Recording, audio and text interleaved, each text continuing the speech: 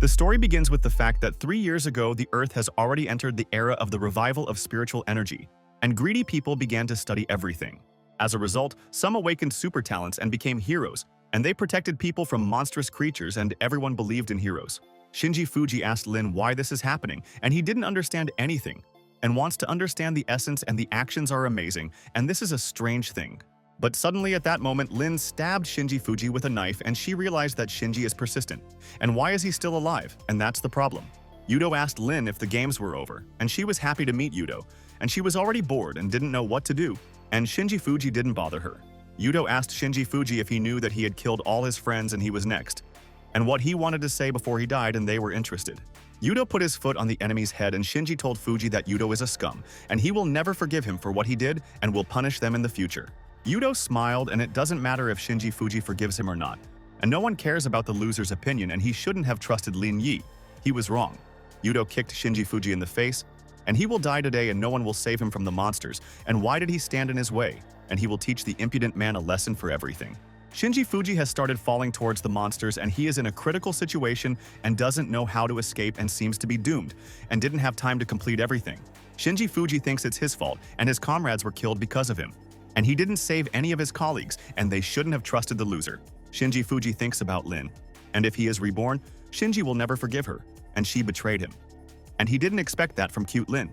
Shinji Fuji decided that if he was reborn, he would bury Lin and Yuto with his own hands, and they would not be able to escape from Shinji's Avenger. But at the same time, Shinji Fuji activated the system and triggered a time rollback due to a critical threat to player Shinji Fuji's life. The system reported that player Shinji Fuji was running out of points, and the rewind point would be determined randomly, and the system would start counting down. At this time, the players scored a goal from the center of the field, and the audience saw an incredible goal today, and all the people who watch football were lucky. Shinji Fuji abruptly opened his eyes, and he was completely shocked, and he was absolutely sure that the monsters had taken his life and no one would save him from the enemy. Shinji Fuji is sitting on the couch watching soccer, and isn't he dead, and why isn't he injured, and everything is weird, and he's clearly hallucinating.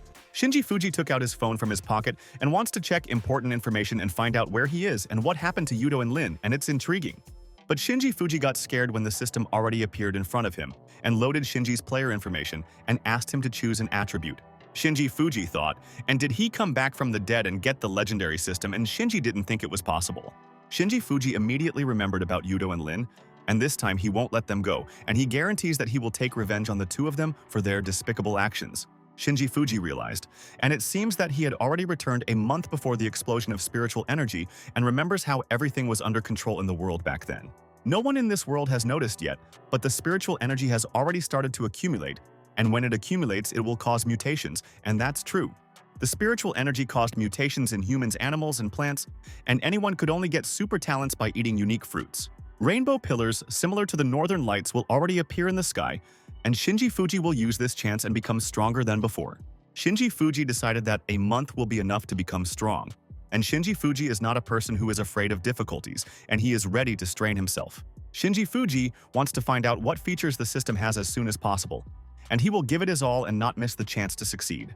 The battle system welcomes Shinji Fuji, and the host learns the system's functions, and there are 4 sections of the system, and they will help Shinji's boss.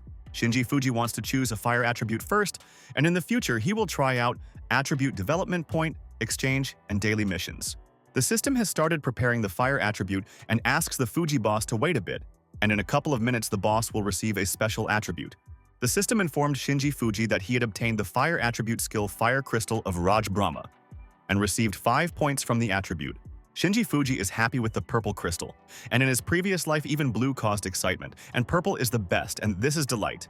Shinji Fuji smashed the purple attribute, and he has to find out what power the crystal will give, and hopes the result will surprise him, and this is the boss's goal.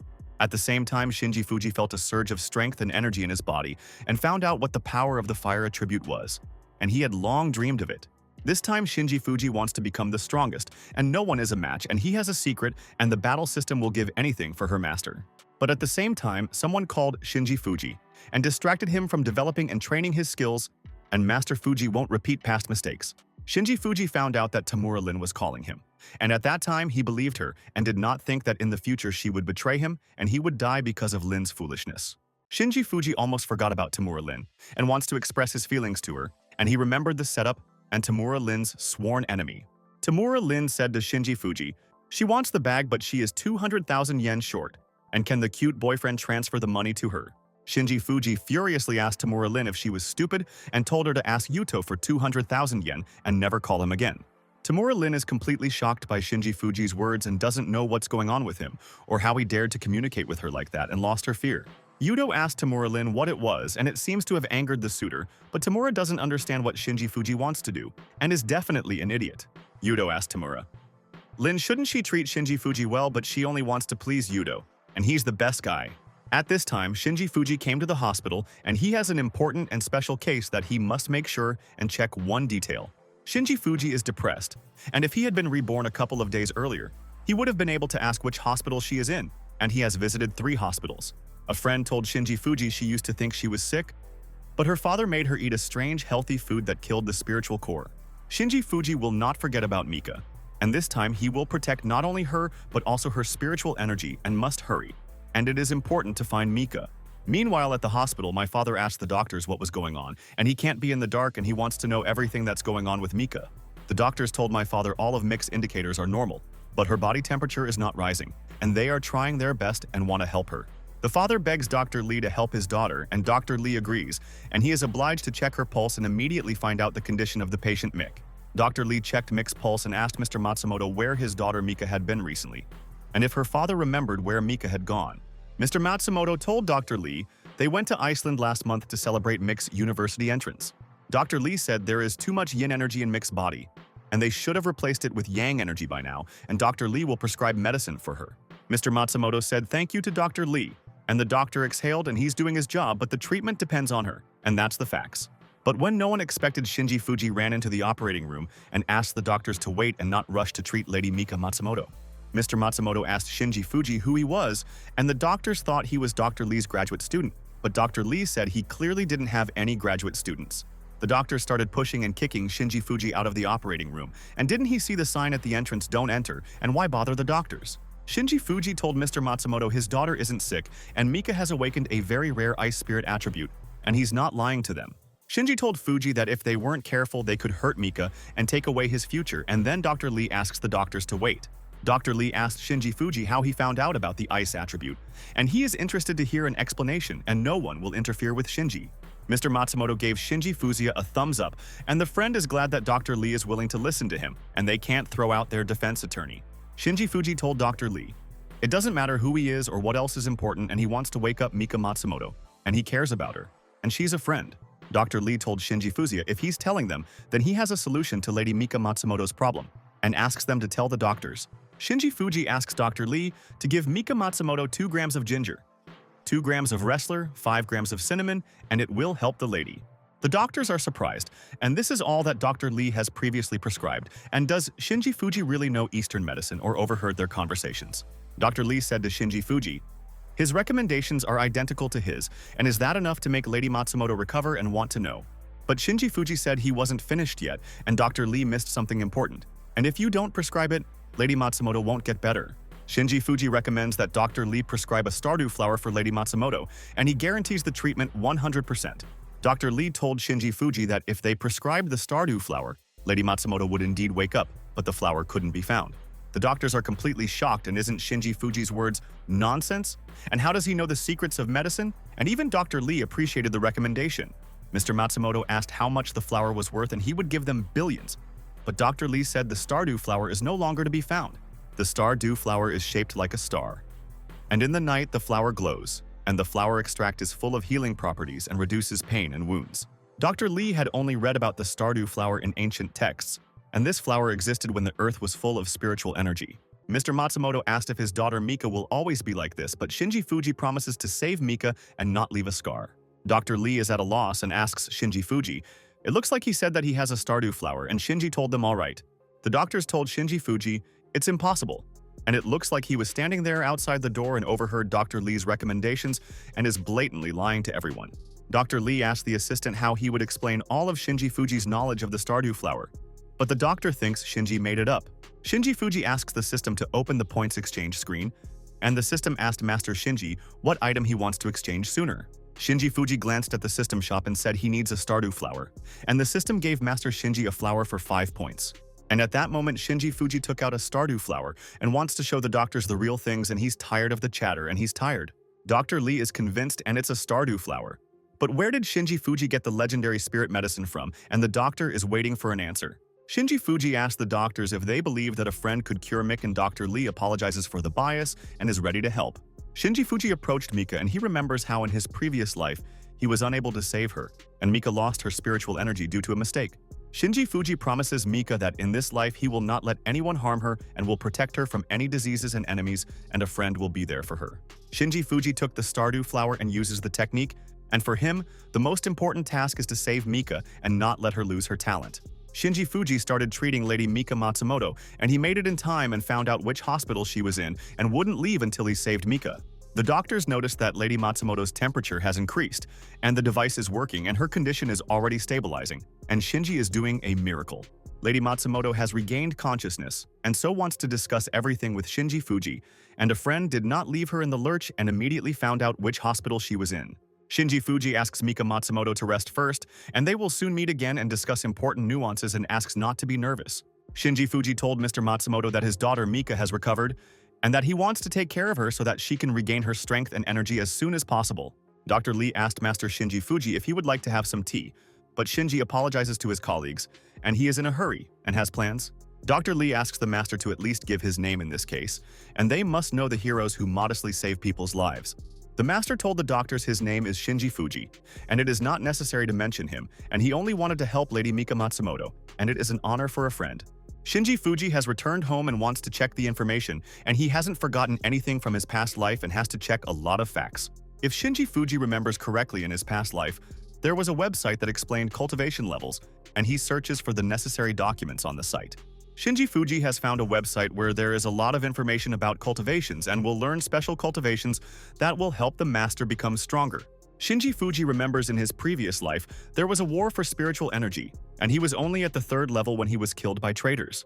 Shinji Fuji has started to apply the technique, and from the fire technique of anger, Brahma levels are now on a different scale, and he feels a surge of power. Shinji Fuji is serious, and in this life he will definitely devote himself to cultivation and reach the level of an imperial sovereign and go to the goal.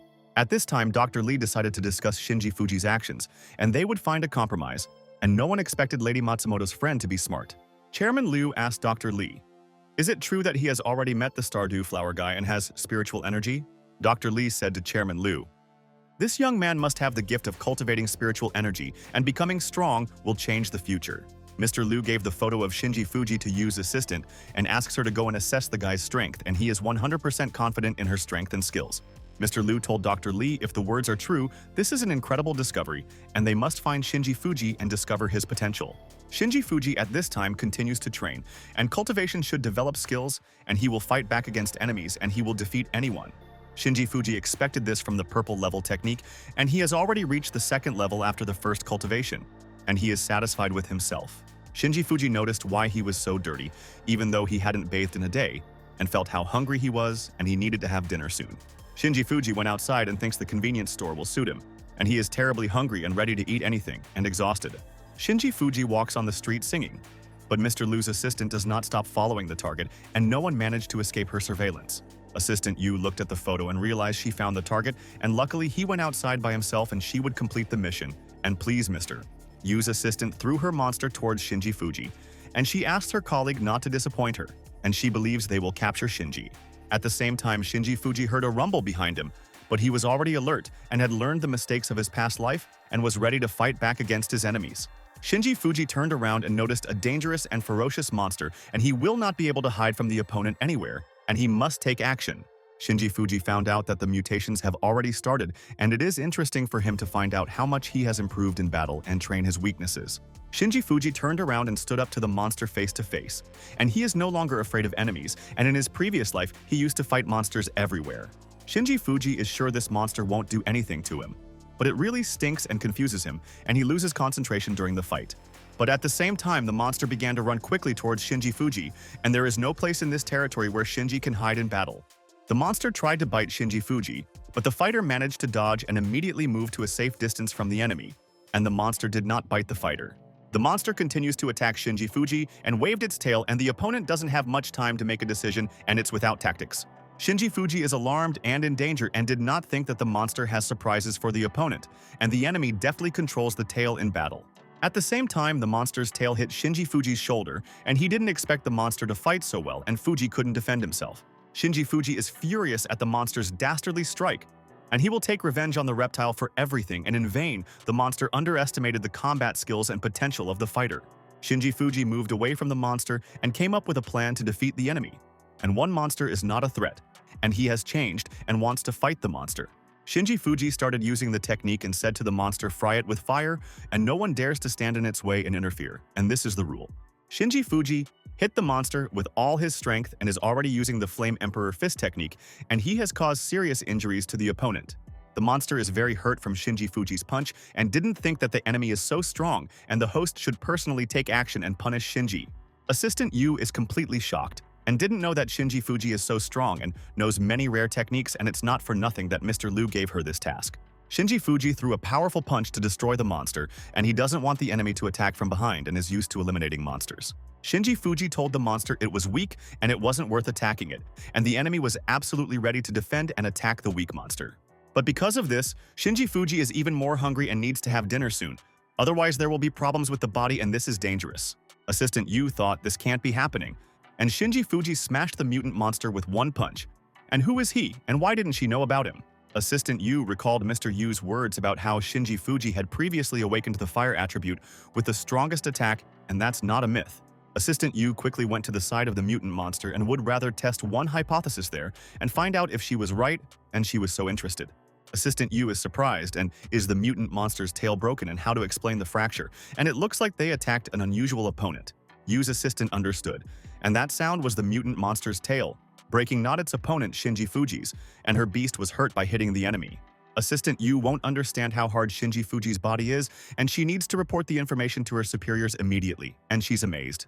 After these events, Shinji Fuji returned home and woke up the next morning with a lot of things to do, but not physically ready for everything. When Shinji Fuji woke up, his whole body was aching, and it looks like he still has a lot of training to do to succeed, and he is determined. But the news reported that in the morning, the temperature on Mount Shiranui rose sharply to unprecedented heights, and their tourists were ordered to descend. False information has been spread that high temperatures will suck moisture out of the body, but in truth this is dangerous, and the atmosphere on the mountain is disturbed. Shinji Fuji remembers the high temperature at the peak of Mount Shiranui was caused by the awakening of spiritual fire energy, and it's hard to forget. Shinji Fuji abruptly grabbed the clothes, and this is his chance to gather strong spiritual fire energy for cultivation, and there won't be another chance. Shinji Fuji left the house in a hurry, but suddenly he saw Tamura Lin Yi in front of him. He doesn't know why she came, and he warned. Tamura Lin reached out and asked Shinji Fuji where the money was, and she said that she was missing 200,000 for the bag, and he forgot everything. Shinji told Fuji Tamura Lin she should go to the hospital by now instead of buying a bag, and yesterday he told her to stay away and not come. Tamura Lin said Shinji Fuji is acting to attract her, and if he doesn't give her money today, they will break up and she won't lie to him. But Shinji Fuji went to the side and told Tamura Lin to get out of his life and stay out of his sight, otherwise she would be in trouble. At this time, Mount Shiranui was closed from strangers, and the city police were ordered not to let anyone in until the situation on the mountain changes. Police officers tell people it's dangerous and they shouldn't cross that line because it's 81 degrees on Mount Shiranui, and that's a fact. But someone in the crowd told the police officer he was lying, and it couldn't be that hot on Mount Shiranui, and he threw the corn in the direction of the mountains. But when no one expected, the corn turned into popcorn from the heat, and Mount Shiranui is really 81 degrees and it's so dangerous. People are in complete shock, and the police officers are right and ask the idiot not to push and go to Mount Shiranui, otherwise he will really die from the heat. Shinji Fuji looks at people from the side, and he knew that in Mount Shiranui, it drains the powerful energy of the fire attribute and was not mistaken. Shinji Fuji jumped towards Mount Shiranui, and if he can absorb the energy there, he will definitely reach unprecedented heights, and this is the warrior's goal. Shinji Fuji jumped outside the fence line, and he is no longer afraid of getting injured on Mount Shiranui, and the temperature is normal. The police officers were excited and asked Shinji Fuji what he was doing, and Mount Shiranui was dangerous and told him to go back or he would die. Shinji Fuji started to burn with a bright flame and thought, is all the power of the fire attribute so great? And he hoped it would be easier for him. Shinji Fuji is in a lot of pain, and it feels like every cell in his body is on fire, but he's not a weakling, and he won't give up on his goals, and he goes all the way. Shinji Fuji is serious, and in this life he will become stronger and no one will interfere, and he will protect his friends and loved ones. People are surprised and it looks like Shinji Fuji's body is adapting and no one knows what's going on with this stranger and the fire is coming out of him. Shinji Fuji turned around and realized he's attracted a lot of attention, and we need to get out of there quickly or there will be problems, and there's a brilliant plan. And in that same second, Shinji Fuji disappeared from Mount Shiranui, and people stand there in total shock and think he's an immortal god and he's incredibly gifted. Police officers do not know what is happening on Mount Shiranui, and only a minute ago it was hot, but the temperature has dropped. And what is the reason? The police officer is very nervous, and maybe the stranger is really God, and the mob hypothesis may be true, or it's the officer's hallucination. Mr. Liu is sitting in the office at this time of night and wants to find out Shinji Fuji's secret as soon as possible, and Dr. Lee has given him important information. The news reported that today a mysterious stranger appeared at the peak of Mount Shiranui, and the abnormal heat there subsided, and this is fantastic. Mr. Liu calls and asks his colleagues to immediately stop the news about Mount Shiranui, and people may panic, and this is likely, Mr. Liu asked. Assistant Yu, did she see Shinji Fuji knock out a mutant monster with one punch, and she agrees with him. Mr. Liu said to Assistant Yu, it seems that they have come across two geniuses in 2 days, and they are lucky in all matters, and they are already bound to benefit. Mr. Liu decided to recruit Shinji Fuji into their organization before other groups beat them to it, and he would strengthen their organization. Mr. Liu told Assistant Yu, he wants to discuss the details personally with Shinji Fuji, and he's a special character, and they have to get him. Shinji Fuji is currently staying at home and continuing to cultivate, and he got a lot of energy on Mount Shiranui and didn't go for strength for nothing. Shinji Fuji opened his eyes and realized that he has finally reached the second level, and in this life, he is developing very quickly and does not want to slow down anymore. The system informed Shinji Fuji that he had obtained an attribute for reaching the bubbling spring stage, and he could train it in parallel. Shinji Fuji glanced at the system and it reported the merge and transfer function is open and the host can explore things in the system if he wants. The system said to Shinji Fuji, it can permanently transform one attribute into a weapon, and the durability already depends on the weapon's material. Shinji Fuji is so happy, and how can he create his own weapons, and he is happy with the system, and it gives a lot of useful tips for the boss. Shinji Fuji picked up a cleaver and decided to try out the system skill on this one first, and he is very interested to find out the result of the experience there. But at that moment, someone knocked on the door, and Shinji Fuji does not know who came to visit at night, and maybe the neighbors there got the wrong apartment. Shinji Fuji opened the door and asked the guests who they were and why they both came to his apartment so late and didn't call him before the visit. Liu Jinghu apologizes for the intrusion, and he is the director of the Spiritual Energy Association with his assistant by his side, and they want to discuss. Shinji Fuji remembered about the Spiritual Energy Association, and director Liu Jinghu wants to discuss the cultivation of spiritual energy in person. Shinji Fuji remembers how a Spiritual Energy Association fighter saved them from Mika Matsumoto, and a fighter there asked them to be careful in the future. In Shinji Fuji's previous life it helped, but in this life he has to do everything by himself and asked director Liu Jinghu how he found out about him. Director Liu Jinghu asked Shinji Fuji. He cured Lady Mika Matsumoto, and they found out from Dr. Lee and Mika joined them. Shinji Fuji thought, and it looks like the Spiritual Energy Association doesn't have any evil intentions, or does director Liu Jinghu convince people so much? Director Liu Jinghu asked Shinji Fuji. I'm sure he doesn't want to join them, but their Spiritual Energy Association isn't for him. Shinji Fuji told director Liu Jinghu he wants to train there himself first and will think about what to do when he recovers his energy. Assistant Yu said to Shinji Fuji, they know a friend has reached the first level awakening level and won't reach the bubbling spring level. Assistant Yu said there will be major changes on Earth in the future, and when it comes to the path of survival, there will be the cultivation of spiritual powers. At first, Assistant Yu, like Shinji Fuji, thought that she could easily cultivate by herself and refused the help of a serious association. But even after 3 years, Fighter Yu couldn't achieve awakening. But when she joined the association, she only achieved it in less than a year. Assistant Yu said, after that, under the guidance of the Spiritual Energy Association, she reached bubbling spring in just 3 years. Shinji Fuji is in shock, and it took Fighter Yu 3 years. And how old is she? And Yu said she's about to turn 21, and why did he ask that? Shinji Fuji thinks Fighter Yu isn't that talented, but he can't say it out loud anymore and said, Yu looks like she's a genius and guru in the association. Assistant Yu said to Shinji, Fuji, all members of the association are geniuses, and only geniuses and special people can join the best association. Director Liu Jinghu said to Shinji Fuji, if he joins the Special Spiritual Energy Association, he will receive a number of privileges and guarantees. But at the same time, director Liu Jinghu got up and had to answer the call and asked his colleague what was the matter and told him to tell him all the news. A colleague told director Liu Jinghu that a mutant monster had appeared, and it had a second level, and a beast 30 kilometers away, and it was evil. Director Liu Jinghu is surprised. and Liu Yu asked what attribute the monster has, and the colleague doesn't say. But it seems to be poison, and the monster is a venomous snake. Director Liu Jinghu understood his friend and told him to block the area, and he goes to them and solves the problem with the monster and protects all the people. Director Liu Jinghu said to Shinji Fuji, he has an urgent matter and they will discuss all the nuances another time, and he asks to contact him tomorrow. Director Liu Jinghu and Assistant Yu left the apartment and Shinji Fuji, and he decided to become stronger in this life and not repeat the mistake.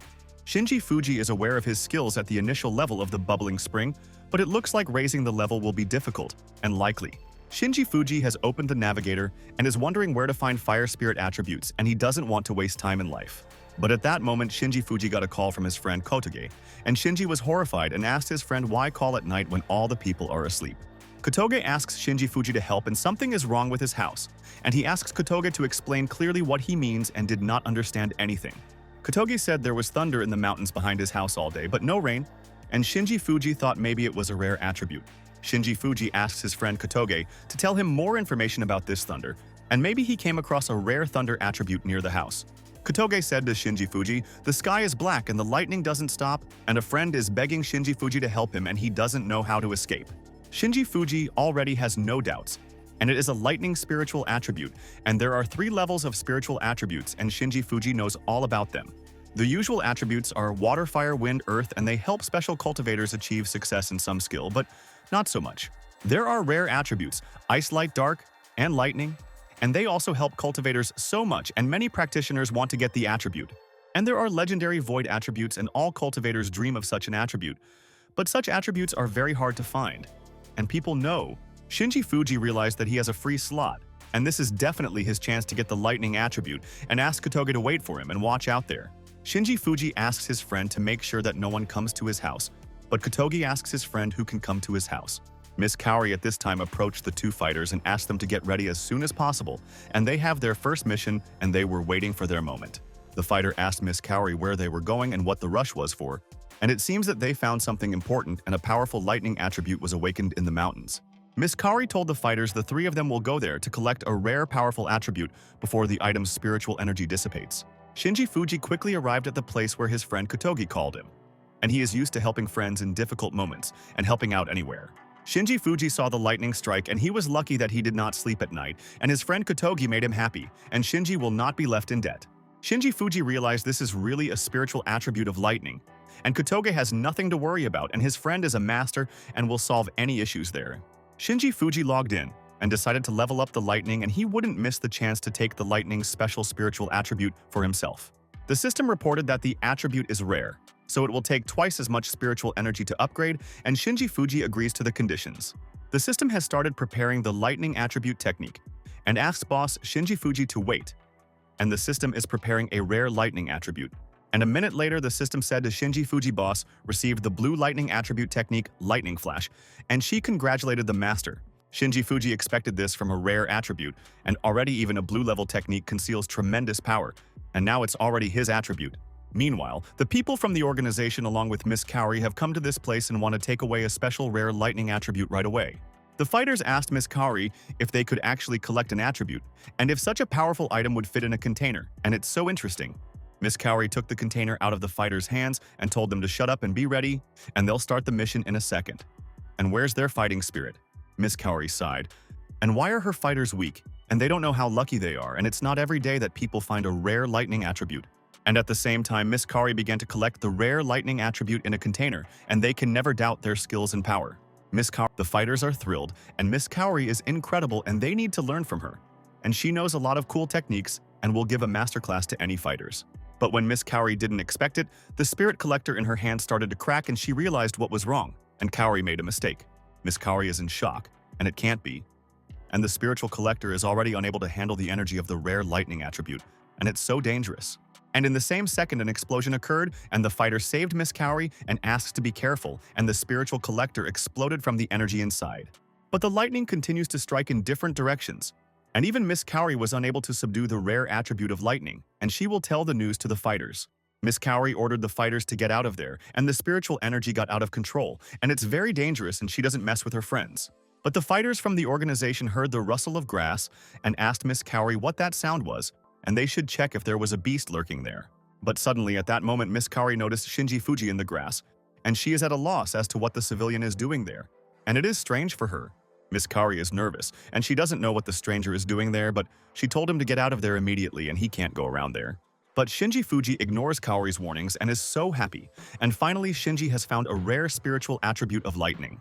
Shinji Fuji boldly walked towards the lightning, and Miss Kaori and the fighters don't know what's wrong with this idiot. And didn't he hear their order? Shinji Fuji continues to walk towards the lightning bolts, while Miss Kaori is worried and asks the stranger if he is deaf and didn't hear her order there.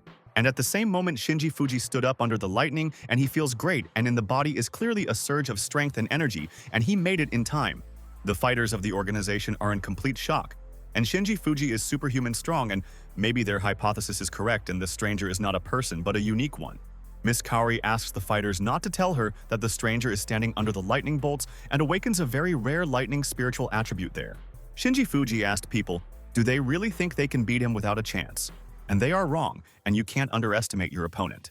Shinji Fuji asked people if they could hear his call, and in this life, even the heavens wouldn't stop him, and the earth wouldn't be able to bury him, and he was sure.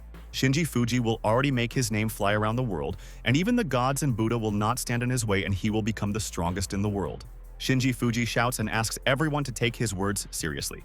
And so soon he will prove that he was absolutely right and take revenge on all the enemies. Shinji Fuji has ascended, and the rare spiritual attribute of lightning is not considered a rare attribute for nothing, and the master has gained a lot of energy and strength.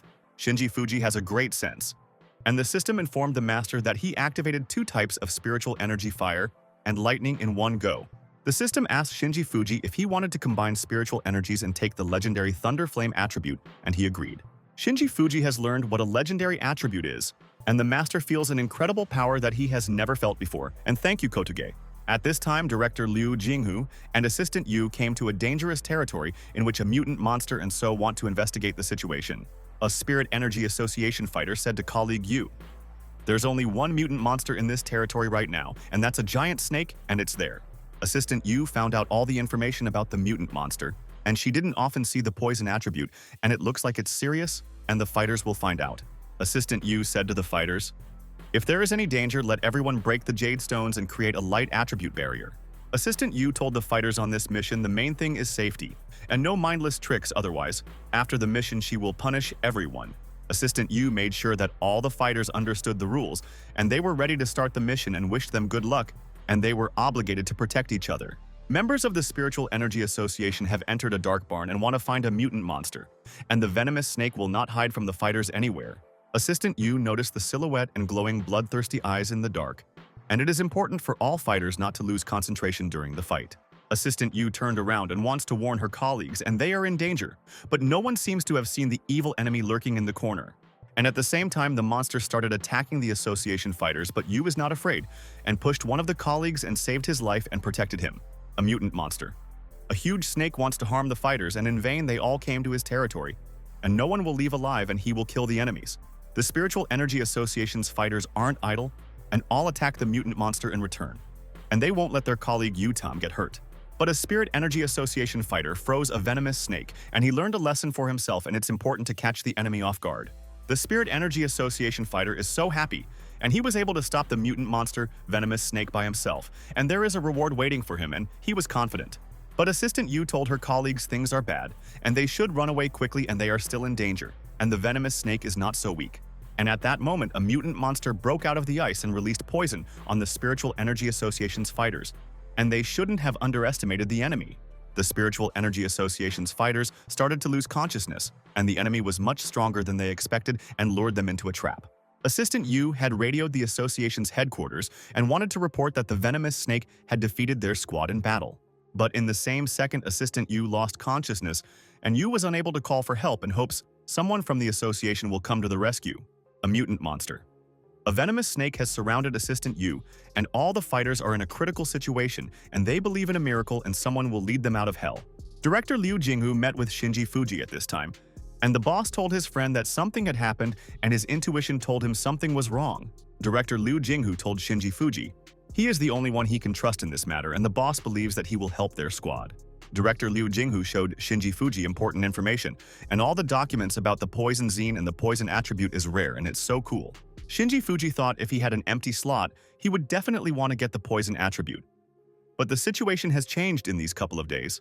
Director Liu Jinghu said to Shinji, Fuji Yu's safety is at stake, and he is their only hope, and friend has awakened the spiritual attribute of fire. Shinji Fuji was very surprised and asked Director Liu Jinghu how he knew that he had awakened the fire attribute and was curious to know everything.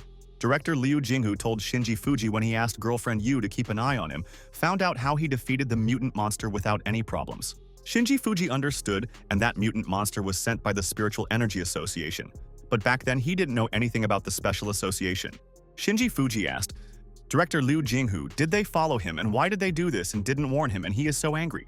Director Liu Jinghu is very sorry, but this was all for the sake of people's safety, and the Spiritual Energy Association is responsible for protecting their people. Shinji Fuji agrees to smash a venomous snake in the factory, but he wants them to promise to stop spying on each other right away, and that pisses him off. Director Liu Jinghu agrees to Shinji Fuji's condition, and if he has to, he will send as many people as needed for this mission. But Shinji Fuji told Director Liu Jinghu he doesn't need the Spiritual Energy Association's fighters, and he has enough of himself to defeat the beast. At this time, Assistant Yu is lying on the floor exhausted and heard the screams and moans of friends, and she wants to understand what is happening with the venomous snake. The mutant monster sends the Spiritual Energy Association's fighters to the next world in turn, and they no longer have the strength to fight the mutant monster. Assistant Yu was surprised, and the venomous snake wants to evolve and swallowed the cultivators, and it's terrible and she can't believe her eyes. Assistant Yu decided to stop the snake's evolution at all costs.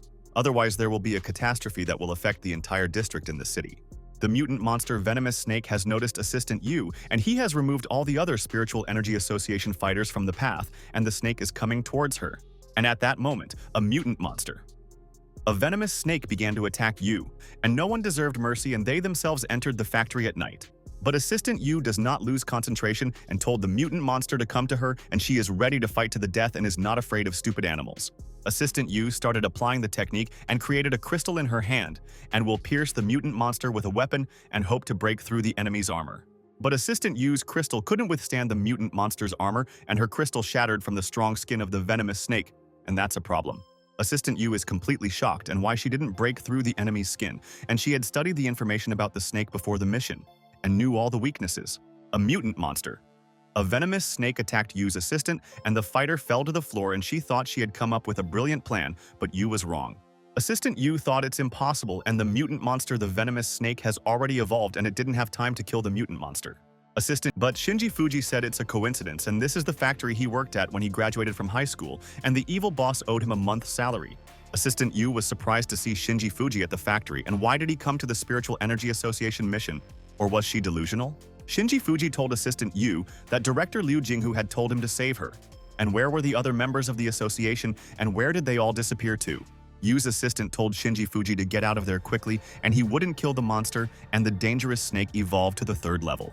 Shinji Fuji pretended to hear the words of Yu's assistant, and he is not afraid of the mutant monster and asks Yu to keep quiet and let him save himself.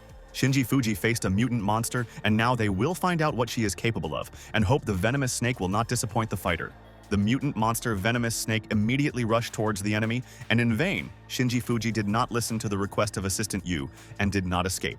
Assistant Yu is very nervous and asks her friend Shinji Fuji to leave the factory, and a colleague has a chance to escape from the mutant monster snake. But Shinji Fuji is full of strength and energy, and the fighter guarantees to crush the venomous snake with one blow and advises to fight seriously with Unique. And in the same second, Shinji Fuji went to the side of the venomous snake, and he delivered a powerful blow to the muzzle of the mutant monster and will keep his word. The mutant monster. The venomous snake flew a couple of meters away and smashed the wall there, and did not expect that the fighter of the association had incredible power and strength. Assistant Yu is at a loss as to how Shinji Fuji was able to deal damage and injury to a mutant monster in one hit, and what else is Shinji hiding? The mutant monster Venomous Snake lost consciousness and did not have time to move to a safe distance and protect itself from Shinji's insidious blow. Assistant Yu asks Shinji Fuji not to let the mutant monster get away, and they barely caught him and are obliged to punish the enemy for all their actions. Shinji Fuji asks Assistant Yu not to worry, and the mutant monster will not go anywhere, and he is doomed to die, and the warrior will not forgive the snake for everything. Shinji Fuji took out his sword, and he wouldn't leave Assistant Yu in trouble anywhere, and Director Liu Jinghu was right to entrust Shinji with this task. Shinji Fuji uses the lightning strike technique, and the venomous snake will not escape, and it has suffered serious injuries from his previous attack. And at the same time, Shinji Fuji delivered a powerful blow to the mutant monster and the special spiritual attribute of lightning strikes, and he found what he needed. Shinji Fuji is determined to exterminate the mutant monster, and he is very dangerous and almost killed Yu's assistant, and she miraculously survived the battle with him. Shinji Fuji put the sword back down, and it was done. And he easily smashed his opponent in one blow, and the venomous snake learned its lesson from the fight. Yu's assistant was completely shocked and asked Shinji Fuji did he awaken 2 attributes, and when did his friend manage to awaken rare attributes. Shinji Fuji remembers the spiritual energy cultivation associations are not bad company, and he described Yu as having blown out the attributes of fire and lightning. Assistant Yu can't believe how strong Shinji Fuji will become, and his potential is great, and director Liu Jinghu can help Unique. Assistant Yu told director Liu Jinghu she heard personally from Shinji Fuji, and there is no mistake, and a friend has awakened the fire and lightning attribute. Director Liu Jinghu realized a lot, and that's why Shinji Fuji was there, insisting that they stop spying, and he has so many secrets. Director Liu Jinghu realized that Shinji Fuji really needed a special spiritual energy association, and he would get a genius by any means necessary.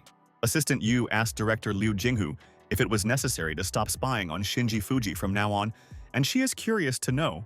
But when Assistant Yu didn't expect anything, director Liu Jinghu immediately asked his colleague, does she think it's time for her to get a boyfriend? And this is important. Director Liu Jinghu has gathered all his colleagues in a meeting, and people are demanding to inform the people about the appearance of spiritual energy, and people will take action. A colleague told director Liu Jinghu incidents have become more frequent, and they can't hide it anymore, and it's not random events, and he's confident. An officer from the Spiritual Energy Association asked a friend what he was talking about, and if they told the truth, the people would panic. And these are the facts. But a colleague told the officer if they had announced in advance, residents in the area of yesterday's incident could have been evacuated, and he's right. The officer said to a colleague, the incident at the factory was successfully resolved, and he heard such rumors, and why does the colleague argue with friends and lie to them? A conflict broke out at the meeting, and a colleague told the officer it wasn't exactly him who called Shinji Fuji, but the officer was outraged by the insolent nature of his colleagues.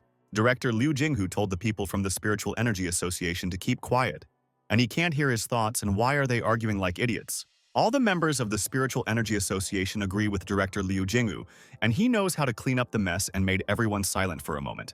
Director Liu Jinghu told his friend he is absolutely right, and they were helped by Shinji Fuji, and last night he could have lost his daughter and the fighters. But director Liu Jinghu said opening up spiritual energy will cause a public upheaval, so boss Liu has a solution to the problems. Director Liu Jinghu suggested that they go to locations where there is a lot of spiritual energy as test sites, and they will find out everyone's reaction. A colleague told director Liu Jinghu he has no complaints, and the officer expected a brilliant plan from boss Liu Jinghu, and the boss taught a lesson. Director Liu Jinghu told his friends, if there are no complaints, he is so eager to discuss the important details with them, and after the incident they understood everything. Director Liu Jinghu said to his comrades they have realized what Shinji Fuji is capable of, so he wants to invite Master to the association. Director Liu Jinghu wants to entrust Shinji Fuji as the leader of their group in the Spiritual Energy Association. And what are the opinions of their friends? The officer is not against Shinji Fuji joining the association, but is against appointing him as a leader, and the colleague said it's too early for Shinji to be a leader. Director Liu Jinghu told friends that Shinji Fuji had already awakened the lightning and fire attribute, and inviting him to take the fighter's place was a mistake. A colleague told director Liu Jinghu if he insists that his friend Shinji Fuji become the leader of the group can arrange a test. The officer told director Liu Jinghu if they measure the hero's skills and the result proves that he is suitable for the role of leader, everyone will accept it. Director Liu Jinghu is surprised and told everyone they suggested this idea themselves and asks not to regret it later, and he warned everyone. Meanwhile, Shinji Fuji is resting at home, and he must be in shape to fight mutant monsters and protect friends from enemies. Shinji Fuji is lying on the bed, and he doesn't want to get up. And he doesn't have the energy to work miracles, and he doesn't have any important things to do today. But at the same time, Shinji Fuji heard sounds in another room, and it looks like his apartment was broken into by a vu, and maybe a thief broke into the house yesterday. Shinji Fuji is furious, and he is so broke that he chooses the cheapest noodles. And why did the thief come to his house, and he will punish the thief himself? Shinji Fuji angrily went to the kitchen and told the thief if he didn't stop stealing his things sooner, he would beat him up and he would take the money. But when Shinji wasn't expecting, Fuji Yu's assistant is standing in the kitchen, and she says good morning to Shinji's friend and hopes the fighter has had a good night's sleep. Shinji Fuji was at a loss and said to assistant Yu, "Good morning, and it's nice to meet you," but he didn't expect that they would see each other in the kitchen early in the morning. But Shinji Fuji realized that this was strange and asked Yu's assistant why she came to his house, and yesterday they promised not to follow him. But Yu's assistant told Shinji Fuji that she didn't come there to keep an eye on him, and her goal is to live in the same apartment with him, and Yu asks to get used to it. Shinji Fuji froze in complete shock at the words of Yu's assistant, and why did she decide that she could live in the same apartment and she's scary? Shinji Fuji asked assistant Yu. It looks like she wants Shinji's brother to take the test, and the friend agrees with the friend and is absolutely right. Shinji Fuji remembers there are 3 days left before the opening of spiritual energy, and you can't waste time on tests and said he's not interested in the test. Assistant Yu asked Shinji, Fuji, does he think that the test will interfere with his training and their test is specifically for cultivators? Assistant Yu said many of the participants are newbies, and the test location is where they found spiritual energy, and Shinji will find friends there. Shinji Fuji remembered, and Mika also joined the association. And a friend asked Yu if Mika Matsumoto was taking part, and he was interested. Yu said Mika Matsumoto would be on the test. But why did he ask? And Shinji's friend remembers Mika saying that she found huge connections in the test. Shinji Fuji thinks he will participate and told Yu's assistant he and Mika Matsumoto have their own business and he will participate in the association test. The next morning, Principal Liu Jinghu gathered all the students, and boss knows that many of them had a peaceful life and always lived in comfort. But Director Liu Jinghu told the newcomers this world is coming to an end, and a new era is approaching where death will become commonplace, and he is not lying. Director Liu Jinghu will introduce the newcomers to a spiritual energy cultivator, and they want to appoint him as a captain, and he won't let them down. Miss Kaori is standing in the crowd of newcomers, and she didn't understand where that cultivator who subdued the special rare lightning attribute at night went. Miss Kaori said to the captain, she clearly saw the cultivator in the lightning light, but the captain said to Kaori she was mistaken, and there are no such strong ones. A colleague asked Miss Kaori what she was thinking, and it seems that something is bothering her so much and she can share it with him, and they will find a compromise. Miss Kaori said to a friend she's not thinking about anything, and she's wondering who their captain is, and Director Liu Jinghu is in charge of the group captain himself. A friend asked Miss Kaori who the captain was, and he was probably the rich son who paid to join their spiritual energy association. Ken has decided that when the captain comes, he will scare him and show him who is strong in their group, and friends say Ken is an incredible fighter and Ken is a genius. Miss Kaori has told Ken not to get carried away or cause trouble, and boss Liu Jinghu believes in the captain's potential and wants to help him with everything. Yu said this is a group that will be managed by Shinji Fuji and only 5 people, 2 ladies and 3 guys. And only Mika has the ice attribute. Yu asks Shinji Fuji to be careful with Yoshi Ken, and he was then involved with the underworld but awakened the attribute and joined the group. Director Liu Jinghu told the Spiritual Energy Association fighters their captain is Shinji Fuji and he hopes they will become a great team. Shinji Fuji believes that he can subdue even Yoshi Ken, and it is clearly not a problem for him to subdue aggressive newcomers and teach them a lesson there.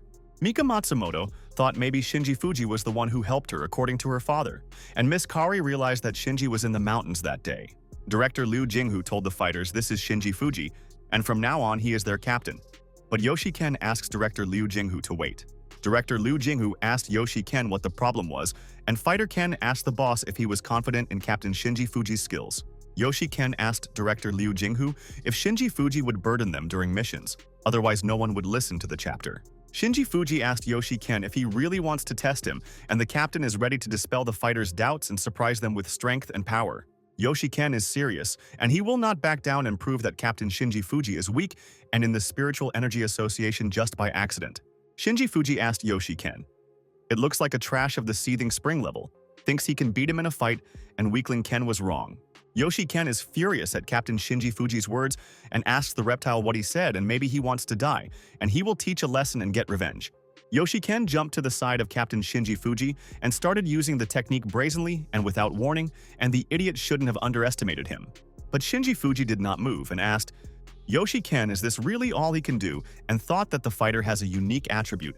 Director Liu Jinghu immediately intervened in the conflict between Yoshi Ken and Shinji Fuji and protected the captain from being hit by the fighter and doesn't want any problems. Director Liu Jinghu asked, Yoshi Ken. It seems that he wants to evade the orders of the Spiritual Energy Association and told him to answer the questions. Yoshi Ken is horrified and said to Principal Liu Jinghu, I got it all wrong, and shouldn't the leader of their group show the students their fighting skills? Yoshi Ken asked Principal Liu Jinghu, how then would Captain Shinji Fuji get the respect of the students and the other fighters agree with his brother? Director Liu Jinghu can vouch for Shinji Fuji's skills, and he destroyed a venomous snake by himself a couple of days ago and saved Sister Yu there. Miss Kaori is completely shocked. And is it really true that Shinji Fuji saved Assistant Yu there himself, and she thinks the captain is hiding all his talents? Yoshi Ken asked Director Liu Jinghu, Isn't it just luck and impossible to defeat the mutant monster Venomous snake alone? Director Liu Yu told the fighters, anyone who violates discipline will be expelled from the Spiritual Energy Association, and he told them to keep quiet. Director Liu will explain the details of their training, and this time they must defeat a thorny beast. And this creature is humanoid, and it is very dangerous. Before the test, Director Liu Jinghu wants to tell his fighters something important. And up to this point, the world has been safe, and these are the facts. But once the fighters have entered the path of cultivation, that belief must disappear. And from now on, death is always around the corner for everyone. Captain Shinji Fuji led the group, and they came to the forest, and Director Liu gave them a personal task to train the fighters. Shinji Fuji thought this must be the place that Director Liu Jinghu mentioned. But there is no trace of the monster anywhere, and where is it? Mika Matsumoto asked Captain Shinji Fuji where they should go, and he thinks maybe the monster is underground and they should explore the place. Shinji Fuji realized that the closer this tree is, the stronger the spiritual energy is, but he can't sense the monster that Director Liu reported. Shinji Fuji, for the sake of safety, asks all fighters not to approach this tree, and intuition told him that something is wrong and he is serious. Shinji Fuji suggested that they search the area and find traces of the monster, and Mika Matsumoto and Miss Kaori agree with the leader of the group. Yoshi Ken asked Captain Shinji Fuji isn't he afraid, and how a tree can come to life and walk, and Yoshi's friends laugh at the absurdity. Shinji Fuji told Yoshi Ken. He warned, and if he ignores their instructions will be responsible for everything, and he won't protect Ken. Yoshi Ken is not afraid of anything, and went to the tree to check the guess, and he will prove that Captain Shinji Fuji is a coward and is afraid of the tree, and he is a clown. Yoshi Ken told his friends this is an incredible tree, and he has never seen such a powerful spiritual energy, and it is fantastic for them. A friend asked Yoshi Ken if they could level up if they started training with this spiritual energy, and Yoshi Ken liked the idea. Yoshi Ken imagined being surrounded by lovely ladies, and if he could gather all the spiritual energy, Yoshi Ken would reach the 3rd level. Yoshi Ken is thrilled with fantasy and has told his friends to train and cultivate until they get tired, and they are lucky, and he motivates everyone. Yoshi Ken and his friends sat down near a tree and started training. And Captain Shinji Fuji is not an authority for them, and he is weaker than all his friends. Mika Matsumoto asked the captain if Yoshi Ken and his friends would be okay, and Shinji Fuji would be on the lookout and he would save the smart guys. Miss Kaori asked Captain Shinji Fuji. The two of them met a couple of days ago, and she is curious to know the answer to the question, and this is important. But Shinji Fuji told Miss Kaori he doesn't remember anything, but she remembers everything. And Captain Odin was at the top of the mountain amidst the powerful lightning. Shinji Fuji asked Miss Kaori if it was her, and what she was doing in grief and maybe having fun with friends, and he didn't know about it. Miss Kaori told Captain Shinji Fuji that she was sent there to solve a problem with the lightning spirit attribute. But because of it, she was scolded by the boss. Miss Kaori spent hours telling the chapters about a cultivator who gathered lightning attribute energy, but no one believed her. But Shinji is sorry, miss. Shinji Fuji told Mika Matsumoto, and Kaori, they both need to train too, and there's a lot of spiritual energy, and he's in control of everything. Mika Matsumoto asked Captain Shinji Fuji if he would train, and they could protect the captain during cultivation. Shinji Fuji understood. Mika Matsumoto is as kind as in her previous life, and there the spiritual energy doesn't fit the lightning leader's attributes. Miss Kaori said to Captain Shinji Fuji, then Mika Matsumoto, and she will go and start training, and the captain can give them instructions. But when no one expected, Yoshi Ken screams and begs to help them there, and Shinji Fuji doesn't understand what's going on. And it looks like Yoshi and friends are in trouble. The tree came to life and grabbed Yoshi Ken and his friends, and they were not ready for battle at that moment, and who expects an attack from the tree? And this is all nonsense. Yoshi Ken is in complete shock in what's going on there, and the tree suddenly binds them tightly and starts moving, and the joke gets out of hand. A friend asks Yoshi Ken to help him, and he does not want to die, and he does not have a wife and children, and has not achieved all the goals and must survive at all costs. Yoshi Ken got into a fighting stance and said to his colleagues, their brother goes to the rescue and never leaves in trouble and guarantees the protection of all friends. Yoshi Ken jumped towards the tree with a knife in his hand, and he is not afraid and ready to fight back and has always practiced skills for fighting monsters. Yoshi Ken cuts the bark of a tree and wants to save his friends, but the tree is very strong and it is not easy for him to destroy the enemy, and he and his friends are trapped. Yoshi Ken was exhausted and thought this can't be happening, and he threw a lot of powerful punches, but the tree didn't change shape and how to attack the enemy. A friend told Yoshi Ken to look around, and to the left he is in danger, and the brother must take care of himself and not worry about others because Ken is the best of all. Yoshi Ken tensed, and he lost his concentration and didn't notice how the tree caught him off guard, and he wouldn't have time to defend against the enemy's attacks. And at the same time, a tree bark hit Yoshi Ken's face, and it hurt so much, and he didn't have time to move to a safe distance, and he made a mistake. Yoshi Ken recalled director Liu Jinghu's words that once they entered the path of cultivation, death was always waiting for them around the corner, and he had anticipated everything. Yoshi Ken fell to the ground, and he realized that he was already going to die there because of a stupid mistake and bad character, and why he didn't trust Captain Shinji. The tree is ready to deal a serious blow to Yoshi Ken, while he is unconscious, and it will absorb the energy of all the fighters of the association. The tree wanted to grab Yoshi Ken, but at the same second, someone attacked the enemy and cut the tree trunks with a technique and protected Yoshi from death. Yoshi Ken can't believe his eyes, and isn't Captain Shinji Fuji already gone with Miss Kari and Mika Matsumoto into the forest, and where is he from? Shinji Fuji told Yoshi Ken to get out of there and he would deal with the enemy himself and prove to the stupid students that he was the captain of their group for a reason. Yoshi Ken told Captain Shinji Fuji that he wouldn't run away and leave his friends in the lurch, and he had to save them from a dangerous tree, or he would never leave. Shinji Fuji asked Yoshi Ken if he was brave, and Yoshi told the captain the man who abandoned his comrades sucks and everyone knows. Shinji Fuji took the knife and he must infuse the knife with the power of the fire lightning attribute, and he will succeed and stop the enemy and protect everyone. At the same time, Shinji Fuji started using the fire and lightning attribute technique, and he would show Yoshi Ken's masterclass to anyone who was in doubt. Yoshi Ken is at a loss and asks Captain Shinji Fuji, what is he doing there? And their enemy is very dangerous, and Yoshi failed to injure him with the attack. At that moment, Shinji Fuji threw a knife at the tree, and the captain came up with a brilliant plan, and the Spiritual Energy Association called out in time.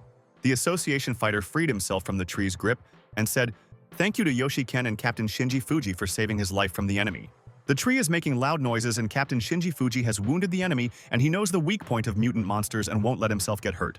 Shinji Fuji told the soldiers to leave quickly, and now the monster will come out and the beast has evil plans and he will try to avenge what was wounded. Yoshi Ken and his friends are surprised.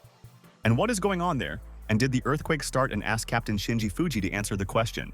And at this moment, the third-level thorny beast of the seething spring has appeared, and it is serious and will attack those who have disturbed it. The Spirit Energy Association's fighters are standing in front of a monster, and they don't know how to rationally explain what kind of monster it is, and they are in a stupor.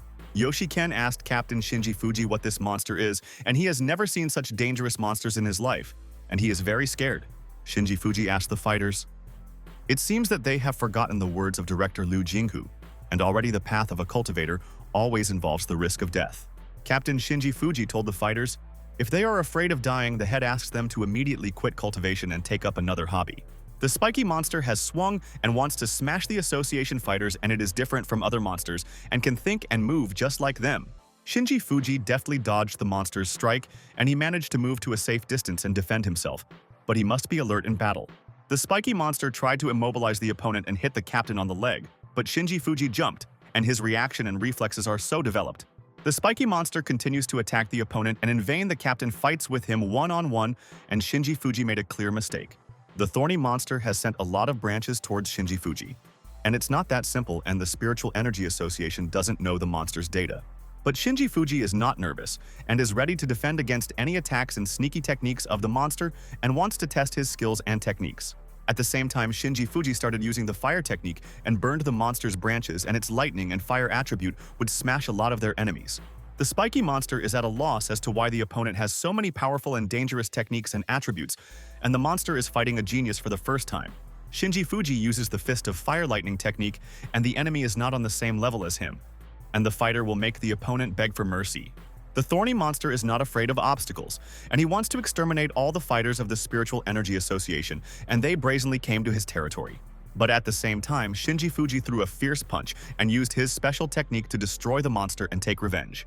Yoshi Ken froze in place and said, "This can't be happening, and is their captain Shinji Fuji really that strong, and he smashed the monster in a minute?"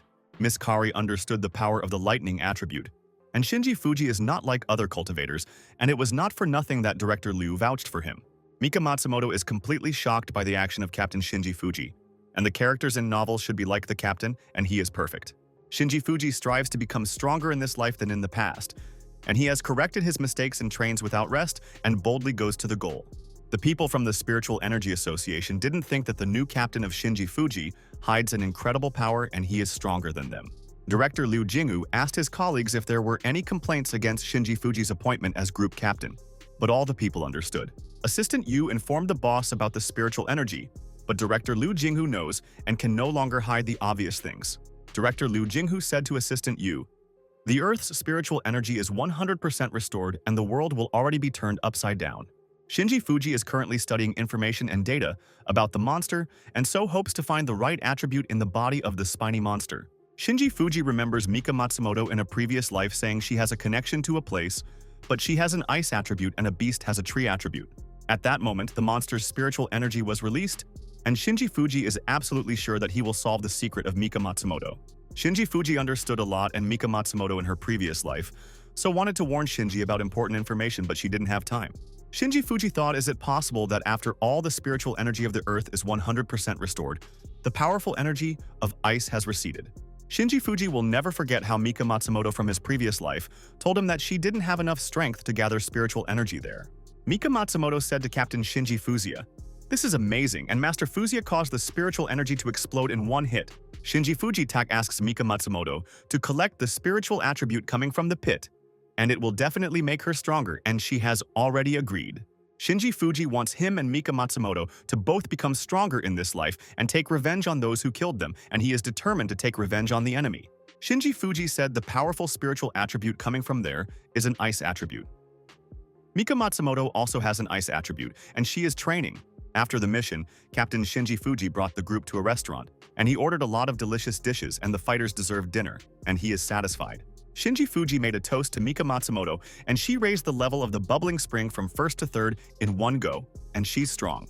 Mika Matsumoto said thank you to her friends, and she became stronger because of Captain Shinji Fuji and other colleagues, and she was very lucky with the group. Yoshi Ken told Captain Shinji Fuji he was blind and asked the boss to accept his apology, but the captain told Fighter Ken he is a brave fighter. Yoshi Ken and his friends said to Captain Shinji Fuji he politely responded to those who treated him so rudely and dedicated their lives to the leader. But when no one expected it, the soldiers told all the people in their area to evacuate, and they got the order and they're following it. And that's important. The soldier repeated the words and an evacuation order came out and asked people to hurry, and the district is in danger and they want to protect all the residents. Shinji Fuji noticed these aren't ordinary soldiers and their bodies are emitting spiritual energy, and they are cultivators, and director Liu Jinghu is aware of it. Shinji Fuji thought maybe he should sit down, and if all the spiritual energy goes to the attributes of his group members, he will help the fighters. One of the soldiers noticed how a group of people continued to eat and did not leave the restaurant, and maybe they were deaf and he would check the situation there. The soldier approached Captain Shinji Fuji's group and told them to get out of there quickly, and didn't they hear the order? Or he would already take action. Yoshi Ken slammed the table and asked the soldier how dare he talk to Captain Shinji Fuji so brazenly, and if he knew how strong he was. But the soldier has no time to argue with people, and he pointed a machine gun at Yoshi Ken and ordered him to leave or he wants to die there, and he will arrange everything. Yoshi Ken is furious and asked the soldier how dare he threaten him. And they didn't do anything, and they didn't deserve to be treated brazenly. Shinji Fuji asked the soldier to stand, and they will find a compromise. And he will fix the situation but do not threaten his people. And they are the best of all. 3 hours ago, the heads of the city are at a meeting discussing how to solve this problem with spiritual energy and urgently need to catch a mutant dog. The head of state told his colleagues to keep quiet, and he did not gather them there to argue, and he wants them to find a way to resolve the issue and settle the situation. The head told his colleagues their main priority is to catch the mutant dog, and they will not allow the citizens to suffer and protect them from monsters. The head assigns Kawasaki a mission to catch the mutant dog and believes that he will cope 100% without problems, and Kawasaki has the skills. The head told the others to go to the border and the spiritual energy is dangerous, and they need to keep the citizens calm and not panic. The head asks Kawasaki to catch the mutant dog before tomorrow, and in the morning, the mutant dog must be eliminated, and he is waiting for news from them. Kawasaki asks the soldiers to hurry up with the evacuation of the eastern part, and they do not know where the mutant dog will appear, and they should be on their guard in the case. Kawasaki saw the events happening in the restaurant, and he didn't understand what was going on there and why the soldiers couldn't disperse these people. Shinji Fuji told the soldiers to stand and not argue with the soldiers, and Yoshi Ken wanted to take revenge on the soldier for insulting Captain Shinji. But Shinji Fuji asks Yoshi Ken not to cause problems for the army, and they follow orders. And it's not their fault, and they need to understand the situation. Yoshi Ken agrees with the leader Shinji Fuji, and the captain asks all the fighters to leave the territory and the soldiers will forbid people to go in the area. The soldier told the scoundrels that was the place to start. And Shinji Fuji said this afternoon, the spiritual energy has been restored, and it's true.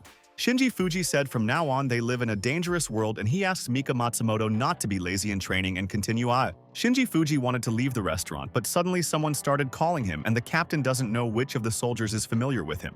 And so interesting. Shinji Fuji turned around and he was thrilled and didn't expect to see Keita at Kawasaki restaurant at night. And in this life, Shinji wanted to find him. Kawasaki Keita slapped Shinji Fuji on the shoulder.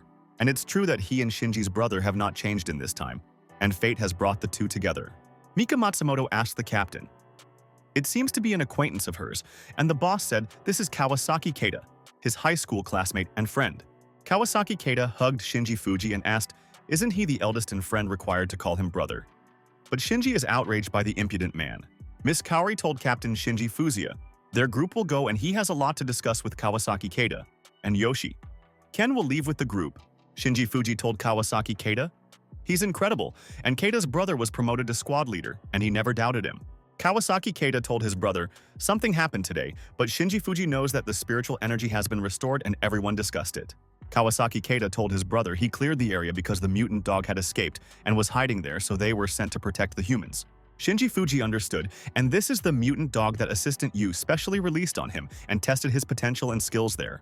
The soldier told Captain Kawasaki Keita, the evacuation of the inhabitants is over and the captain will see the mutant fall into their trap and the beast is doomed. Shinji Fuji asked Kawasaki Keita if he could go with them, and he is curious to know how the army catches the mutant dog, and they are all the best. Kawasaki Keita realized this is a good chance to let Shinji Fuji know how dangerous the world has become, and Shinji will make an effort in the future. Kawasaki Keita told Soldier Hayakawa to take Shinji Fuji's brother to a safe place near the hunting area, and the soldiers understood everything. Soldier Hayakawa doesn't know Shinji Fuji's relationship with Kawasaki's boss, Keita. But from now on, he follows their instructions everywhere. The soldiers follow the plan and take their places, and Kawasaki Keita bravely commands the soldiers, and they will catch the mutant dog and they will save the people. Shinji Fuji noticed that all the soldiers had a gun, but judging from their spiritual energy, they are at the first level of the bubbling spring, and they are strong. Shinji Fuji feels the energy of the mutant dog, and all the soldiers must be ready, and the monsters do not spare anyone, and they are a threat to everyone in the world. The soldiers are worried and asks other soldiers to pay attention to their territory, and a mutant dog has appeared there, and they will follow the boss's order. The soldiers saw a bright glow and realized that the mutant dog is very strong and this monster is full of energy, and therefore, everyone was evacuated from the district. And at this moment, a mutant dog appeared in front of the soldiers, and he is serious and wants to destroy all the enemies that stood in his way. The soldiers started shooting at the mutant dog, and they do not spare ammunition and are obliged to eliminate the threat, and the monster is able to kill all people. But the mutant dog's fur is very strong and bullets will not break through its skin. And on the contrary, the monster is even more angry and will not feel sorry for impudent people. The mutant dog waved its tail and wounded all the soldiers, and they don't know how to defeat the monster, and the mutant dog is invulnerable and impossible to fight. Shinji Fuji is in shock, and the mutant dog definitely has the power of the third level of the bubbling spring, and it looks like he needs to step in and punish the beast. Kawasaki Keita ordered the regular soldiers to retreat and the members of his special team to follow him, and they will solve the problem with the monster. Kawasaki Keita told the soldiers they will attack the mutant dog together, and it will not repel their powerful attacks and the mutant monster will be trapped. But the mutant dog is ready to repel the attacks of the soldiers, and he is not weak and hit one of the fighters there, and the mutant dog wants to destroy the whole city in a day. But the special squad soldiers do not give up and continue to attack the monster, and they will find the weak point of the opponent and stop the mutant dog together. The soldiers have broken through the mutant dog's defense and dealt a lot of blows, and it is not as strong as at the beginning of the battle, and this is their chance to catch the monster off guard. Captain Kawasaki Keita jumped in the direction of the mutant dog, and he will protect his soldiers and take revenge on anyone who threatens them. And this is true. Kawasaki Keita uses the technique and told the mutant dog he can't hide anywhere anymore, and in vain contacted the special squad, and all their soldiers are pros. Captain Kawasaki Keita delivered a fierce blow to the mutant dog, and Shinji's friend Fuji realized that the soldiers are not so strong, but they trust each other. Shinji Fuji understood soldiers are willing to give their lives, which allows each of the soldiers to exceed their limit of strength, and he respects the soldiers. Shinji Fuji understood, and apparently his fears were unnecessary, and Kawasaki Keita and his soldiers will defeat the mutant dog, and he believes in them. But the mutant dog is not so simple, and he will not back down.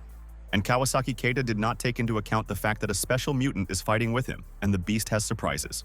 The mutant dog began to glow, and the soldiers made a mistake, and they themselves came to the enemy's territory and fell into a trap, and he will teach impudent people a lesson.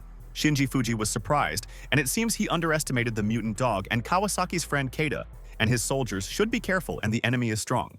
Captain Kawasaki Keita told the soldiers things are bad, and the mutant dog does not give up and wants to evolve, and if they succeed, they will not be defeated. Captain Kawasaki Keita ordered the soldiers to stop the mutant dog's evolution at all costs, Otherwise, the enemy would destroy the entire group of soldiers in an instant. But the mutant dog has become much stronger and does not allow the soldiers to approach, and he has dealt a powerful blow to the enemies, and they do not know where the monster's weakness is. The mutant dog is aggressive, and he will destroy Captain Kawasaki Keita and the soldiers, and he held out, and now the opponents have no chance of success. The mutant dog has evolved and it is invincible, and it is so difficult for soldiers to find the weak point of the opponent, and that is why the monster was stalling there. Captain Kawasaki Keita is worried and realizes this is the end, and the mutant dog will not leave them alone, and he must come up with a plan to kill him soon. Captain Kawasaki Keita told the soldiers their enemy evolved, and they didn't have time to defeat it, and the enemy succeeded, and the dog became stronger. The soldiers asked the captain what to do, and Kawasaki Keita replied, "They have no choice but to fight, and the fighters will protect the citizens from the monster." Captain Kawasaki Keita told the special squad to go after him, and they are brave and will fight the monster to the death, and the soldiers believe Captain Keita. But the mutant dog noticed all the attacks of the soldiers and Kawasaki. Keita doesn't know how to injure the mutant, and his energy and strength is amazing, and his aura is scary. Captain Kawasaki Keita and all his soldiers are injured, and the enemy is definitely without weaknesses, and the soldiers doubt that they will destroy him. The other soldiers are worried, and Captain Kawasaki Keita is wounded, and they won't let you die fighting a mutant dog, and all their fighters are in danger. Captain Kawasaki Keita is seriously injured and he can't get up and move, and the mutant dog overcame him and he's stronger than them. Mutant dog started walking towards Captain Kawasaki Keita, and he realized that he would die today in battle with the enemy, and he is glad that he lived as a warrior and fighter. But suddenly, at the same moment in front of the mutant dog stood Shinji Fuji and Captain Kawasaki. Keita does not believe his eyes, and why is a friend fighting there? Captain Kawasaki Keita asks Shinji's friend Fuji to leave, and their enemy is not so simple, and the friend will not be able to defeat the enemy, and Shinji is better off hiding. But Shinji Fuji has no problem defending himself from the mutant dog's attacks, and he will take revenge on the monster for Kawasaki's brother Keita and all his brave soldiers.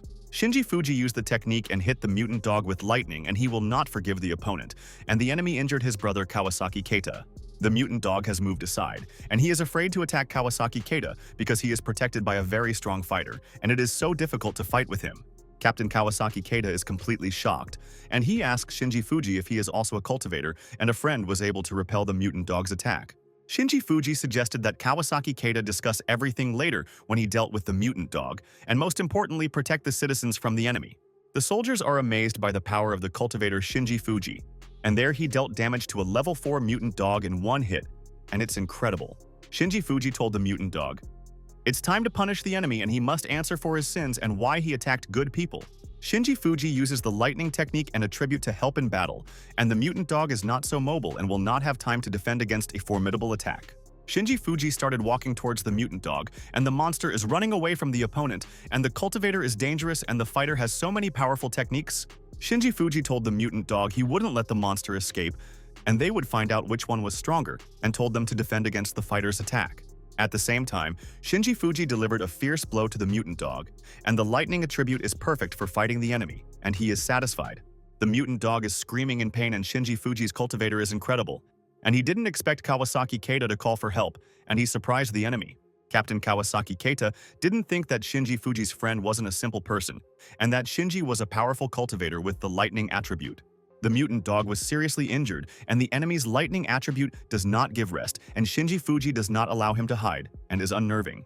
Shinji Fuji is now in front of the mutant dog, and continues to attack and avenge his friend and Kawasaki Keita. Shinji Fuji took a knife and uses the magic blast technique, and it will hit the opponent, and he has many cool techniques to fight the monster. Shinji Fuji didn't give the mutant dog a chance, and he destroyed it, and the citizens can sleep well tonight, and the monster isn't a threat to them. The soldiers said Shinji Fuji has such power, and if the fighter continues to collect spiritual energy like this, they don't know how strong he will become. Captain Kawasaki Keita expected this from Shinji's friend Fuji, and he surprised them, and Shinji's skills and techniques are amazing, and he smashed the beast. Shinji Fuji realized that even a special army knife couldn't withstand the power of fire lightning, and he had to find a weapon that could withstand the force. Captain Kawasaki Keita told a friend Shinji Fuji, "It's unbelievable, and did he hide his true skills for so many years? And thank you to him." Kawasaki Keita hit his brother's shoulder, and Shinji Fuji is so strong, but he never showed it. But Shinji asks Keita's friend not to hit him.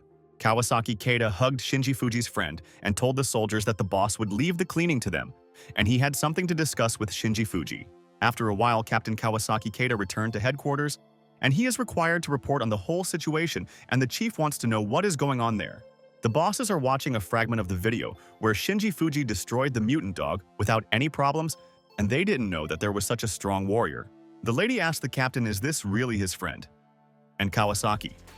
Keita told her he is more than a friend, and they are like brothers. Both trust each other. The lady realized that if Kawasaki Keita enlisted Shinji Fuji in the army, their power would skyrocket, and asked the captain if he had talked to his friend about it. Captain Kawasaki Keita has discussed this with Shinji Fuji, but it looks like a friend has already joined the Spiritual Energy Association and Shinji Fuji is busy. The lady asked about Director Liu Yu, and she will send some of the fighters to deal with the boss of the Spiritual Energy Association. After these events, Shinji Fuji returned home and gained strength and energy, and went outside in the morning and there was no food or groceries left at home. Shinji Fuji went back to the apartment and he forgot that Yu's assistant was already home and hadn't bought her breakfast, and it's hard for him to get used to them being together. Assistant Yu asked Shinji Fuji if he participated in the army operation yesterday, and she is so curious to know the result of catching the mutant dog. Shinji Fuji told Assistant Yu it was just that he didn't want to participate in the army's operation himself, but his friend was in danger. Assistant Yu told Shinji Fuji the commander's daughter had been calling boss Liu Jinghu nonstop since morning and said she wanted to pick Shinji up. Assistant Yu said, Director Liu Jinghu wants to refuse, but the commander's daughter insists, and he has to be careful for a few days. Shinji Fuji is amazed, and why does he have to be more careful and they won't want to marry him or steal him? Or Yu's assistant is hiding the facts. And then Shinji Fuji heard a call and Kawasaki Keita calls him, and it looks like a friend wants to discuss the details of the fight with the mutant dog. And this is important. Shinji Fuji asked Kawasaki's brother Keita what it is, and he is ready to help his friend in any situation and guarantees that he will protect him from enemies. But the lady asked if he is Shinji Fuji, and she is Fumatsuki, the boss of his friend Kawasaki Keita, and she wants to discuss important nuances with him. Shinji Fuji glanced at Yu's assistant, and they are surprised by Fumatsuki's call and what she wants from him. And they are interested in discussing all aspects. Fumatsuki knows where the spiritual energy of the fire attribute is already coming from, and asked Shinji Fuji if he was interested in the fire attribute. Shinji Fuji was so excited, and he was eager to find a way to increase the spiritual energy of the fire attribute, and Fumatsuki gave him a chance, and he would listen to her. Fumatsuki said it all started when they noticed a fireball on a construction site, and the construction workers thought the evil spirit was hunting people. Fumatsuki said, after the exorcism ritual, the ball grew and became even stronger, and the ball immediately engulfed the entire construction site in flames. The army immediately cordoned off the construction site and want to resolve this issue, but nothing worked, and they want to solve the problem as soon as possible. Since the spiritual energy was restored yesterday afternoon, the fire spread even more strongly there, and they advised the residents to leave from there. Shinji Fuji asked Fumatsuki. The fire is still burning, and she said, that's right, and they can only extend the cordon at the construction site. Fumatsuki asked Shinji Fuji if Yu had contacted his assistant, and it seems that she is worried about him since he left the apartment for a mission. Shinji Fuji is shocked and asks Fumatsuki to stop talking nonsense, and Liu Yu's assistant only watches him, but Fuma asks him to listen to her. Fumatsuki said. After the restoration of spiritual energy in their land, the organization of forces of the army of cultivators everywhere protects the country. But many cultivators can't work in groups, but they can't leave newbies out of control. And Kawasaki Keita praised his friend so much. Shinji Fuji asked Fumatsuki. It looks like she wants him to join the army already and train new cultivators for their army. Fumatsuki said to Shinji Fuji, he is absolutely right, and if he agrees, she will guarantee that her friend will be treated with respect. Shinji Fuji is sorry, but he has a lot to do right now and doesn't have time to train cultivators for the army and asks to understand his situation. Shinji Fuji said to Fumatsuki, he needs to make sure that the members from the Spiritual Energy Association develop, and he will be happy with everything. Fumatsuki understood Shinji Fuji's friend, and she expected that the friend's character is not simple, and he is principled and he sets conditions for the country's army. Police officers are asking people not to push, and it is very dangerous inside and you can't get any closer, and the fire continues to cover the area. Shinji Fuji and Fumatsuki got out of the car, and the cultivator didn't think that the situation was critical, and his sister called him there in time. But when Shinji Fuji wasn't expecting anything, a familiar voice called out to him and asked Shinji Fuji what he was doing there, and people didn't expect a loser. Shinji Fuji turned around and saw Tamura-rin and Yuto in the crowd, and they infuriate him. And he didn't forget how both of them betrayed and killed him in the past life. Shinji Fuji is serious, and why did Tamura-rin and Yuto come to the scene on their own, and he hates them, and he will never forgive them? Yuto asked.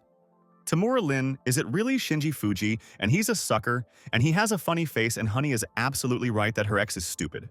Cameramen and reporters realized that it was possible to catch an interesting scene and set up cameras to capture the conflict and intrigue people. Yuto realizes that Shinji Fuji can't forget Tamura Lin, and they won't be together, and Lin gave Shinji a chance, but he lost all chances. A crowd of people are excited and follow the lovers' quarrel and ask them to continue, and people are worried about their relationship and wish them good luck. Shinji Fuji is depressed and is Yuto, and Tamura Lin really serious and he doesn't want to deal with reptiles, and will take revenge on the two of them for setting them up in the future. Fumatsuki noticed Shinji Fuji's annoyance and immediately asked her friend if something was wrong, and it looked like he was anxious, and asked her to tell her everything. The reporters started filming the lovers' quarrel and an incredible beauty appeared on the scene. And it looks like this beauty is together with Shinji Fuji. Yuto is completely shocked, and Shinji Fuji found a stunning beauty, and she's in a different league than someone like Tamura Lin, and Shinji is lucky. The guy held out his hand to Fumatsuki and said, "His name is Nakayuto, and he is happy to meet you, and it's been a long time since he met someone as beautiful and cute as Natsuki." But Fumatsuki didn't shake Nakayuto's hand and asked her friend Shinji Fuji if Tamura Lin is his friend, and Fuma doesn't notice Nakayuto. But Shinji Fuji told Fumatsuki that Tamura Lin wasn't an ex, and she was just a mercantile fool and they didn't have time to talk to her. Shinji Fuji and Fumatsuki left and didn't respond to Yuto and Tamura Lin's provocations, and it's important to stay focused in any situation. The crowd of people started laughing and Fumatsuki easily turned down Nakayuto, and when such a beauty the other ladies already fall by the wayside. Tamura Lin is furious and how dare this lady humiliate her, and she is beautiful, but who does she think she is, and she will take revenge on the fool for this despicable act. Tamura Lin shouts Nakai to Yuto and asks how much longer you can stand there and stare at the other lady and tells Nakai to step aside. Nakayuto apologizes to Tamura Lin, and this is a habit, and she didn't calm down, and without money Tamura would have left the idiot Nakayuto long ago. Fumatsuki told Shinji Fuji, after all the checking, the staff found out that the fire has become even bigger and continues to grow all the time. Fumatsuki told Shinji Fuji, they need to find a solution and stop the fire soon. Otherwise, innocent people will get hurt and the fire is dangerous. Shinji Fuji assessed the situation and wanted to say Fumatsuki's thoughts, but she understood her friend without words and said, he's absolutely right about everything. Fumatsuki said to Shinji Fuji, this is a place of events, and yesterday there was a powerful spiritual energy and fire attribute. Power concentrated there. Shinji Fuji asked Fumatsuki what it is, and this is her device, and she wants to measure the concentration of spiritual energy in this area. Fumatsuki said to Shinji Fuji, judging by the number, it is necessary to expand the fence area so that the citizens there will not be affected by the fire attribute. Fumatsuki told the soldiers to extend the fence in the area by another 5 kilometers, but better by 10 kilometers, and this is for everyone's sake. But suddenly at that moment the soldier asked Shinji Fuji what the guest was doing there, and it seems that Vice Commander Fumatsuki didn't give him the order. Shinji Fuji goes to the side of the fire and is not afraid to get hurt, and he is ready to help the army at any time, and Fumatsuki found a genius. The soldier shouts and asked Vice Commander Fumatsuki what to do with Shinji Fuji, and he is in danger and none of them manage to control the fire. Fumatsuki thought Shinji Fuji doesn't want to control this fire after all, and she knows that Shinji is smart and he has thought things through. Shinji Fuji at this time stood in front of the fire attribute, and the army clearly will not be able to curb the fire, and he is obliged to help and solve the issue alone. The system informed Master Shinji Fuji of the discovery of strong spiritual energy of the fire attribute and asked if the fire energy should be collected. Shinji Fuji told the system, of course you need to collect the energy attribute of fire, and it will increase the level. And Shinji's goal is to become the strongest in the world. Shinji Fuji sat down and began to collect the spiritual energy of the fire attribute, and the system controls the process and will not allow him to get injured. Fumatsuki and the other soldiers closed their eyes against the bright light, and she realized there's a dense aura, and she's wondering what kind of cultivation Shinji has. Fumatsuki wants to know if Shinji Fuji gathers all the energy of the fire attribute, what level will he reach, and what is Shinji's potential? Fuma. Natsuki knows Shinji Fuji can reach the 4th level, or even the 6th level, of the bubbling spring, and he is unique and a genius. The system has already gathered 90% of the fire attribute's spiritual energy, and Master will soon become even stronger, and she wishes you good luck. The system gathered 100% of the fire attribute's spiritual energy and informed Master Shinji Fuji of his fire level at the 2nd level. As a bonus, the system awarded Master Shinji Fuji and gave him a chance to create a new fire attribute technique, and the genius earned the reward. The system has congratulated Master Shinji Fuji and asked him to create a new fire attribute technique, and Shinji is happy with the progress and he has improved. Shinji Fuji has started creating a new fire attribute technique, and he doesn't know what he will get, but he is absolutely confident in the unique system. Shinji Fuji is completely shocked, and the system reports that the boss has dropped a sacred fire. This is a golden fire attribute technique, and it's powerful. The system told Master Shinji Fuji Eternal Sacred Fire is his first technique, and it gave the boss a reward of 10 system points. By training, Shinji Fuji will hold the spiritual energy of the fire attribute in his body and release it during attacks and immediately increase the range of attacks. Shinji Fuji told the system to collect everything, and the fire attribute energy isn't given to everyone, and luckily Fumatsuki brought his friend to the place by herself. The spiritual energy of the fire attribute started to disappear, and Shinji Fuji wasn't worried, and he was 100% sure that he would curb the fire there. And in a couple of minutes the fire disappeared completely, and Shinji Fuji will protect all the people and they are not guilty of anything and do good, and it's wonderful. Fumatsuki is shocked. And what kind of person is Shinji Fuji? And he collected all the spiritual energy of the fire attribute himself, and the soldiers think he is the god of fire. Shinji Fuji started walking towards Fumatsuki, and the soldiers and fighters think Shinji is the reincarnation of the fire god or some other cool character. Fumatsuki is worried and asked her friend if he is okay, and Shinji Fuji said he is perfectly fine and thank her for bringing him there.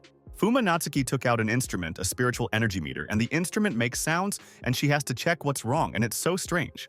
Fumatsuki abruptly threw the spiritual energy meter on the ground and told the soldiers to move to the side, and all the fighters are in danger. At the same time, the spiritual energy meter exploded, and Fuji Shinji hugged Fumatsuki and protected her from the debris of the explosion. Fumatsuki has fallen in love with Shinji Fuji, and she will already do everything to get this man, and he is unique and was able to surprise her in a day. In the evening after these events, Shinji Fuji and Fumatsuki came to the restaurant and want to have dinner together, and today they are tired of the task. Fumatsuki asked Shinji Fuji did he collect the spiritual energy of the fire attribute in his body, and the friend agrees with her. What's wrong? Fumatsuki doesn't hint at anything and asked Shinji Fuji what his level is, and she is interested to know how much his friend has developed skills. Shinji Fuji told Fumatsuki he is level 4 of the bubbling spring and will soon reach level 5, and he wants to get stronger. Fumatsuki is startled, and with such power, Shinji Fuji is already level 4 of the bubbling spring and doesn't look like any other cultivator. Shinji Fuji told Natsuki he has a unique training method and he can't really describe the content of the training and he's confused. Fumatsuki said to Shinji Fuji, "It's fine, and every fighter and cultivator has their own secrets and she won't make you talk about it." Fumatsuki asked Shinji if Fuji has changed his mind about joining their army, and she guarantees better conditions in their army than in the association. Shinji Fuji is not interested and will not join the army, and Fumatsuki understood his friend's answer and she will not force him. And Natsuki respects his decision. Fumatsuki needs to report the incident to her superiors, otherwise she won't explain it to Grandpa, and thanks to Shinji Fuji for helping with the mission. Meanwhile, assistant Liu Yu is sitting in Shinji Fuji's apartment and she is waiting for a friend to come and so wants to know how the army mission went. Director Liu Jinghu wants assistant Liu Yu to ask friend Shinji Fuji to solve this problem and the shadow extermination mission. Shinji Fuji agrees with Liu Yu's sister, and he will go to work tomorrow, and Liu Yu's assistant hopes that his friend will already be careful on the mission. Liu Yu's assistant left a folder of documents on the table, and in the morning her friend Shinji Fuji will personally examine the information about the association's mission. Liu Yu's assistant left Shinji Fuji's apartment and she has things to do, and tomorrow she will make sure that her friend is in good shape, and this is important. Shinji Fuji woke up in the morning and knows that usually assistant Liu Yu doesn't talk much, but she has incredible cooking skills and her food is delicious. Shinji Fuji came to the kitchen from the bedroom and told assistant Liu Yu it smells good and that they have breakfast today and she is the best cook. But Shinji Fuji is at a loss as to why Liu Yu's assistant didn't answer his questions in any way, and she always woke up early in the apartment. But Shinji Fuji shuddered in shock and noticed Fumatsuki in the kitchen instead of Liu Yu's assistant and what his sister was doing in his apartment in the morning. Fumatsuki asks Shinji Fuji not to be nervous, and she has marked his apartment as a secret army location through the army's trusted channels. Shinji Fuji listens to Fumatsuki's words, and he is furious and has told her not to do anything without his knowledge, even if it is an official assignment. Shinji Fuji in anger went to the room of assistant Liu Yu and asked her to come over for a second, and how she thinks this house and opinion is important. But assistant Liu Yu's room is empty, and Shinji Fuji doesn't know where she went and she didn't say anything, and maybe the director called her. Shinji Fuji asked Fumatsuki where Liu Yu's assistant was, and when Fuma arrived, Liu Yu had already left and Yu probably knew about her visit to a friend. And at that moment, Shinji Fuji noticed an important detail, and assistant Liu Yu was always talking about plans and couldn't just leave. Shinji Fuji noticed a folder of documents on the table, and Liu Yu's assistant seems to have left the documents for him, and he has to study everything. Shinji Fu was surprised, and he found out the information about the mission to break the shadows, and the association's director Liu Jinghu didn't say anything about the mission. Shinji Fuji hopes Liu Yu's assistant didn't go on a mission alone. And it's a dangerous mission, and he won't leave Liu Yu's sister in the lurch and decided everything. Fumatsuki asked Shinji Fuji where he is going in a hurry, and a friend is obliged to help Liu Yu's sister, and she is in trouble and discuss everything with Liu Jinghu. At this time, assistant Liu Yu is on a mission by herself, and she believes in her potential and didn't want to disturb Shinji Fuji, and he was so tired. Liu Yu's assistant fell into the lake and thought, can't she do anything without Shinji Fuji, and a friend helps in any situation. Assistant Liu Yu holds her breath underwater and doesn't know when she became so weak and needs to train and catch up with Shinji's friend. Assistant Liu Yu does not lose concentration and she will cope with the enemy, and you need to believe in your skills, and it's not for nothing that she was taken to a special association. Assistant Liu Yu started using the technique and wants to freeze the enemy there. And she has the ice attribute and will smash the enemy and complete the mission. Liu Yu's assistant created a huge block of ice and she defended against the opponent's attacks. And the enemy underestimated her strength and she taught the reptile a lesson. Assistant Liu Yu is so happy, and she was able to stop the monster, and it's not so hard, and she will be filling in for Shinji Fuji's friend on missions. But Assistant Liu Yu noticed a silhouette on a block of ice and someone standing behind her, and she thought everything was under control, but there was no time to lose. Assistant Liu Yu is completely shocked and has a taco silhouette under the water, and her intuition told her that she is in danger and should already get out of the water. Assistant Liu Yu turned around and heard strange noises from behind and wants to check if everything is fine and there is no one to protect Liu on the ground.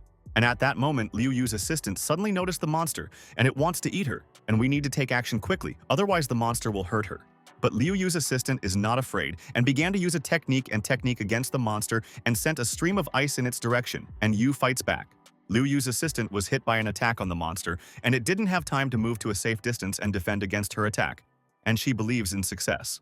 But when Assistant Liu Yu didn't expect anything, she saw a cloud of dark energy in front of her and doesn't know what kind of viscous substance is from the monster. Dark energy has enveloped Assistant Liu Yu, and she wants to find out what is going on and why her attacks are powerless against the monster from the depths. Assistant Liu Yu understood the matter badly, and something wants to suck out all her spiritual energy, and she doesn't have the strength left to fight the monster. But Liu Yu's assistant won't let the monster continue to take her spiritual energy, and Liu Yu will just become stronger and punish the monster. But the monster lured Liu Yu's assistant into a trap and waved its tentacles, and it won't let go of the prey, and Liu Yu's assistant invaded and it will kill her. The monster hit Assistant Liu Yu's head with all its strength, and she didn't even notice the moment of impact. And the monster is really strong, but she was wrong. Assistant Liu Yu started to lose consciousness and drown, and it looks like she's already doomed and the monster will eat her. And why didn't sister call Shinji Fuji? But at the same time, suddenly Assistant Yu saw a bolt of lightning, and Shinji Fuji came to save her and guarantee her sister's protection from everyone. Shinji Fuji asked his sister if she was okay, but Liu Yu's assistant asks her friend to leave, and it looks like the monster is taking their spiritual energy. Shinji Fuji asks Assistant Liu Yu to hold on tight and hugs her, and he promises they will get out of there and he will never leave her in the lurch. And after a couple of minutes, Shinji Fuji came out of the water with his sister Liu Yu and saved her life but did not punish the monster that wanted to kill them. Fumatsuki approached Shinji Fuji and asked a colleague if he was able to defeat the monster, and she is curious to know what happened to them in the water. Shinji Fuji told his friend he hasn't defeated the monster yet, and we need to help Liu Yu's sister first, and Fumatsuki will take her to the hospital. Shinji Fuji is serious, and as soon as Liu Yu's assistant recovers, he will deal with the monster and avenge all of Liu Yu's torment. Shinji Fuji and Fumatsuki have taken Liu Yu's assistant to the hospital and hope that she will recover soon. Liu Yu's assistant is lying in a hospital room, and director Liu Jinghu is thanking Shinji Fuji, and his daughter could have died, and he saved Liu Yu. Shinji Fuji shook hands with director Liu Jinghu, and he is glad that he got to Liu Yu in time, and he asks for information and details about the mission. Director Liu Yu agrees with Shinji Fuji and will tell him all the information about the Spiritual Energy Association's mission, and he shouldn't have contacted him. Director Liu Jinghu said Shinji Fuji is a monster named Shadow, and the Spiritual Energy Association has been tracking the beast for more than half a year. Shinji Fuji was surprised and asked, Director Liu Jinghu, did their Spiritual Energy Association follow the monster for 6 months? Director Liu Jinghu said to Shinji Fuji, he thinks right, and back then, there were less than 10 cultivators in the world, and no monsters were caught. But Director Liu Jinghu said they all had never seen the true form of a monster, so the fighters decided it was a monster with the attribute of darkness. The monster uses the power of the dark attribute to hide its true form deep in the sea and gather the surrounding strong spiritual energy. After recovering its spiritual energy a couple of days ago, the monster has already become very strong, and the association must quickly destroy the enemy. Director Liu Yu asked Shinji Fuji if it would help them with the power and the monster could harm the city's residents and Shinji would protect the people. Shinji Fuji told Director Liu Yu, "Of course he will protect everyone and destroy the monster, but he has one condition: the boss association." At night, Fumatsuki came home and she wants to discuss everything with her grandfather and Shinji. Fuji is an unusual cultivator and impressed everyone in the missions. Fumatsuki called her grandfather and asked why her grandfather was forcing Shinji Fuji to do something like this, and she was outraged by the army's decision. Grandfather said this is the first test for Shinji Fuji and for the country. And Fumatsuki told grandfather that Fuji is not trusted on such a dangerous mission. Fumatsuki told her grandfather, "First we wanted to destroy the shadow by sending a platoon there, and they were dog level and failed." Grandfather understands Fumatsuki's concern, and they have no other choice besides grandfather has ordered 3 elite members to help Shinji Fuji. The grandfather said, "Fumatsuki, now the laws of the world have changed as all the spiritual energy on Earth has been restored, and they are protecting the country. Fumatsuki wants Shinji Fuji to be careful, and grandfather said ticket is in the Class A danger zone, the lowest they control." In the evening, Shinji Fuji picked up Mika Matsumoto by car, and the boss wants to discuss important nuances with her and hopes for the development of his girlfriend. Shinji Fuji is studying a katana, and Mika Matsumoto wants to ask Captain Shinji something and will be happy if he spends time with the squad member. Shinji Fuji asked Mika Matsumoto what happened, and she can ask the captain any question and he is ready to answer Mika. "No problem." Mika Matsumoto told Captain Shinji Fuji, "They are going on a mission, but why is she there alone? And what about Kaori?" And they always both went to work. Shinji Fuji told Mika Matsumoto, "She is the only one who has reached level 3 of the bubbling spring, and this is a test to see if she was lazy in training." Shinji Fuji told Mika Matsumoto, "Don't push yourself so hard," and he asked her to think of the mission as a training exercise, and the army will support them. Mika Matsumoto is serious, and she will try her best, and is happy that the army will send people to support her, and she believes them. After a while, the driver told Captain Shinji Fuji they have arrived at the port and wishes them good luck, and hopes that no one else gets hurt on the mission. The driver took Captain Shinji Fuji and Mika Matsumoto to the port so quickly, and the Spiritual Energy Association believes in the captain's potential. The driver opened the door for Lady Mika Matsumoto, and she got lucky, and she is under the protection of Captain Shinji Fuji, and he is the strongest captain. The soldiers from the army said to their colleagues, "Cultivators are young in their days, and it seems that they awaken talent early, and everyone is eager to achieve success." Shinji Fuji recognized level 4 of the seething spring from the humans, and the fighters are very strong for this situation, and asked are they from the army after all.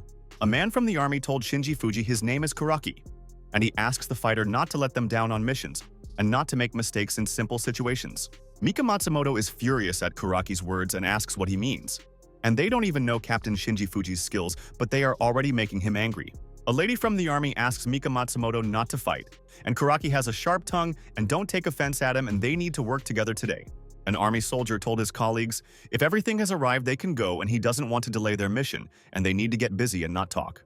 Shinji Fuji told Mika Matsumoto, "It's alright and don't let your sister take the fighters' words to heart and they'd better get busy." Army fighters and Mika Matsumoto, along with Shinji Fuji, jumped into the water and they are serious and will destroy the monster and not give a chance. The fighters continue to swim and search for the monster, and Shinji Fuji remembered the assistant Liu Yu, and she was the only one who bravely fought with a dangerous monster. Kuraki feels like something is sucking the spiritual energy out of his body, and it's harder for him to swim, and he's losing his strength, and their friends need to be alert. The friend said, "Kuraki is a destructive skill of the dark attribute and asks you to be careful, and the more they swim, the more they lose their strength." Mika Matsumoto turned to Captain Shinji Fuji and she feels like she's going to throw up. And why even underwater it smells very rotten. Shinji Fuji sighed and remembers how he guaranteed Mika Matsumoto that he would protect her from any factors and the effect of the dark attribute doesn't matter. At the same time, Shinji Fuji started to apply the technique and he is 100% sure Mika Matsumoto will be fine next to the captain. Mika Matsumoto is at a loss and asks Captain Shinji Fuji what this technique is, and she stops smelling rotten and strange. Kuraki hopes that despite all the problems Shinji Fuji and weak lady Mika Matsumoto will not suffer much because their mission is dangerous. But Kuraki turned around and froze on the spot in shock, and this can't be happening, and he doubted that the people from the Spiritual Energy Association were strong. Kuraki didn't understand why Shinji Fuji and Mika Matsumoto weren't affected by the dark attribute at all, and they aren't such weak soldiers. Kuraki thought it looks like Shinji Fuji and Mika Matsumoto used their spiritual energy to create a protective layer against the attribute. An army soldier asked his colleagues what it is and asked them to be more careful, and they do not know what awaits them in the depths of the sea, and they should not lose concentration. Kuraki told his friends the monster is somewhere nearby, and you need to be ready to attack and defend, and their opponent is not so simple and the enemy can kill them all. And in the same second the fighters notice the monster, and they are obliged to kill it, and then the residents of the city will be safe and they will complete their mission. Mika Matsumoto wants to use the technique and attack the monster before it notices their group, and it will catch the enemy off guard, and this is their chance. But Shinji Fuji asks Mika Matsumoto not to panic, and first he wants to know something, and this is not the real form of the monster and he is sure. But Kuraki does not want to wait and began to attack the monster, and in the army they were taught to destroy enemies mercilessly and not to lose the chance for attacks. Kuraki told the Spirit Energy Association's fighters they will die if they don't attack the monster and the monster won't spare their two fighters anymore. Mika Matsumoto thought Kuraki pisses her off and said it's an illusion and how did they not understand it and they can't attack the monster and it's a trap. Kuraki gets mad at Mika Matsumoto and asks what illusion she is telling them. But the lady asks Kuraki to turn around and not argue there with Mika. The fighters saw how the tentacles of the monster surrounded them, and they will not be able to hide anywhere, and they need to come up with a plan to break the dangerous beast. The army soldiers are in a panic, and where did these tentacles come from? And they were watching the territory. And how could they not notice the tentacles? And it is necessary to attack. And at the same moment, the fighters saw the true form of the monster, and it scares them, and warned their colleagues that the monster is dangerous, and they should already take care of themselves. The lady from the army realized the monster is at the 5th level of the bubbling spring and can't believe that there is a monster of this level, and it is invincible. The colleague is standing next to the lady, and now he finally understood why all their comrades failed to deal with the monster and their friends failed the mission. But Mika Matsumoto realized this is the perfect moment to attack, and she doesn't wait, and uses the icicle dance technique to smash the monster. Kuraki is excited and asks, Mika Matsumoto, is she crazy and she is not a match for the monster and this beast is too strong and Mika is weak? Mika Matsumoto decided she would not disappoint Captain Shinji Fuji and must prove her worth in front of them and believes in her own strength. Mika Matsumoto delivered powerful blows and chopped off the tentacles of the enemy, and the monster underestimated her skills, and not for nothing is she already in the Energy Association. The monster screams and Mika Matsumoto has wounded it, and its techniques are terrifying, and it doesn't have time to swim to a safe distance and defend itself from the attacks. Mika Matsumoto is so happy and said to Captain Shinji Fuji thank you, and according to his advice she was not afraid of the enemy and completed the mission in an instant. But at this moment the monster began to swim quickly towards the fighters, and he will not forgive them for their attacks and will take revenge, and they are in his territory and he is ready. Kuraki told Mika Matsumoto to swim away, and the monster is angry and he is swimming towards them and she needs to protect herself, and she is in a very dangerous situation. The monster is attacking the army fighters and it is hard for them to dodge the enemy's attacks underwater and don't know how to escape from the monster's wrath, and it is so strong. The army fighter realized they were wrong when they disturbed the monster, and he was in a lot of pain and he regretted taking the mission, and the monster surrounded everyone. A lady from the army was hit by a monster and she couldn't swim away from the opponent's attacks, and the monster caught them off guard and their enemy is invincible. Mika Matsumoto defends herself from the monster's attacks with the barrier technique. But she doesn't have much energy, and the monster continues to swim towards Mika. But the monster broke Mika Matsumoto's defense with one blow, and he goes to her and wants to hurt her. And Mika does not have time to build a protective barrier. Mika Matsumoto realized her attempts to defend against the monster's attacks would not help, and would be useless, and would she die there with no one to save her. But at the same time, Shinji Fuji said to Mika Matsumoto, she did a great job and she saw a strange bright glow under the water. Mika Matsumoto is surprised, and the captain swam up so quickly and protected her. And Shinji Fuji asks Mika to be more careful next time. The lady from the army is shocked, and Shinji Fuji stopped the tentacle attack, and her friend noticed Shinji Fuji has a spiritual attribute of fire, and it's so important. Kuraki asked his colleagues what this suppressive spiritual attribute of fire is, and maybe this is a special cultivator, and the fighters will test the hypothesis. Shinji Fuji told the monster he really bullied Sister Liu Yu with those tentacles last time, and now it's Fuji's turn to take revenge. Shinji Fuji realized this is a great chance to try out the new golden fire technique that he recently received from the system, and it's intriguing. Shinji Fuji jumped towards the monster with a sword in his hand and will make the opponent suffer and take revenge on assistant Liu Yu for all her injuries. Shinji Fuji pierced the monster with a fire sword, and he will not forgive those who threatened assistant Liu Yu and will not let the monster go, and it will kill the enemy.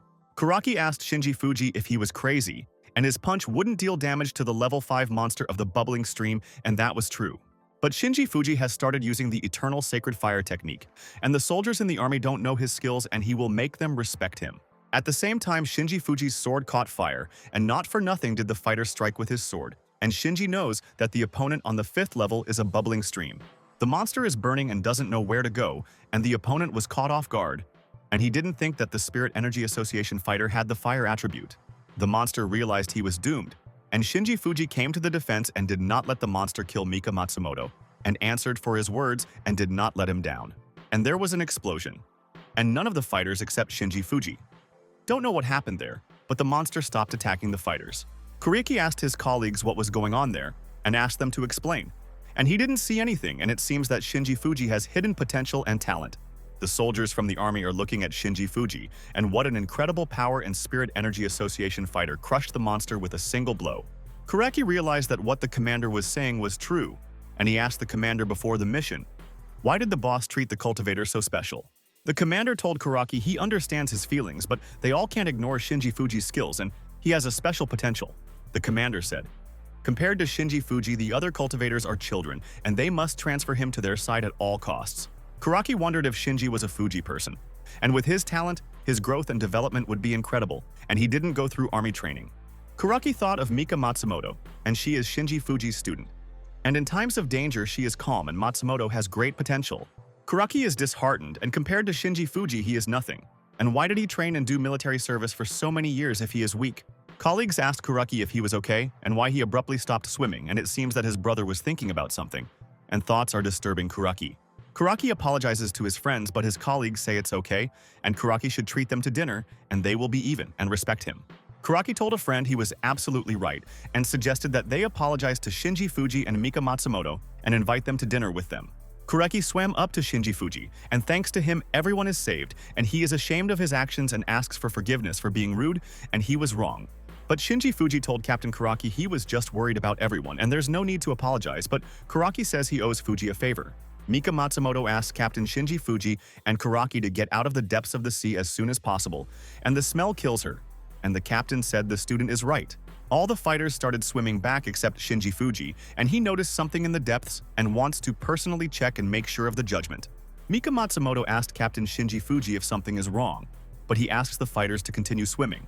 And there is something down there.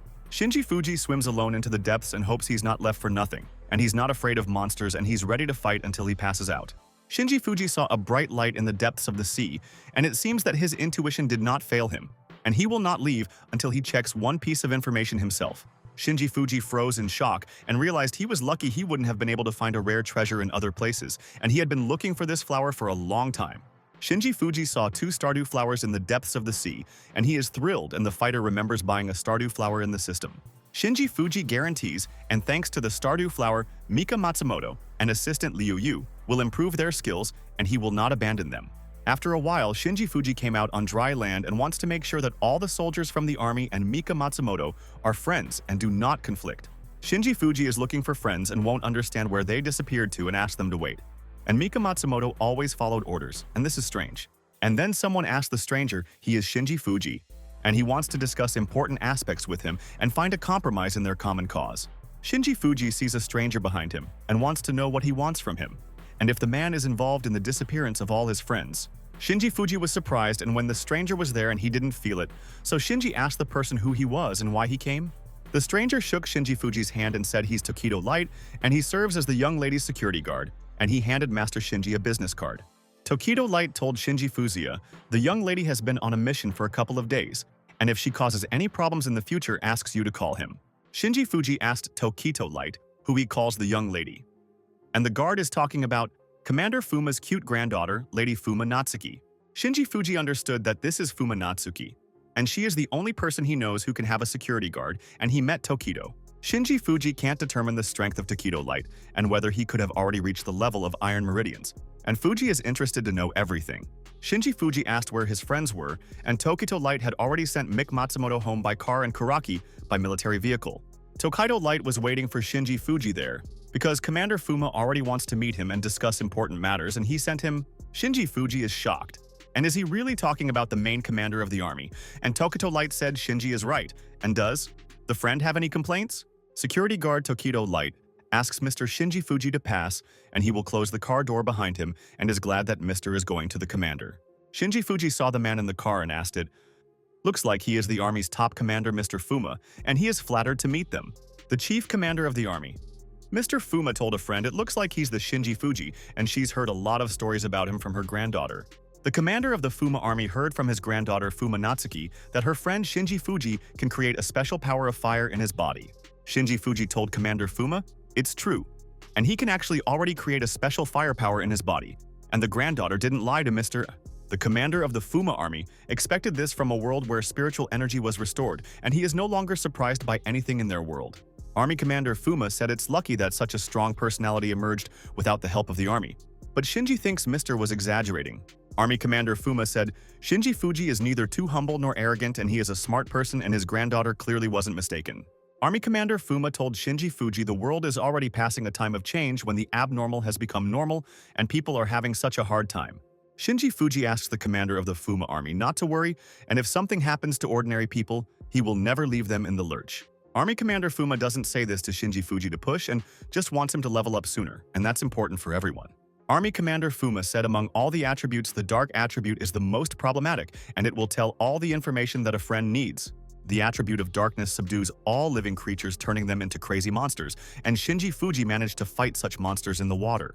Shinji Fuji's lightning attribute is most suitable for controlling the darkness attribute, and for the good of the country, he wants his friend to become stronger. Shinji Fuji told Commander Fuma he understood him, and will devote himself to training even more, and the fighter will never betray his country and friends. Army Commander Fuma said, this is an army-exclusive phone number, and if Shinji Fuji needs help, please call this phone number. Shinji Fuji said to Commander Fuma, thank you very much, but he wanted to ask something, and the army commander is listening to what he wanted to ask. Shinji Fuji told the commander of the Fuma army, this weapon is made for him by the director of the Spiritual Energy Association, Liu Yu, and this is a fact. Shinji Fuji told Commander Fuma he thought the sword could withstand his spiritual energy, but he was wrong, and the sword couldn't withstand Shinji's energy. Army Commander Fuma is shocked, and this sword is Director Liu Yu's treasure, and Shinji Fuji damaged the weapon, and how strong is Shinji? Army Commander Fuma understood his friend's problem and will prepare swords for Shinji Fuji several times stronger than this one in a couple of days and promises. Shinji Fuji got out of the car and he realized there's no way to lose concentration for a second, and in the world of energy you can't trust anyone. Then Shinji Fuji got a call from Director Liu Yu, and Shinji asked the director what happened, and why he was calling so late, and what was the matter. But suddenly, Director Liu Yu told Shinji Fuji that his daughter Liu Yu was in trouble, and Shinji was wary and asked the boss what was wrong. The doctors are operating on Sister Liu Yu, and they need to collect the spiritual energy of the dark attribute from her body. But the other doctors say it's all useless. The doctor said, Liu Yu isn't coming out of her coma, and if you forcefully gather all the dark attribute spiritual energy from her body, another energy will burst out. Director Liu Yu sits in the hallway and thinks it's his fault, and because of him, his daughter is suffering. And why did the director send her on a dangerous mission? Shinji Fuji came to the hospital and asked Director Liu Yu if he was okay. And the boss is glad that Shinji came, and Liu Yu appreciates his friend so much. Shinji Fuji asked Director Liu Yu how his daughter Liu Yu's condition had been stable up to this point, and what was the reason for this. Director Liu Yu asked Shinji Fuji if he knew the characteristics of the dark attribute spiritual energy, and he was curious to know all the data.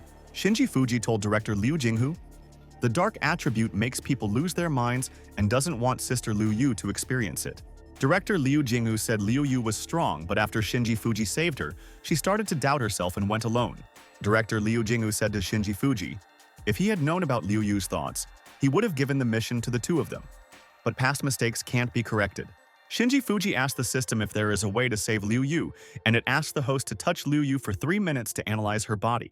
Shinji Fuji will try, and the system will analyze all the options, and he doesn't want Sister Liu Yu to suffer, and will save her, and promised her that. The doctors asked Shinji Fuji who he was, and told the guards to take him out of the operating room, and the doctors there want to save the life of a hospital patient. But Shinji Fuji is serious, and pushed the doctors and told him not to be rude, if they can't cure the patient and the doctors better move away. Shinji Fuji took assistant Liu Yu's hand, and the boss begs the system to find a way to save her, and the system started looking for different options. The doctors asked Shinji Fuji to remove his hand, and it is impossible to cure it by checking his pulse and told him to leave, or Director Liu Yu will punish him. Doctors ask to call security, and who let in the young man who holds the patient's hand and checks the pulse and prevents doctors from operating on her. But director Liu Jinghu went into the operating room and told the doctors he had given Shinji Fuji permission, and if there were any objections and he would listen. The doctors told director Liu Jinghu they need to treat Liu Yu's wounds, and Shinji Fuji is hindering them, and they hope to save the director's daughter. Director Liu Jinghu asks the doctors to give Shinji Fuji a chance, and if he doesn't help, Liu Yu asks him to treat it as if he killed Liu's daughter himself. The doctors are at a loss, and who is this stranger and he made director Liu Jinghu say such things? And he vouches for Shinji, and it's a shock. The system has found 84% information, and it has found a treatment method and is asking to erase the Stardew flower into the body. The system asks Shinji Fuji to apply the lightning attribute spiritual energy on Liu Yu's body to immediately eliminate the darkness spiritual attribute. Shinji Fuji told director Liu Jinghu he wants to evacuate everyone and found a way to save Sister Liu Yu, and he won't leave Sister in the lurch. The doctor is completely shocked. And why should they leave? And shouldn't other doctors help Shinji Fuji's friend with treating patient Liu Yu? Shinji Fuji told the doctors in this case he can cure Liu Yu, but he does not guarantee their safety and will not be responsible for what happens. Director Liu Jinghu has told the doctors to do as Shinji tells Fuji, and he is 100% sure that his friend has a way to cure his daughter. All the doctors came out of the operating room, and Shinji Fuji started using the lightning attribute technique and took the Stardew flower according to the instructions. Shinji Fuji crushed the Stardew flower and added it to the water, and he does everything according to the system's instructions and believes that he will cure Sister Liu.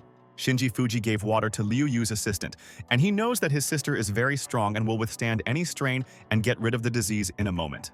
Assistant Liu Yu's body is full of energy, and Shinji Fuji is not worried because everything is going according to plan, and the system has come up with a cool plan.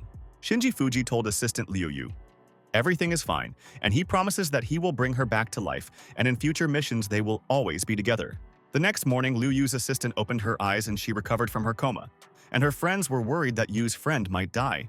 Assistant Liu Yu is surprised to see Shinji Fuji's friend in the hospital room and what he is doing there because he has a lot of things to do and is busy as a fighter. Shinji Fuji stopped being nervous and said Liu Yu's sister had recovered, and the father was worried about his daughter's condition and blamed himself for her injuries.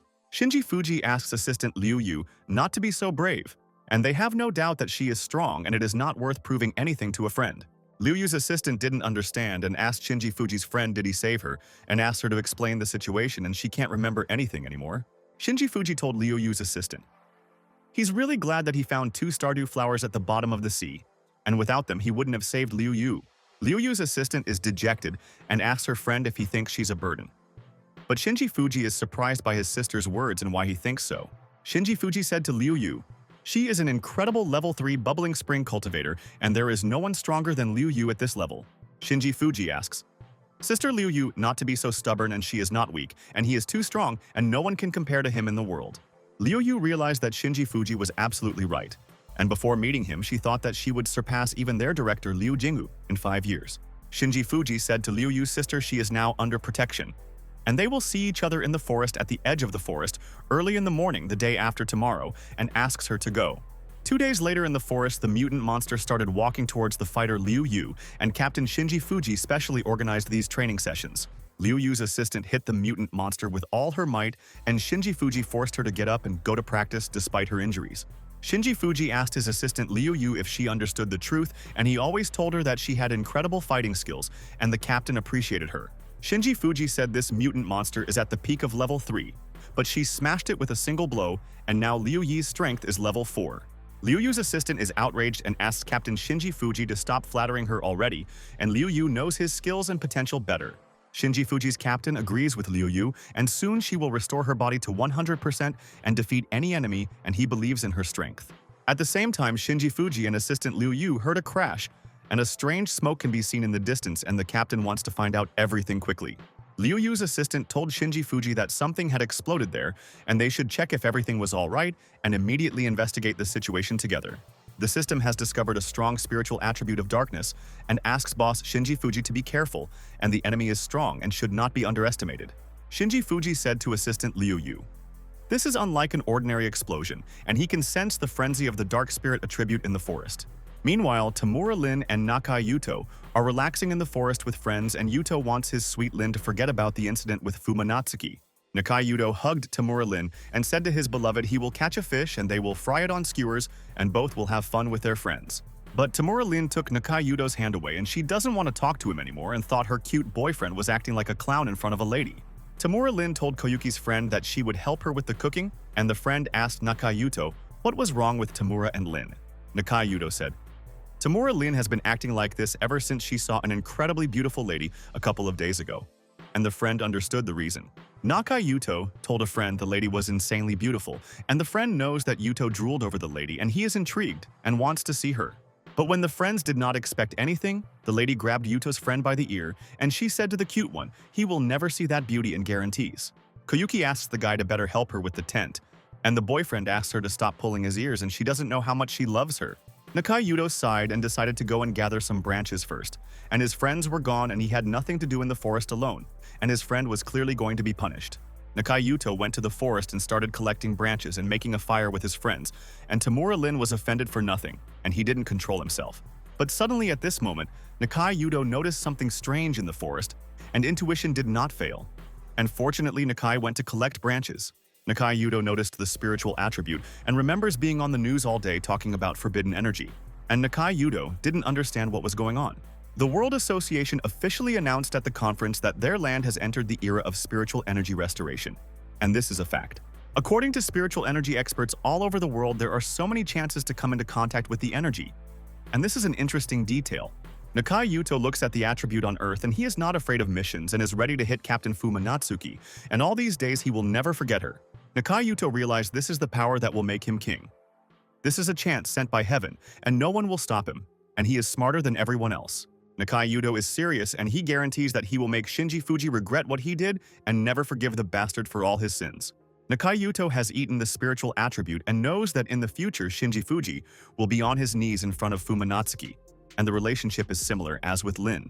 Nakayuto felt a surge of strength and energy in his body and is ready to do anything to take Fumatsuki from Shinji Fuji, and he is not worthy of beauty. But at the same time, Nakayuto ate a special spiritual attribute of darkness and became much stronger, and Tamura-Lin was lucky to be a warrior girl. Nakayuto has become a monster, and he feels time and an incredible feeling. And fortunately, he has found a special spiritual attribute of darkness, and he is lucky. But at that moment, Nakayuto heard the screams of his friends and they begged to be saved, and it seems that they are in trouble. But Nakayuto is no longer afraid of monsters. Mutant monsters have surrounded Tamura-Lin and her friends, and they are trapped and do not know where to hide and how to defeat dangerous monsters, and this is trouble. But at the same time, Nakayuto started fighting two monsters and he knocked them out and asked Tamura-Lin and other friends if they were okay. Tamura-Lin asks Nakayuto to be careful, and the monster is a whole pack and he will not destroy all the mutants and they must escape from there. But Nakayuto asks Tamura-Lin not to worry, and monsters' beasts are just insects to him and he will have no problem punishing his enemies. Tamura-Lin is in complete shock and doesn't know what's going on, or where Nakayuto's strength comes from, or whether people can already be such strong fighters. The friend said Nakayuto is doing great, and Tamura-Lin thought is Yuto a cultivator, and she didn't know that cultivators have such skills and strength. Tamura-Lin is happy and well-suited to such a strong guy, and Nakayuto will protect her from any enemies, and she didn't know about his skill. Shinji Fuji at this time asks assistant Liu Yu to be careful, and the spiritual energy of the dark attribute is getting closer, and Liu Yu also feels vert. But at the same time, Shinji Fuji stops walking and asks assistant Liu Yu to wait a minute, and something is wrong and he feels a dark aura. Shinji Fuji and Liu Yu's assistant jumped into the tree, and the captain won't let Liu Yu's sister get hurt again and will protect her at all costs. A pack of mutant dogs is running in the forest, and someone alarmed them, and Shinji Fuji realized that he came to the forest on time to train with Liu Yu. Liu Yu's assistant is surprised and asks Shinji Fuji what it is, and she knows it's a pack of mutant dogs. But what happened to them is unclear to her. Shinji Fuji noticed a special wound on the mutant dog's body, and he understood what was going on, and it looks like someone specifically wanted to harm the dogs in the forest. Shinji Fuji understood. These are the wounds on the body of mutant dogs, in which the energy of the attribute of darkness somehow got, and he is obliged to solve the problem of dogs. Liu Yu's assistant told a friend they need to report the situation to Liu Jinghu's boss, but Shinji Fuji said they'll find out the details of the situation first. Shinji Fuji promised the commander of the Fuma army that they would never sacrifice people's lives and he would keep his word and solve the problem himself. Shinji Fuji stood in front of the mutant dogs and began to use his special technique and said to the enemy they will die and no one will save the monsters. Shinji Fuji defeated a pack of mutant dogs with a single attack, and he is unique and assistant. Liu Yu was wrong to doubt her skills, and this is a mistake. Shinji Fuji told assistant Liu Yu, "They will go and find out why all the mutant dogs were heading in the same direction, and who forced them all to retreat." Shinji Fuji asked assistant Liu Yu what it was, and it looks like someone came to the forest for a picnic and a friend chose the best place to train. But at the same time, Nakayuto noticed the opponent, and without hesitation began to attack the enemy and wants to take him by surprise, and Nakai will punish Shinji. Liu Yu's assistant asks Shinji Fuji to be on guard and protected him from Nakayuto's attack, and put up a barrier, and didn't let him get hurt. Nakayuto understood this lady is also beautiful, and she is on the same level as Fumatsuki. And why are there so many beautiful ladies around Shinji Fuji? Nakayuto stopped attacking Shinji Fuji and asked sister Liu Yu, "Why don't they have a drink together and Nakai will treat the beauty to dinner?" Liu Yu's assistant is standing next to Nakayuto and asked the opponent why he attacked Shinji Fuji, and told him to answer the question quickly. Nakayuto pointed his finger and said to Liu Yu's assistant, "He and Shinji Fuji have their own history, and it's up to him to teach him a lesson and take revenge there." Liu Yu's assistant asked Nakayuto, "Does he really want to teach Shinji Fuji a lesson and hurt him at this level?" And Nakai is a dreamer. Shinji Fuji asked Nakayuto. It looks like he became a cultivator by swallowing some attribute, and assistant Liu Yu didn't understand anything there. Nakayuto said to Shinji Fuji, "He is absolutely right. And now he is also a cultivator and no one can compare to him in strength, and he is more powerful than soldiers." Shinji Fuji asked Nakayuto why he attacked the mutant dogs, and if they went out into the city people would become victims and Yuto was mistaken. Nakayuto listens to Shinji Fuji's words and said he is a cultivator, and the lives and deaths of weak people don't matter to Yuto at all. Liu Yu's assistant wanted to argue with Nakayuto, but Shinji Fuji told her it's no use, and Nakayuto won't listen to them and he's a monster. Nakayuto said to Shinji Fuji. He finally showed his true face and he wanted to fight the enemy for a long time, but their strength was not equal back then. Nakayuto is serious and said to Shinji Fuji, he will show what a real cultivator looks like, and Shinji has nowhere to hide from the enemy. Nakayuto laughs. And it's funny that fate brought him back together with Shinji Fuji, and he wanted to take revenge on the reptile, and no one will stop him from killing Shinji. Nakayuto has surrounded Shinji Fuji and won't let him leave the circle until they decide who is stronger, and he is 100% confident.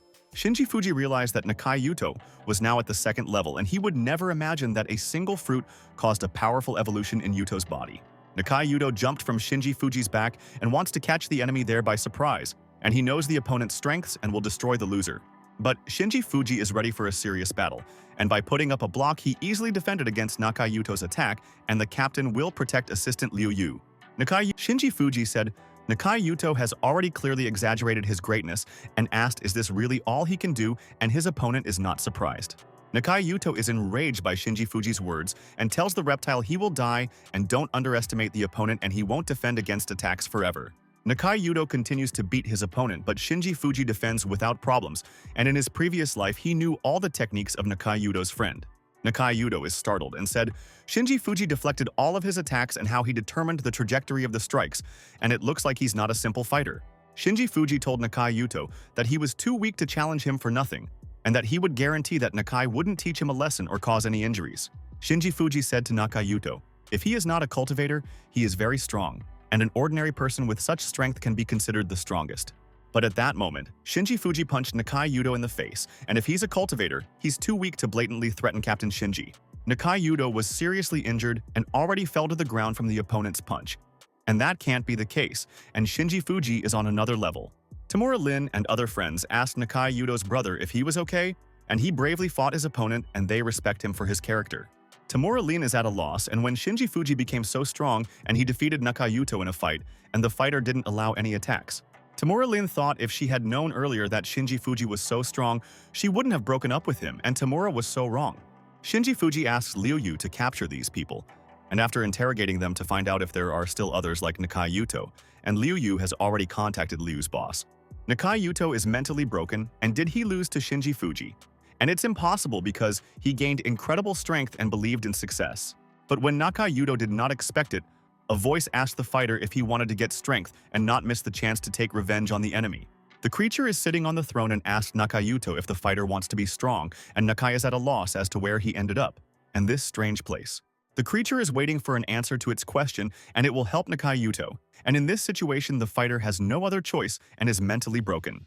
Nakayuto told the creature he wants overwhelming power and will pay any price to make Shinji Fuji kneel before him and tell the truth. The creature accepted Nakayuto's answer to her question and immediately directed a beam of dark energy at her colleague, and the creature wouldn't leave Nakayuto in the lurch. A beam of dark energy entered Nakayuto's head, and the creature is happy, and he wanted to subdue the fighter who wants to take revenge on the opponent. And this is him. Nakayuto screams with a rush of energy in his body, and this is the strength and power that he has long dreamed of, and the creature has realized everything to his colleague in an instant. Liu Yu's assistant said, Nakayuto, from now on, the enemy follows the instructions of the Liu Jinghu Spiritual Energy Cultivator Association. But in the same second, suddenly, Nakayuto learned a powerful energy, and he gained the dark attribute of darkness. And the creature gave him power, and he will take revenge. Shinji Fuji covers up Liu Yu's assistant and asks her to turn around, and Nakayuto's enemy has gained strength and power, and the aura is terrifying, and something is wrong with Yuto. Nakayuto continues to emit powerful dark attribute energy, and this time he will not make a mistake and make Shinji Fuji suffer. Nakayuto has covered the entire territory with dark energy and feels the power in his body, and Shinji Fuji is doomed and will not hide from the enemy. Nakayuto's friends are losing their minds, and Liu Yu's assistant asked Shinji Fuji's friend what's going on and why Yuto's friends are suffering. Tamura Lin screams in pain and begs to be saved, and she doesn't want to die there, and why is Nakayuto emitting dark energy, and it's weird. Shinji Fuji said Army Commander Fuma was 100% right, and Liu Yu's assistant asked a friend what kind of madness was going on. Nakayuto's voice changed, becoming rough, and said, Finally, everything is going according to his plan, and it's lucky that Nakayuto was a naive person. Instead of Nakayuto, a silhouette of a demon monster appeared, and he said to everyone finally he has returned to this beautiful world and has been planning this for a long time. Liu Yu said, Nakayuto jumped from level 2 to level 4 in an instant, and Shinji Fuji asks Sister Liu to be careful, and Yuto is not human. The system found a junior demon lord with the dark attribute, and Shinji Fuji realized this was a problem, and Nakayuto submitted to the demon. The system has given Shinji Fuji a mission, and the boss must defeat the dark demon lord, and the mission bonus is a new slot for his attribute. Shinji Fuji thought even in his previous life he had never seen such a monster, and he has no idea what kind of attacks and skills a demon from the dark has. The junior demon king said the quality of human blood and flesh is too low for him, and the demon wants to regain its full form. The younger demon said there is a lot of special spiritual energy in the bodies of Shinji Fuji and Liu Yu, and if he eats them, he will restore power and strength in the body. And at the same time, the junior demon king started attacking the fighters, and first wants to eat the lady who looks weaker and pointed at Liu Yi. The junior demon king launched a powerful attack on Liu Yu's assistant, and Shinji Fuji understood the opponent's plan, and he is targeting Liu Yu's sister. Shinji Fuji is serious, and he won't let the younger demon harm Liu Yu's assistant, and he'll take her if he kills him first. Shinji Fuji stood next to Liu Yu and protected her with his technique. And it's no wonder the enemy thinks that Liu Yu's assistant is weaker, and her sister has a huge potential. The junior monster king said to Shinji Fuji this is not bad, and luck is on his side, and he was able to repel his attack and save assistant Liu. Shinji Fuji asked the junior demon king who he was, and what about Nakayuto, and where Tamura's boyfriend Lin had gone, and he told him to answer. The junior demon king said it's too early for people to know, but they all have to choose between dying or serving him, and he will destroy them. Shinji Fuji told the junior demon king, the enemy doesn't look like someone he can strike up a conversation with, and the enemy doesn't think rationally. The junior demon king smiled, and the monster said to Shinji Fuji, he's an interesting person, and does the fighter really want to teach him something there? Junior demon king. Shinji said to Fuji, then he will let him experience how terrifying the darkness can be and wish him luck. And at that moment, the junior demon king began to envelop Shinji Fuji with dark energy, and the association fighter shouldn't have underestimated the demon. Assistant Liu Yu is worried about Shinji's friend Fuji and asks him not to succumb to the dark energy of the younger demon, and the enemy is a manipulator. The junior demon king continues to gather dark energy there around Shinji Fuji, but assistant Liu Yu rushes to help a friend. Assistant Liu Yu uses the ice technique and wants to free Shinji's friend Fuji from the dark ball of the lesser demon, and she won't abandon him. Assistant Liu Yu directs all the techniques into the demon's solid ball but can't change anything, and it looks like the enemy has come up with an ingenious plan. Junior demon said to Liu Yu, her attacks are useless and a low-level attack won't break through his orb, and it will consume all the fighters and destroy the world. But Liu Yu's assistant punched a crack in the junior demon's orb, and Shinji Fuji stuck his hand in and realized Liu Yu's sister is a strategist. Junior demon is completely shocked, and he didn't expect that assistant Liu Yu would be able to use a weak technique to weaken the strong defense of his special ball. And in the same second, Shinji Fuji destroyed the ball of the junior demon.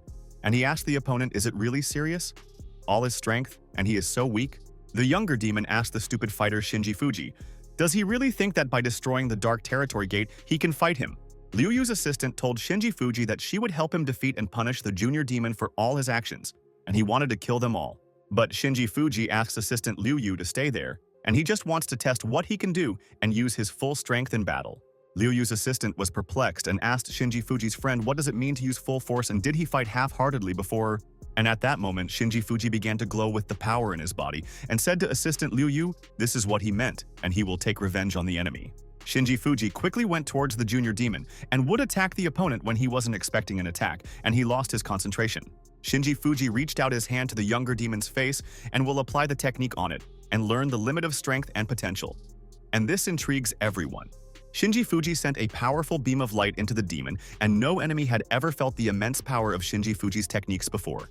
At the same time, there was an explosion in the forest area, and Shinji Fuji was right to warn Liu Yu's assistant about the danger of his attacks and impact. The younger demon is amazed and doesn't believe that he was pinned to the ground by a weak person. And Shinji Fuji is incredibly strong, and it's not for nothing that everyone appreciates him so much. Shinji Fuji asked the younger demon, "It seems that he was afraid and it's not worth destroying everything around him, and he will spare the enemy if he leaves the world." The junior demon king abruptly stood up and said to the insignificant Shinji Fuji, "How dare he despise him?" And the idiot condemned himself to death. The younger demon waved his sword and Shinji Fuji will die from his attacks, and he will regret that he bullied the monster, and the demon king is not simple.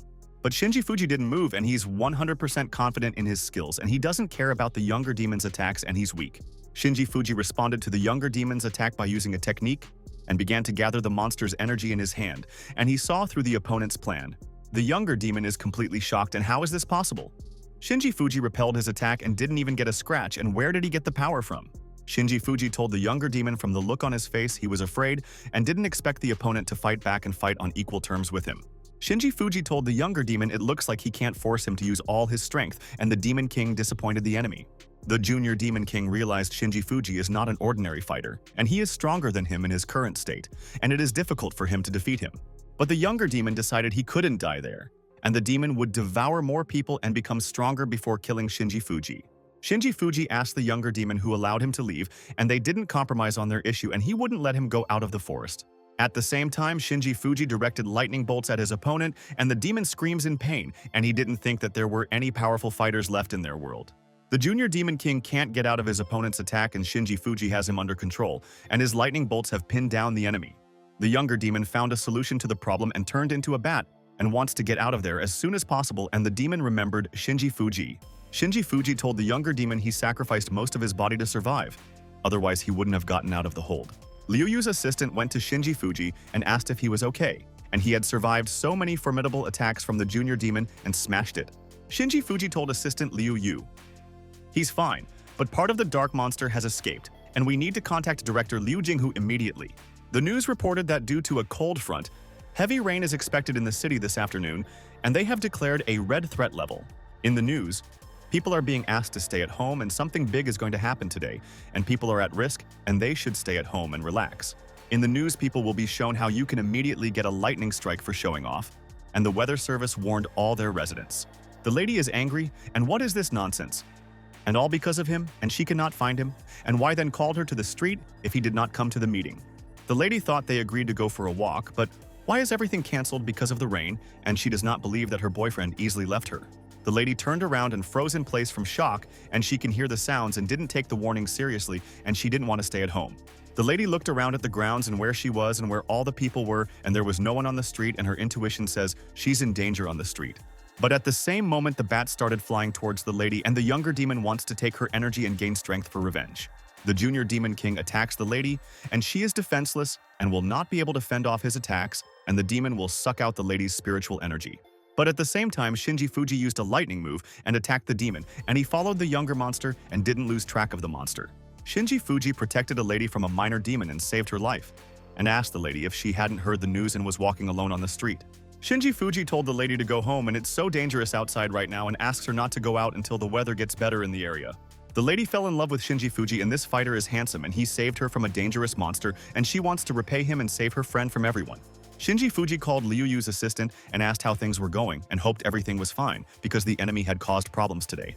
Liu Yu's assistant said to Shinji Fuji that dark monster that escaped was a more dangerous opponent than they thought before. Assistant Liu Yu thinks it looks like Junior Demon has already divided his body into many bats that randomly attack people. Mice absorb the spiritual energy of humans and evolve already among the destroyed individuals were those who reached level 2, and this is a shock. Shinji Fuji understood, and it looks like the enemies want to use the people in their city as a power source for their evolution, and that's a horror. If all the monsters reach the 3rd level of the Iron Meridian and combine into one monster again, even Shinji won't be able to defeat the enemy. The Junior Demon King is flying around the city in the form of a bat, and he is in control of the situation, and he collects spiritual energy from people.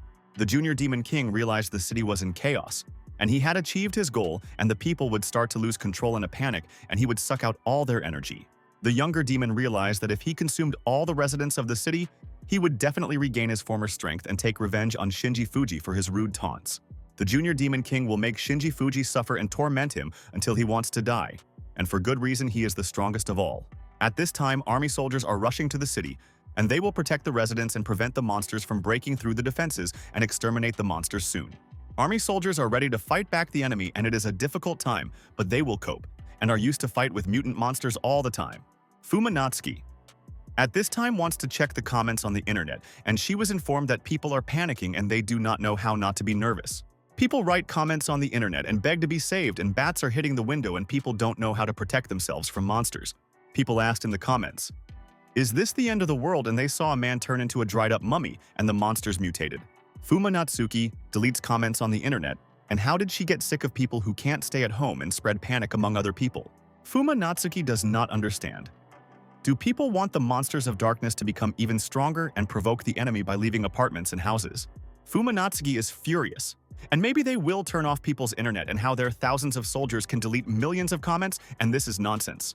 Security guard Takedo Light said to Lady Fumatsuki, "If the internet is turned off immediately, people will panic more and they will not know all the data." Fumatsuki knows that you can't turn off the internet, and the lady agrees with Takedo Light 100% and just complains, and everything pisses her off there. Fumatsuki asked why the army couldn't break through for half an hour, and Takedo Light said the roads in Tianhai are blocked by monsters everywhere. Fumatsuki hopes that Shinji Fuji will not be harmed by the enemy's attacks, and he promised her that he will take care of himself in the case. The army headquarters is anxious, and they want to exterminate the monsters that haunt the residents of Tianhai City, and the army is doing its best.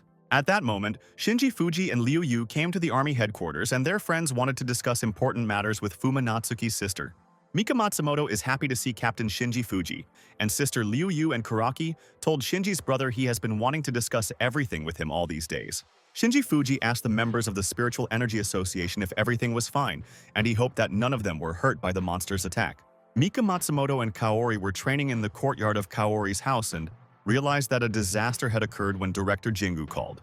Kuraki told Shinji Fuji's brother when the disaster started. He and his younger brother were eating shish kebab, and he put the monster on a skewer and ate it.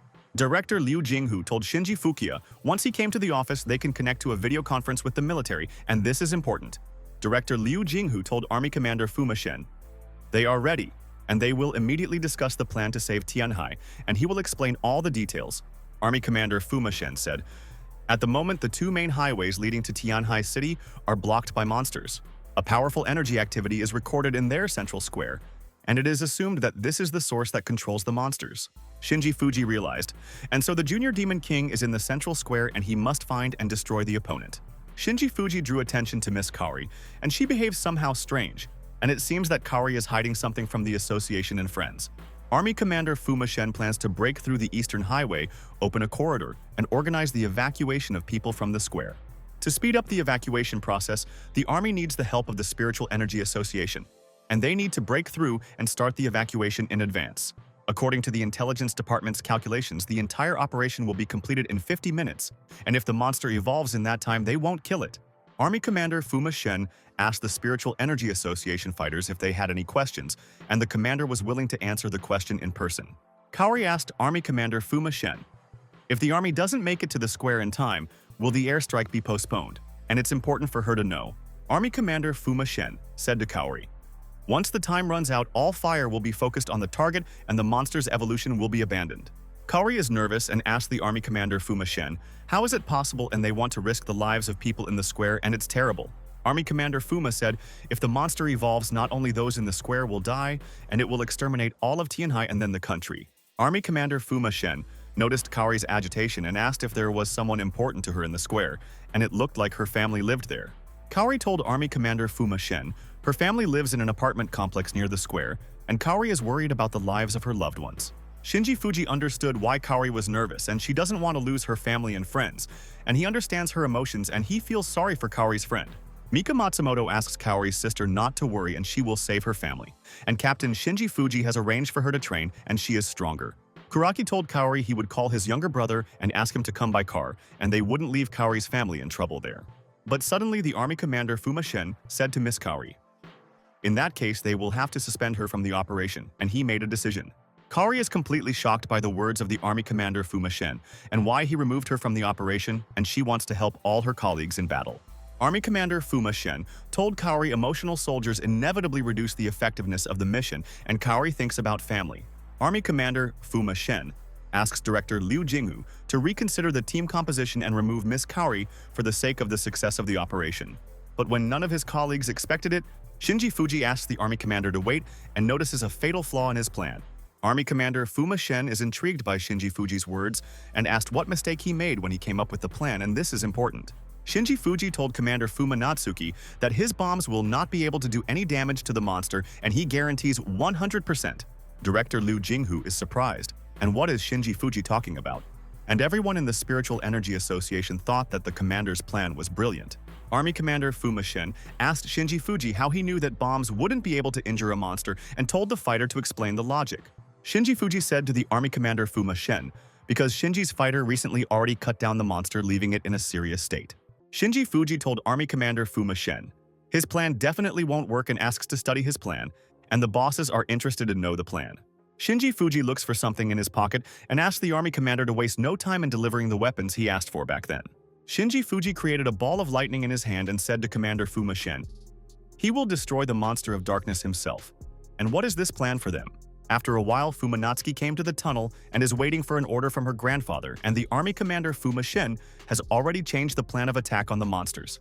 Fumanatsuki glanced at her watch, and during the mission, it is important to keep track of the time, and she hopes all the soldiers will stay alive after the mission. Fumanatsuki has assembled an army, and they all have to hand over the cargo to Shinji Fuji for the sake of the people of Tianhai, and the soldiers will risk their lives for everyone. Army Commander Fuma asked the entire army to listen to the order, and he gave the go-ahead and started an operation to eliminate the anomaly in Tianhai. The route of operation start the entrance to the expressway is already from the east side of Tianhai, and the end point is the city square, and this is the route. The goal of the mission is to deliver weapons, and the operation fighters will be divided into 5 squads, and all soldiers are required to deliver weapons to the square.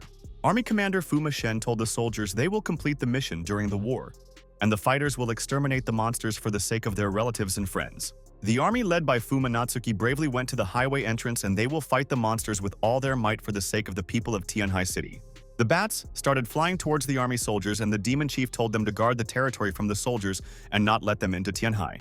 Army soldiers shoot monsters and spare no bullets, and they can see the trajectory of the monsters, but it is hard to hit the target and they are agile. Monsters have wounded many army soldiers, but the soldiers do not give up, and their character will not allow them to give up without a fight, and they must complete the mission. Fumanatsuki asks the soldiers to follow her, and they will cover each other and not let the monsters break their formation, and the soldiers control the battle. Fumanatsuki is serious and decided she has to survive and doesn't panic, and everything goes according to plan.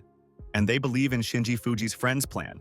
At this time on another street, monsters are flying everywhere, and they are looking for people to take away their spiritual energy, and the junior demon will become better. The bats want to break the window of the apartments and lure all the people outside, and the younger demon ordered to find more people on the streets. But in the same second, Shinji Fuji hit the monsters with lightning, and he will stop them and find a way to get to the main demon monster. Shinji Fuji said if he knew it was going to be so difficult, he wouldn't have held back in the forest and immediately exterminated the younger demon. Mika Matsumoto and assistant Liu Yu asked Captain Shinji Fuji to wait for them, and they want to fight monsters and help each other. The monsters are flying towards Mika Matsumoto and assistant Liu Yu, but they are both ready, and it's not for nothing that they asked the captain to take them with them to the operation. Mika Matsumoto uses the ice spikes technique, and assistant Liu Yu uses the water dragon technique, and the captain taught them everything. Assistant Liu Yu is surprised and asked how many of these monsters there are in Tianhai, and she feels like the number of monsters hasn't changed. Mika Matsumoto feels that these monsters are multiplying by absorbing all the spiritual energy of people, and we need to kill all the dangerous demons as soon as possible. Assistant Liu Yu said if the sky is not covered with clouds but with enemies, then there are simply billions of them, and how strong will they become if they unite? But Shinji Fuji asks the ladies not to worry, and the younger demon clearly could not defeat him. Then in the forest cannot now, and he is already sure. Shinji Fuji told his friends the most important thing is to get to the town square and reunite with Fumatsuki and the other army soldiers. Fumatsuki's squad continues to fight the monsters, and they shoot at point-blank range when they see the vile creatures, and all the soldiers are well-trained. Fumatsuki and her army destroyed all the monsters in the tunnel, but they were so tired during the battle, and they had little energy left and needed to rest. And then someone said, Fumatsuki, she belongs to him, and Natsuki does not know what kind of scoundrel communicates with her through a pack of monsters and infuriates her. And at the same time, Nakayuto appeared in front of Fumatsuki, and he is so happy and said to the beauty they met again, and he promised that he would not leave her. Fumatsuki asked, Nakai, Yuto is all the chaos in Tianhai his doing, and does the fool realize how many innocent people have died there? Nakayuto does not know and does not want to know, and all these scum do not deserve to live. On the contrary, it is an honor for them to become his food, and the inhabitants are worthless. Fumatsuki is enraged by Nakayuto's words and jumped in his direction and wants to hit the scoundrel who considers ordinary people to be ballast. Fumatsuki delivered a powerful kick to Nakayuto's neck, but he didn't move and instead waited for the vice commander's attack, and he is cunning. Fumatsuki is at a loss as to why Nakayuto didn't suffer from her serious attack, and it looks like the enemy's body has changed dramatically. Nakayuto told the beauty Fumatsuki spiritual energy practices are like alcohol to a drunkard, and he's glad they came to visit. Nakayuto said if the amount of spiritual energy hadn't arrived, then eating the entire Tianhai city would have restored half of its strength and power. Nakayuto grabbed Fumatsuki, and after absorbing the cultivators, he will definitely regain all his strength, and asks the beauty to become his food. And she is cute. Nakayuto wanted to absorb all of Vice Commander Fumatsuki's spiritual energy, but suddenly, someone struck a powerful blow at Nakai's enemy. Security guard Takedo Light saved Fumatsuki and told Nakayuto, the lady doesn't like him, and he will have to die, and he shouldn't have wanted to eat Lady Natsuki. Nakayuto is startled and said to the guard, Takedo Light, his level has already reached the 5th level of the Ghost Moon, and so he was able to injure him. Nakayuto told the security guard Takedo Light, if he absorbed it, he would not just restore his strength but even evolve, and it is the main food. Security guard Takedo Light asks Lady Fumatsuki to go to Shinji's friend Fuji, while he deals with Nakayuto himself and avenge Lady Fuma. Vice Commander Fumatsuki agrees with Takedo Light and asks her brother to be careful, and she believes in the guard's potential, and Takedo is strong. Nakayuto immediately went after Fumatsuki and asked where she was going, and he wouldn't let her go and would kill her first if he disobeyed Yuto's order. But at the same time, the guard Takedo Light created a crystal barrier and blocked Nakayuto's path, and first, the enemy must defeat him in battle. Guard Takedo Light is serious and said to his opponent Nakayuto, he's not going anywhere, and he shouldn't have underestimated Guard Takedo's skills. Fumatsuki at this time continues to lead an army of soldiers, and they shoot at monsters and so want to reach Shinji's friend Fuji. But Fumatsuki is losing soldiers, and the monsters are not sparing anyone, and they must not let the monsters near them, otherwise they are doomed to failure. Fumatsuki is nervous, and there are too many bats, and they don't even have enough bullets, and all the fighters are tired of aiming and shooting monsters. Fumatsuki understood. The monsters have evolved again, and ordinary bullets no longer harm them, and we need to come up with a different plan. And this is important. Fumatsuki doesn't know if Shinji will be able to deliver the cargo to Fuji, and if she gets there, will Shinji and the others be able to reach the building? But Fumatsuki got rid of the bad thoughts, and Natsuki absolutely believes in the talent of friends, and they will cope, and the fighters should not lose faith. Fumatsuki runs as fast as she can and doesn't notice how one monster is flying after her and wants to catch the vice commander off guard, and this is a chance to kill her. The monster is furious, and Nakayuto will take Fumatsuki's body himself if they take her life, and the monster is close to the target and will not miss. But suddenly, at that moment, someone struck the monster with lightning, and the fighter did not allow the monster to injure Vice Commander Fumatsuki from the back. It was Shinji Fuji who came to Fumatsuki's rescue in time, and he finally found her and was afraid that she wouldn't be able to get to the building. Vice Commander Fumatsuki is so happy to see Shinji's friend Fuji, and she believed that he would destroy all the monsters along the way, and her friend is a genius. Shinji Fuji patted Fumatsuki's head, and he came, and now she can exhale, and asked if she brought what he asked her for. Fumatsuki said to Shinji, Fuji, her grandfather told her to give him this, and it's heavy stuff, and asks him to tell her that it is, and she didn't watch it. Shinji Fuji was surprised and asked Fumatsuki, did Commander Fuma Shin not tell her? And grandfather told Natsuki that this is a powerful weapon. Shinji Fuji took out the sword from its case and thanked Army Commander Fuma Shen for finding the special sword for his lightning attribute in time. Fumatsuki said to Shinji Fuji, This is a normal sword, and how can his sword deal serious damage? And Fuma will see for herself right now. Shinji Fuji appealed to all the fighters and asks the grandchildren to move away, and their dad will help them defeat dangerous monsters and show a masterclass. The soldier told his colleagues to move quickly to the side, and his foster father, Shinji Fuji, will now show what he is capable of, and his talent is amazing. Shinji Fuji stands alone against a pack of monsters and everything is under control. And Fumatsuki has already saved many fighters by delivering a special sword to a friend. Shinji Fuji discovered the system and wants to apply the technique, and the fighters did not see his techniques, and many doubted his talent. And this is true. Shinji Fuji clicked on the demonic magic skill in the system, and he doesn't believe in the enemy's potential, and Nakayuto will regret standing in his way. Shinji Fuji boldly went in the direction of the monsters, and he will destroy all the enemies. And it was not for nothing that he asked the army commander Fuma for a special sword. Shinji Fuji used the fire cross strike technique, and the fighters can be 100% sure that the Shinji pair will protect their colleagues. Shinji Fuji used the fire cross strike technique to destroy all the monsters in a single blow in an instant, and the soldiers didn't waste any energy. The soldiers are completely shocked by Shinji Fuji's power, and the fighter asked Kick Shinji is cool and his foster father is the best. And he always knew his father's power. Vice Commander Fumatsuki is delighted and says Shinji Fuji is so cool, and asks to teach her this technique, and he smashed all the monsters there. Shinji Fuji said to Fumatsuki, in order to achieve this effect, she will have to reach at least the 4th level of the Ghost Moon right away. Shinji Fuji asked Vice Commander Fumatsuki, these are all the soldiers that survived, and it looks like the rest of the soldiers died, and he feels sorry for the warriors. Fumatsuki said to Shinji Fuji, the security guard, Tokido Light is still fighting Nakayuto, and could Shinji Fuji help her guard? Shinji Fuji is surprised to find out about Nakayuto. And wasn't he consumed by that dark monster, and did Nakayuto come back to life and act like a parasite? At this time, the guard Tokido Light continues to fight with Nakayuto, and repels the enemy and will not allow them to pass and catch up with Lady Fumatsuki. But Nakayuto is also not a weakling, and the enemy breaks all the ice blocks of the guard Tokido Light, and they stand each other and found an equal fighter. Nakayuto told the security guard Tokido Light that he is really strong, but his spiritual energy will definitely end sometime, and he knows about the energy. Nakayuto told the guard Tokido Light that he would get tired once and his flying monsters were endless and would attack until Tokido died. Flying monsters clung to the ice blocks of the guard Tokido, and he learned that Nakayuto is a cunning opponent and you need to be careful with him. Guard Tokido Light understood that monsters do not save their own, but absorb the spiritual energy left in the ice, and we need to find their weak point. Security guard Tokido Light noticed that some of the flying monsters had already evolved to the 3rd level and absorbed a lot of energy. The guard Tokido Light has put up a protective barrier, but the monsters, just like Nakayuto said, do not get tired and continue to climb up to him and infuriate him. The guard Tokido Light's defensive barrier has already cracked from all the monster attacks, and his defense won't be able to withstand so many blows. And at the same time, the monsters broke the ice protection of the guard Tokido Light, and he is surprised by the power of the opponent as he controls the monsters. The guard Tokido Light has stepped aside and he must come up with a plan. And it is important to catch the enemy off guard so that he does not absorb his energy. Security guard Tokido Light was seriously injured and decided to fight the enemy. In this territory is problematic and he does not know what to do.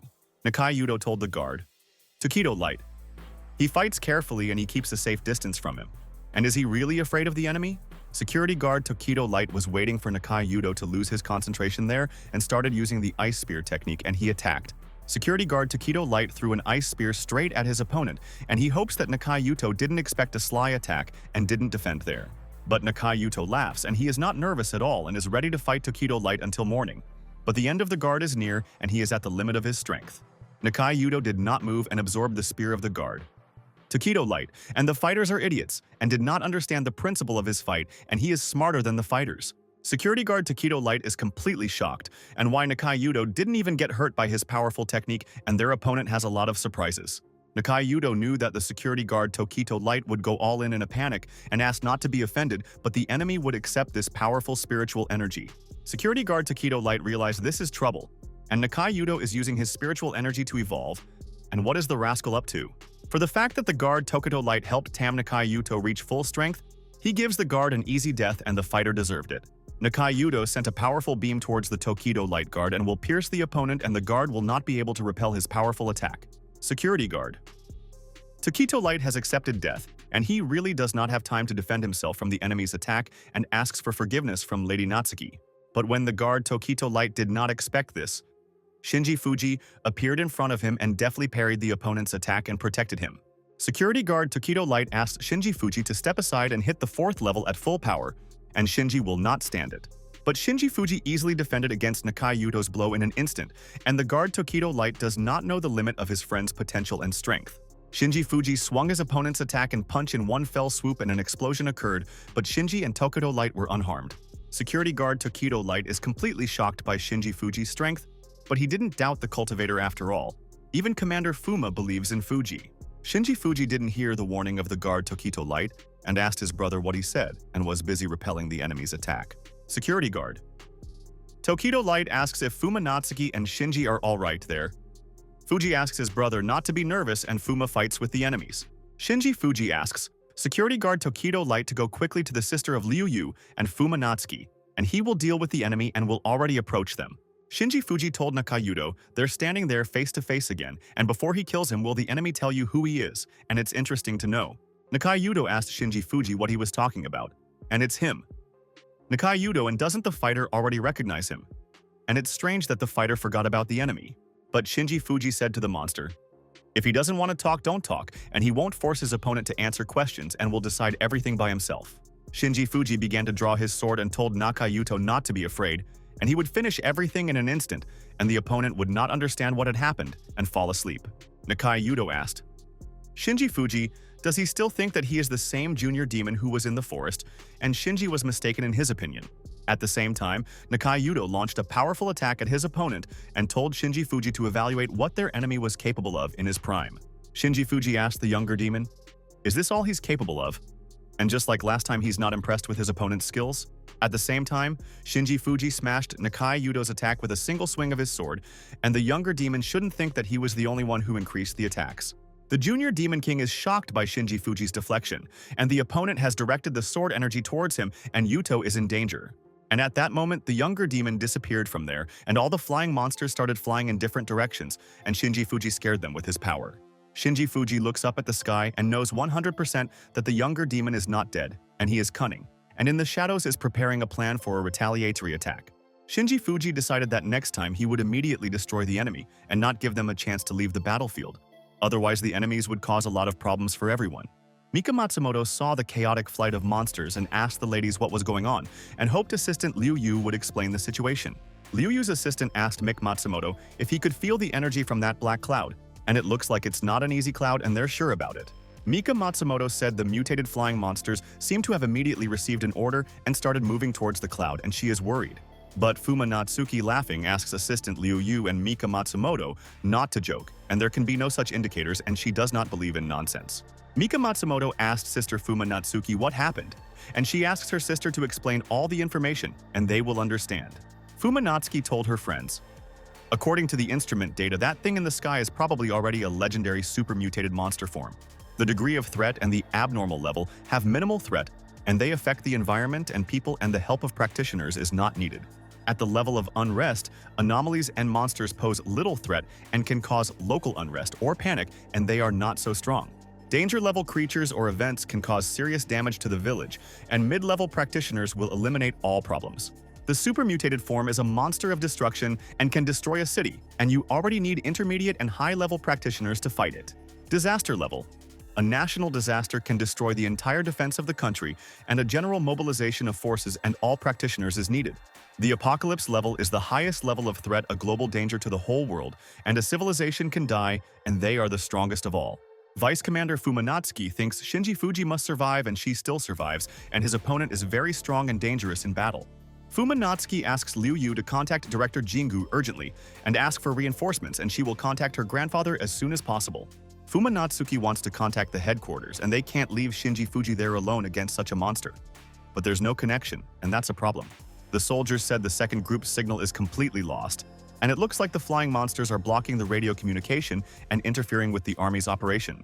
Army Commander Fuma Shen is worried and wants to know how Fumatsuki and the others are doing, and whether they have managed to break through to Shinji Fuji. The soldiers asked the Army Commander Fuma Shen to take a look there, and the flying monsters started to gather in one direction, and what is the enemy up to? The soldiers are looking at the monitor and want to scout the situation, and they don't understand what is happening there, and the vile monsters are still blocking communication there. The soldier asked Captain Fumatsuki if she could hear him, and if the soldiers were still alive and they were worried about their condition but hoped for success. The signal of the second group is restored, and when all the flying monsters have left as if on cue, the communication signal has reappeared and they will know everything. The captain reported the situation. They were attacked by swarms of flying monsters, and they suddenly rushed into the sky.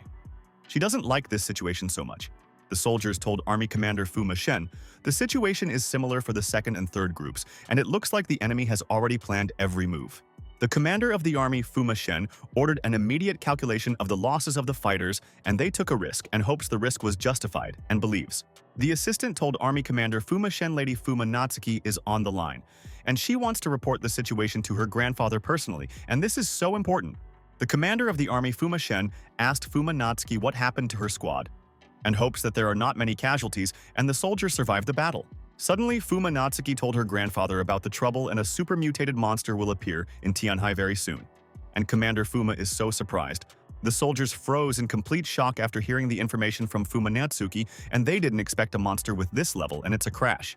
Army Commander Fuma asked Fumatsuki what kind of nonsense she was talking about, but Fumatsuki told her grandfather she wasn't joking, and why didn't she believe it? Fumatsuki told her grandfather the flying monsters have specially left the Tianhai territory and will transfer all the energy to the center of the black cloud. An aide told Army Commander Fuma, they are doomed. And if the flying monsters actually transmit energy to the super mutant, the soldier asked his friend, is there really no other way out? And the monster can be destroyed by a minimum of 5th level source practitioners, and they are in trouble. Army Commander Fuma understood Fumatsuki's words and why they underestimated the enemy, and the soldiers didn't know that it was a mutated monster. The commander of the Fuma army has to make a decision, and the protection of the world depends on the order of their boss. And the commander of the Shen army must be strong. Army Commander Fuma apologizes to Fumatsuki, but he won't put her above the country and hopes she doesn't hate him. Fumatsuki understands her grandfather's decision and won't blame her for anything. And it's not easy being an army commander, and she believes in the girl's potential. Army Commander Fuma ordered the soldiers to urgently prepare for the bombardment, and at all costs, it is necessary to restrain the mutated beast. Army Commander Fuma said to all the soldiers, the disaster must not be allowed to spread to other cities, and they will protect their world. The assistant asks the Army Commander Fuma to calm down, and we must first evacuate Lady Fumatsuki and then throw bombs. Army Commander Fuma told the fighter there are generals and soldiers and no family or loved ones, and their sacrifices to protect other lives. Army Commander Fuma asks everyone to listen to his order, but at the same time Shinji contacted the headquarters and asked if the soldiers were listening. Shinji asked his colleagues how to turn on the walkie-talkie, and he can't understand the technology and why the city's army has unusual gadgets. The Army Commander Fuma is completely shocked and asked Shinji is he really alive, and they thought he didn't survive the fight with the monster. Shinji told Army Commander Fuma he hasn't made friends with his granddaughter yet, and his grandfather already wants to bury him with a bomb. Shinji doesn't want to upset Army Commander Fuma but granddaughter Fumatsuki. You can hate your grandfather for such an act. Shinji told Army Commander Fuma they can keep their bombs with them, and this super mutated monster will be killed by him. The soldiers are at a loss as to how Shinji will be able to deal with the legendary monster that is so impossible for anyone to fight. The soldiers asked Shinji if he could actually kill the monster, and his opponent was very different from the ones Shinji had fought before. Shinji told the soldiers, of course he would stop the monster, otherwise he wouldn't have called them, and Fuji would have let them drop bombs on the monster. Shinji told Army Commander Fuma if he wants both his granddaughter and the city of Tianhai to remain intact, a friend asks for help. The assistant asked the Army Commander Fuma what he would say to Shinji's suggestion, and it was important to take action with the enemy as soon as possible. Army Commander Fuma agrees to help Shinji fight and asked what he needs from the army, and the boss will do his best. A mutated monster appeared in front of Shinji, and the fighter said to the Army Commander Fuma he has one request for their army. Shinji told Army Commander Fuma the damage for everything that is destroyed in this battle will be covered from the Army Commander's account. The mutated monster realized that this is the aura of the real world, and how wonderful it is to feel alive again, and Nakayuto helped with the plan. Junior Monster King didn't just resurrect. He evolved and reached the peak of the 5th source level, and no one will stop the enemy. Junior Demon feels it, and right now he's invincible, and all the soldiers and cultivators are bugs compared to him, and he's an absolute powerhouse. The Junior Demon King asked Shinji if he regretted not killing him in the forest when he had the chance, but now they are all doomed. The younger Demon King started attacking Shinji and remembers how he promised to avenge the last crash, and he will torment Shinji like this.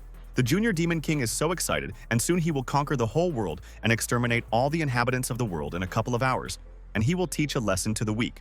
But the Junior Demon King froze on the spot and thought he had calculated everything and couldn't have made a mistake. And why is Shinji Fuji difficult to kill? The soldiers did not understand what was happening on the battlefield and how it was possible, and it was not for nothing that Shinji Fuji asked not to waste bombs on the enemy, and he is unique. At the same time, Shinji Fuji hit the younger demon with a lightning bolt, and the monsters are so confident and lose their concentration, which is good for him. Shinji Fuji is infuriated by this Junior Demon King, and he has injured so many of his friends, and he will not forgive him and will punish the monster for all its sins. The soldiers are shocked, and this is the legendary element of lightning, and the owner of this power is no longer a person but a real monster, and Shinji Fuji was amazed. Army Commander Fuma Shen thought Shinji Fuji didn't disappoint him, and he never doubted his friend's skills, and the friend decided the outcome. The soldiers are asking people not to panic, and the buses have already left there all over the city, and the soldiers are asking all the people not to go out of line. And at that moment, people noticed a powerful stream of lightning, and everyone is looking at the lightning, and they know the legend of the savior of the world, and it's so strange. People are excited and ask their colleagues to look and see if someone has activated the heavenly thunderstorm and seen such a powerful attack for the first time. People decided probably that one of the masters is undergoing thunderstorm tests. And this is the first heavenly thunderstorm, and this is fantastic and wonderful. Mika Matsumoto asked Sister Liu Yu what was going on, and it looked like it was Captain Shinji Fuji's skill and what terrifying power it had. Assistant Liu Yu thought that when she reached the level of 4 springs, she would be close to Shinji Fuji, but compared to him, she was a bug. Fumatsuki understood why she likes Shinji Fuji so much, and he is incredibly strong, and hopes that his friend will survive after the battle with the monster. Shinji Fuji stands face to face with a junior demon and will not let the opponent out of the territory of Tianhai and prevent the idea of taking over the world. Shinji Fuji immediately pointed his sword towards the younger demon, and now it's his turn to attack the opponent and show a masterclass. The Junior Demon King attacks Shinji Fuji, and he won't wait for Shinji Fuji to catch him off guard and beat his opponent. But Shinji Fuji held out his sword and defended against the monster's attack, and it is important not to lose control, and he is absolutely sure of winning. Shinji Fuji jumped towards his opponent, and the special sword definitely won't break when he applies the fire and lightning technique, and it's set up. The Junior Demon King has moved to a safe distance, and he doesn't know what surprises Shinji Fuji is planning, and he doesn't want to take any chances. The younger demon is using magic, and Shinji Fuji doesn't have the strength to defend against his serious attacks forever, and he'll get the fighter. But when the younger demon didn't expect it in any way, Shinji Fuji smashed his attack with a single blow, and in response hit the opponent and confused the enemy. The younger demon fell to the ground and is surprised how Shinji Fuji has so much strength and energy, and he has no problem defending and throwing punches. The Junior Demon King stood up, and there was no way he would lose to Shinji Fuji a second time, and he didn't show him the full arsenal of techniques and attacks. The Junior Demon King has sent a lot of dark energy points towards Shinji Fuji, and the demon wants to take all of the opponent's energy. But Shinji Fuji broke all the shackles with dark demon energy, and his enemy doesn't know how to find the weak spot, and Shinji Fuji improved the skill. The Junior Demon King is furious, and if it wasn't for Shinji Fuji's special sword, he would have died long ago, and he deflects all attacks with the sword. He's a weakling himself. Shinji Fuji taunts his opponent and points his finger at his forehead and tells the younger demon to hit him there, and the enemy said he was strong. Shinji Fuji infuriates the younger demon, and the monster asks the impudent man if he was looking for death, and how dare he mock the Demon King. The younger demon sent a fierce attack towards Shinji Fuji, and his opponent is not defending, and Shinji wants to show his level. The younger demon delivered an attack to Shinji Fuji's forehead and bounced off, and he doesn't know what's wrong, and this is his most powerful attack at the peak of his level. The younger demon asked Shinji Fuji how he was left unscathed, and had he already reached the 6th step, and Shinji's potential was amazing. Shinji Fuji scratched his forehead and asked the junior demon, "Is this all he can do?" and he thought their opponent was much more dangerous. Shinji Fuji pointed his sword at his opponent and said to the younger demon, "If this is his strongest attack, he will die, and no one will save him." The Junior Demon King is nervous, and he can't die in battle and must absorb more power, evolve, and become even stronger. The younger demon started to leave from there, and when he reached the 7th stage of the source, he would return and take revenge on Shinji Fuji for all the bullying. But Shinji Fuji is serious and says to the younger demon this time he will not leave him, and Shinji will not repeat his past mistakes. Shinji Fuji sent a powerful stream of lightning at the opponent, and this time he will destroy the younger demon, and Shinji will have enough strength for the techniques. Shinji Fuji hit the junior demon with an attack, and the enemy thought he was within a safe distance of Shinji, but the range of his attack surprised the enemy. Shinji Fuji hit the body of a junior demon with a special technique and will not spare and avenge all the victims who died protecting their friends. The Junior Demon King is screaming and in a lot of pain, and he didn't expect that Shinji Fuji has become even stronger since the last fight, and he is a tactical genius. Shinji Fuji destroyed the Junior Demon and did not allow it to go beyond the border. Tianhai City and other cities were not affected by all the attacks. The fighters of the Spiritual Energy Association are ecstatic, and they killed a super mutant level monster, and Tianhai City is saved, and the fighters believed in success. The soldiers of the army and the Spiritual Energy Association are celebrating, and this flash of lightning and flame is the dawn of Tianhai, and even the dawn of the whole world. Army Commander Fuma Shen told the soldiers to quickly start rescuing people from the wreckage and make sure that the victims are helped, and this is important. A couple of days later, Shinji Fuji and director Liu Jinghu met at the house, and the boss told a friend that the crisis in Tianhai had been overcome because of Shinji. Director Liu Jinghu said the military and the Spiritual Energy Association want to award Shinji Fuji, and whether the friend wants something special for himself. Shinji Fuji told director Liu Jinghu, there is one thing that he really needs, and he is asking the director to fulfill his one request. Shinji Fuji pointed his finger at Fumatsuki and Mika Matsumoto with Liu Yu and asked the director if they could be kicked out of his apartment. Shinji Fuji is furious, and the ladies are in his apartment every day, and he can't live properly anymore, and the two of them are a bad influence on Matsumoto. Director Liu Jinghu knows that Liu Yu will never leave the apartment, and neither will Fumatsuki, but only Mika Matsumoto can be kicked out of the house. Director Liu Jinghu understood Shinji Fuji's request, and it seems like the friend is so eager for them to arrange a new villa for him, and they will all fit in. Director Liu Jinghu agrees with Shinji Fuji, and this is nothing, and asks you to trust him and arrange everything in the best possible way for the war hero. The next morning, the army members have gathered in one place and want to discuss important aspects, and the army has already called Director Liu Jinghu. The soldier told his colleagues they will move on to the main issue of the meeting, and everyone is interested in one question, and friends cannot hide their thoughts. The boss said, during the crisis in Tianhai City, their friend and colleague Shinji Fuji showed himself as a hero, and what reward should be given to him. The military believes that it is necessary to allocate resources to Shinji Fuji and raise him as a super cultivator from their country as heroes of Western countries. Colleagues agreed to make Shinji Fuji an internet star, and this image of the hero can inspire young people to follow the path of cultivation. But the military man asked his colleagues if they were joking, and Shinji Fuji is not just a Tianhai hero, he is a genius cultivator, and we must admit his power. The chief believes that Shinji Fuji should be appointed to a high position in the army headquarters as soon as possible to train their new cultivators. Army Commander Fuma Shen asked his colleagues if there were any options, and he wanted to listen to all the people's opinions and decide what to reward the hero with. But suddenly Commander Han came into the office and he was against it, and his colleagues asked Commander Han what he was doing there, and everyone was shocked. Army Commander Fuma Shen thought, did Han Xiaofeng come back and warn no one, and interrupt the meeting and depress the atmosphere? Han Xiaofeng told Army Commander Fuma Shen that he had heard that he wanted to give an award to some kid and whether he was aware of what he was doing. Army Commander Fuma Shen asked his colleague Han Xiaofeng what he meant by this and asked him to express his grievances more clearly, and this is important. Han Xiaofeng wants to tell the commander of the Fuma Shen army that the child defeated the monster by accident and is not worthy of the reward, and he was lucky then. Colleagues are furious, and Mr. Han Xiaofeng is overreacting, and Shinji Fuji didn't deal with the Tianhai crisis by luck alone. And there is a video. Commander Han Xiaofeng asked the two insignificant people who gave them the right to vote and told them to keep quiet until the commander gave them permission to speak. But at the same time, the army commander Fuma Shen slammed the table and is infuriated that Mr. Han Xiaofeng is arguing with everyone and is irrational in the matter. Army Commander Fuma Shen said to Mr. Han Xiaofeng, a level 5 monster can't be accidentally destroyed, and how can he not understand it? Army Commander Fuma Shen said to Mr. Han Xiaofeng, his opinion on Shinji Fuji is clear, but they don't decide on the award. Commander Han Xiaofeng sat down at the table, and if his colleagues insist he has no choice but to accept from his side, they cannot wait, and Han is against it. Army Commander Fuma Shen ordered the meeting to continue. And are there any options? And Shinji Fuji didn't help them for the sake of glory, and a friend protected them.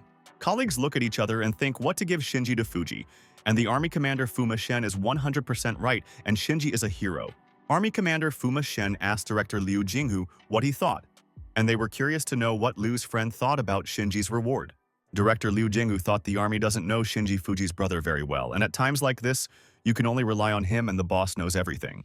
Director Liu Jinghu told colleagues the other day he met with Fuji and asked what he wanted, and he gave a clear answer and he knows what to give. Colleagues told Director Liu Jinghu he is the best and asked the boss not to delay and say what kind of gift Shinji Fuji wants, and this is interesting. Director Liu Jinghu will recount the words of Shinji Fuji, and he said ladies are in his apartment every day, and it is no longer possible to live normally there. Shinji Fuji was furious and told director Liu Jingu that Fumatsuki and Liu Yu's assistant were spoiling Mika Matsumoto's character in the house. Director Liu Jingu told his colleagues that Shinji Fuji wanted a huge house from them so that he could live with Liu Yu and the others and not be nervous in the house. Colleagues are shocked, and why didn't they think about it so soon? And a gift like food, clothing, housing is perfect for a hero like Shinji Fuji. Army Commander Fuma Shen thought perhaps Shinji Fuji just wants Liu Yu and all the ladies not to live there, but his granddaughter also likes him. Army Commander Fuma Shen heard director Liu Jinghu's words and asked the soldiers to see if there is such a villa or apartment in Tianhai. But Han Xiaofeng asked his colleagues not to search, and he knows one villa, and it is perfect for Shinji Fuji. But why has Han changed so much?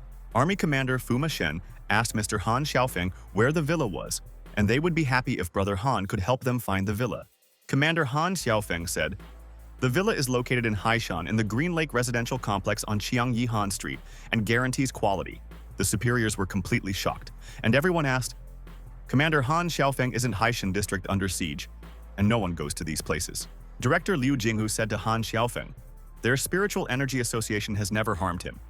But why is he interfering with Shinji Fuji?" Commander Han Xiaofeng believes that if Shinji Fuji's hero can't even clear this villa, he's not worthy of the reward, and this is Xiaofeng's opinion. Army Commander Fuma Shen asked Mr. Han Xiaofeng if he doubted his decision and asked him to say everything to the face of his colleagues. Han Xiaofeng asked Army Commander Fuma Shen, how dare he question his decision, and he wants to test Shinji's skills. After these events at the meeting, director Liu Jinghu came to Shinji Fuji's house and handed a document to a friend and asks for forgiveness for everything. Director Liu Jinghu said Shinji Fuji went through hell and almost died, and the army wanted to reward him, but one person intervened. Shinji Fuji glanced at the document, and Shinji became the owner of a villa in the Green Lake residential complex Qian Haishan Street, and he is satisfied. Shinji Fuji is completely shocked, and is director Liu Jinghu not joking there, and this villa is worth tens of millions and all the colleagues are giving it to him.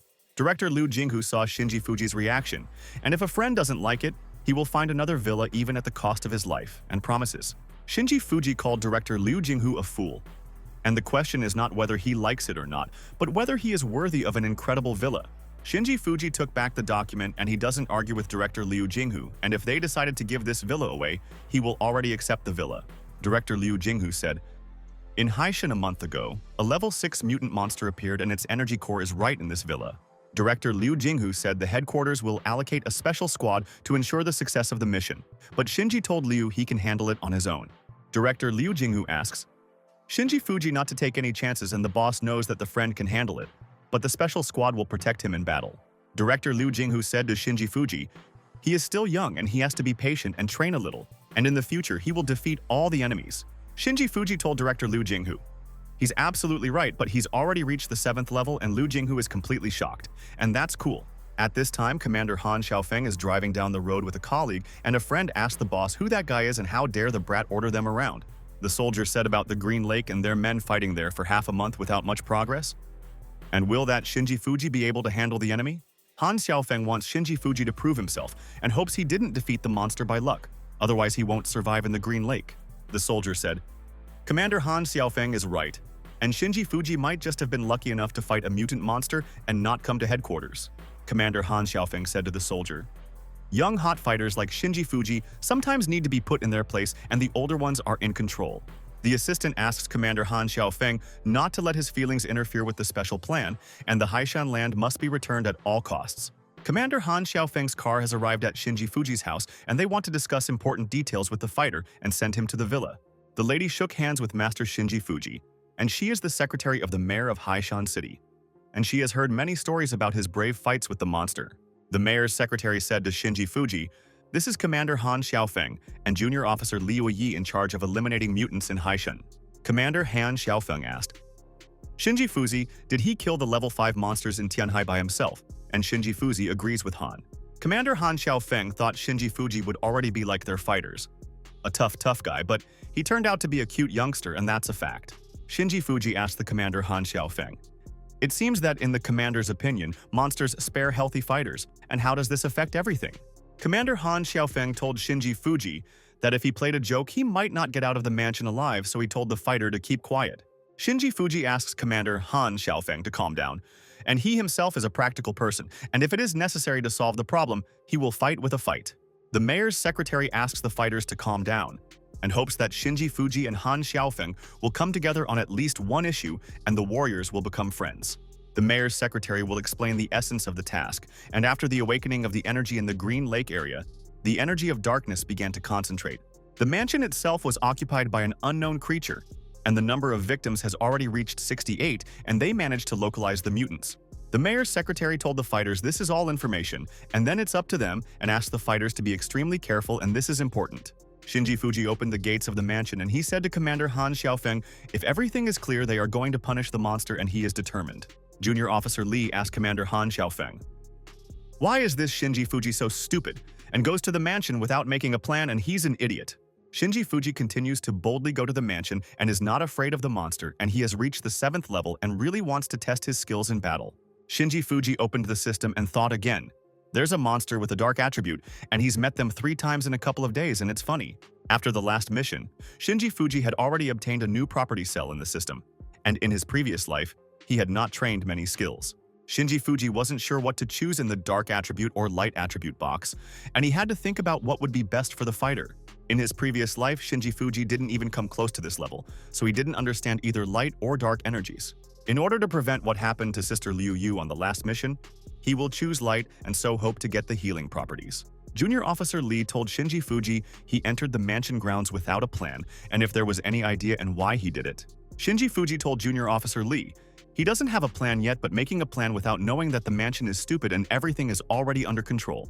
Commander Han Xiaofeng and a junior officer were completely shocked by Shinji Fuji Lee's response and asked the soldier if he could rely on a colleague. But at the same time, a mutant monster began to run towards the fighters, and Commander Han Xiaofeng was alert and noticed it first in the mansion. Commander Han Xiaofeng hit the mutant monster with a combat technique and protected Junior Officer Lee, who was distracted by an argument with Shinji. The mutant monster has moved to a safe distance, and Commander Han Xiaofeng is ready for battle, and he has experience in fighting monsters and is strong. Commander Han Xiaofeng asked Junior Officer Lee if he was all right, and Lee thanked the commander for saving his life and protecting him from the enemy. Junior Officer Lee realized even the weakest mutants outside the mansion are stronger than him, and he doesn't know what monsters are in the center of the mansion. Commander Han Xiaofeng told Junior Officer Lee and Shinji Fuji to be careful, and this mutant dog is already at the 4th level of power. Commander Han Xiaofeng continues to launch fierce attacks on the mutant dog there, and is not afraid to suffer for the benefit of the peaceful people of the city. Junior Officer Lee respects Commander Han Xiaofeng, and he can fight a level 4 mutant monster on equal terms, and he's cool. Commander Han Xiaofeng mercilessly beats up the monster dog and wants to personally teach Junior Officer Lee combat skills, and Lee has little experience in combat. The mutant dog is not dead and is waiting for the moment when to attack in response to the enemy, and Commander Han Xiaofeng is on guard and will not allow the monster to injure him there. Commander Han Xiaofeng is tired of beating the mutant dog and why the monster has not lost consciousness yet, and he is trying to knock it out and does not save his strength. Shinji Fuji asked Commander Han Xiaofeng if he had had enough of playing and they should go on. And he and Officer Lee realized that the commander was strong.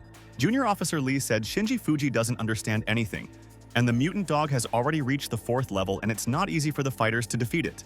Shinji Fuji has started to take out a special sword and is tired of waiting for a weakling. And Commander Han Xiaofeng thinks that he is the most powerful, but is very wrong. Shinji Fuji used the technique and he doesn't remember fighting a mutant dog of such a weak level, but he won't leave the commander in the lurch.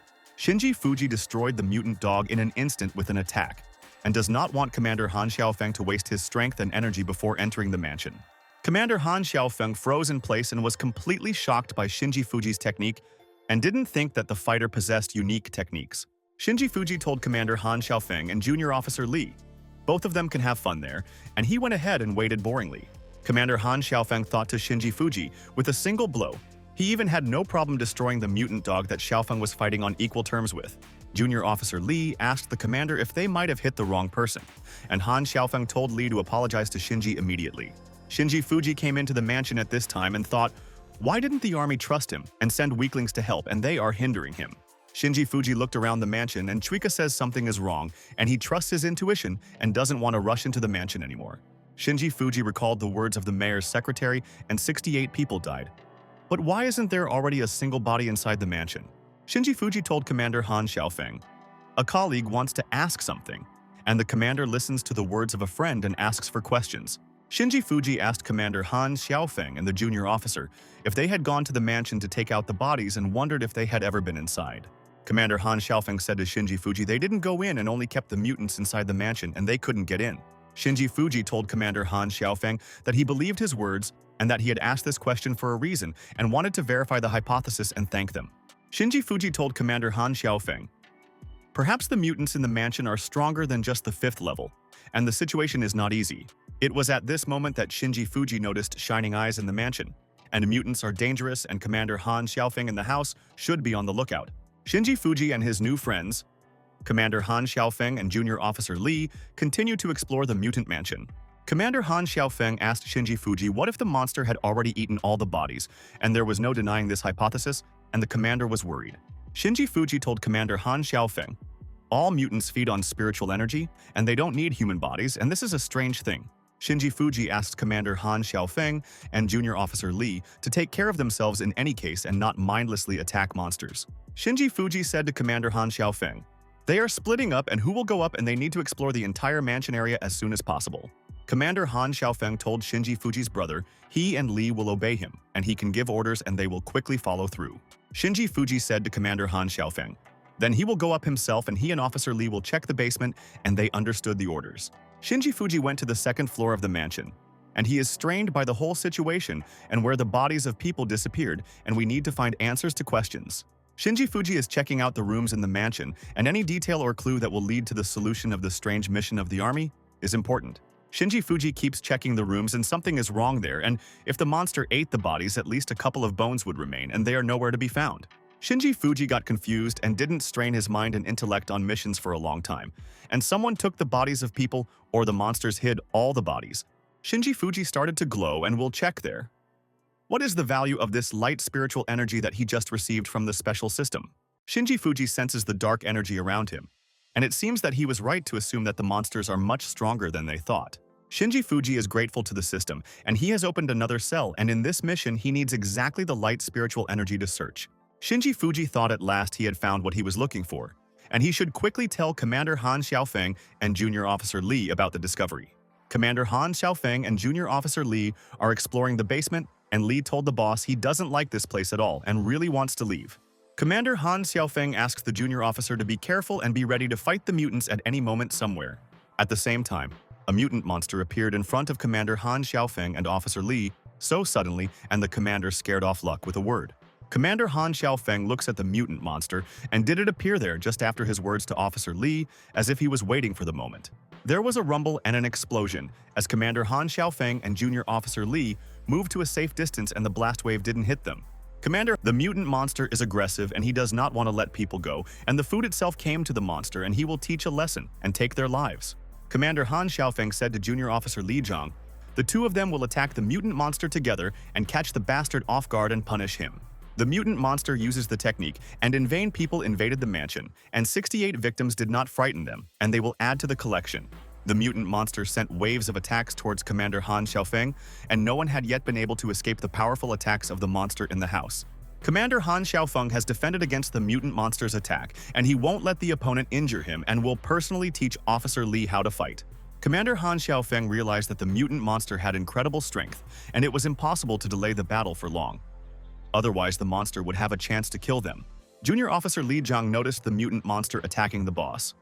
Han Xiaofeng lost his concentration and Li jumped and attacked the monster. Junior Officer Li Zhang has launched a furious strike on the mutant monster and hopes to destroy it and successfully complete the mission, and that's the goal. But Junior Officer Li Zhang is completely shocked. And how is this possible, and does the mutant monster have such a thick skin and didn't break through it? Junior Officer Li Zhang was distracted for a couple of seconds, and did not notice how the mutant monster quickly went in his direction and wants to eat like the others. Commander Han Xiaofeng goes to the aid of Junior Officer Li Zhang and asks the mutant monster how dare he touch his partner Li. But the mutant monster hit Commander Han Xiaofeng with its tail and no one will stop it, and its power is on another level and all the people die in the house. Commander Han Xiaofeng has already been sent flying a couple of meters away from the mutant monster's impact and crashed into the wall with a bang. And it hurts, but he endures everything. Commander Han Xiaofeng suffered serious injuries from being hit by the mutant monster, and they underestimated his level, and so the humans didn't kill him. Junior Officer Li Jiang is worried about Commander Han Xiaofeng, and he has guaranteed the commander's protection before the operation, and will definitely keep his word. Junior Officer Li Jiang in anger rushed towards the mutant monster and wants to smash it and take revenge on the opponent for injuring Xiaofeng. Commander Han Xiaofeng is very nervous and worried about Junior Officer Li Jiang, and asks not to go near the mutant monster. But when Commander Han Xiaofeng didn't expect anything, someone had already pierced through the mutant monster's body and used the lightning attribute technique in an attack. Junior Officer Li Jiang is at a loss, and it looks like Shinji Fuji came to their rescue on his own, and Commander Han Xiaofeng doesn't have such techniques.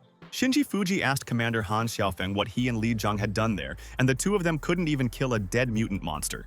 Commander Han Xiaofeng is completely shocked, and how did Shinji Fuji kill the Green Lake monster in one hit, and what is his strength level? Shinji Fuji asked Commander Han Xiaofeng what he meant, and they haven't even caught a glimpse of the monster yet and are still looking for it. Commander Han Xiaofeng was surprised by Shinji Fuji's answer and said that was the Green Lake monster and Shinji destroyed it in one hit. Shinji Fuji told Commander Han Xiaofeng, "It's not a lake monster and it's just a creature of darkness and it takes a long time to explain and he will show them." Shinji Fuji began to glow brightly and said to Commander Han and Li Jiang, "Now they will see for themselves the true world." And the warrior does not lie to his friends. Commander Han Xiaofeng and Junior Officer Li Jiang closed their eyes against the bright beam of Shinji Fuji and how much energy is in the fighter, and he is unique. And at that moment, suddenly Commander Han Xiaofeng and Junior Officer Li Jiang found themselves in a territory where there were so many dangerous monsters. Commander Han Xiaofeng was speechless and asked Shinji Fuji what it was and asked for information, otherwise Fuji's colleague would be confused. Mutant monsters have noticed the named people and they have loot, and soon the monsters will start hunting and will not spare anyone in their territory. Commander Han Xiaofeng is terrified, and he and Junior Officer Li Jiang almost gave their souls to God while fighting one, and there are a lot of monsters there. Junior Officer Li Jiang asked his brother why there are so many enemies there, and Shinji Fuji said, "Green Lake is a monster den, and these are the facts." Commander Han Xiaofeng said to Shinji Fuji, "They have to leave, and he will call for backup. And first we need to clear the path with fire, and this is important." Shinji Fuji is furious, and this villa is his reward and he deserves the villa. And if Commander Han Xiaofeng blows up, where will he live in the future? Shinji Fuji takes out a special sword and asks Commander Han Xiaofeng not to worry, and he knows a way to quickly defeat all the monsters. Shinji Fuji told Commander Han Xiaofeng that if he could defeat the weakest mutant monsters, he would only need one strike and prove everything. Shinji Fuji's attack has surrounded the entire mansion grounds, and it's no wonder Han Xiaofeng's friend doubts his skills, and he will protect his colleagues from everyone. Shinji Fuji feels like he has become stronger in a couple of days, and the system has improved all his skills, and he has stopped exerting himself during fights. Mutant monsters can't hide anywhere, and Shinji Fuji's attack is not easy, and they are in a lot of pain, and where is the strong cultivator in the mansion from? Commander Han Xiaofeng is so startled, and what is Shinji Fuji's level of strength? And the master destroyed all the mutant monsters with a single blow.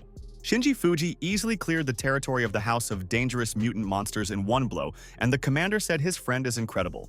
Commander Han Xiaofeng said to Master Shinji Fuji, "The problem with Green Lake Mansion has already been solved, and he has solved the issues in one hit." But Shinji Fuji told Commander Han Xiaofeng, "The mutant monsters in Green Lake haven't been destroyed yet, and they were just small pawns." Commander Han Xiaofeng in shock, and Shinji Fuji called the invincible monsters pawns. "So who are they with Officer Li Jiang and he's cool?" Commander Han Xiaofeng asks Shinji Fuji not to joke, and remembers that a month ago, the military scouted everything, and these are the strongest monsters. Shinji Fuji said to Commander Han Xiaofeng, "So in a month, all the monsters from the 5th level have evolved into something stronger." Junior Officer Li Jiang asked Master Shinji Fuji what their chances of winning back then were, and he was curious to see if his friends were ready. Shinji Fuji asks his colleagues not to worry and hold on to him and not go anywhere, and he will protect them.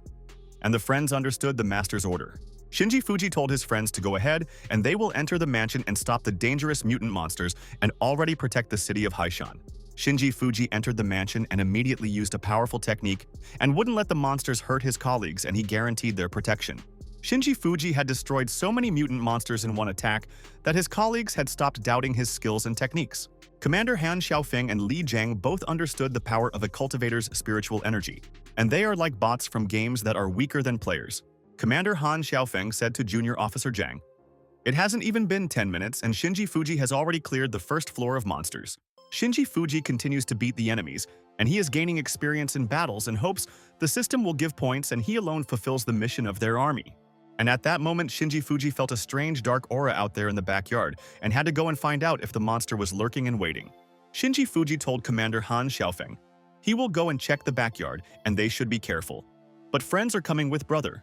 Shinji Fuji quickly went to the backyard of the mansion, and he is 100% sure that the main enemy is somewhere close, and he will find the monster. Shinji Fuji froze on the spot, and what a sight he saw there.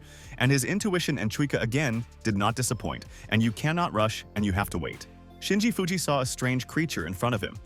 And it seems that all mutant monsters obey and guard this monster, and this is an option. The strange creature has begun to move, and Shinji Fuji asked his two colleagues not to touch the strange creature until he learns what it is. Shinji Fuji guessed it himself, and it seems that this is the main monster of the Green Lake that there are so many stories about, and they managed to find the boss. Junior Officer Li Jiang wanted to ask Master Shinji Fu something, but Han Xiaofeng told him to keep quiet and concentrate his energy. Junior Officer Li Jiang is at a loss, and Shinji Fuji is gathering so much powerful energy, and is there really a mutant monster boss? Commander Han Xiaofeng said to Junior Officer Li Jiang, he only once felt the same aura that comes from Master Shinji Fuji. Commander Han Xiaofeng could sense this aura from the president of the Haishan Spiritual Energy Cultivator Association, and this is a cool Mr. Wang. Commander Han Xiaofeng said to Junior Officer Li Jiang, they both see a true clash of titans and are bound to remember the battle for centuries. The mutant monster boss started to come out of its cocoon, and Shinji Fuji realized the moment of action had arrived and they wouldn't let the monster boss get away.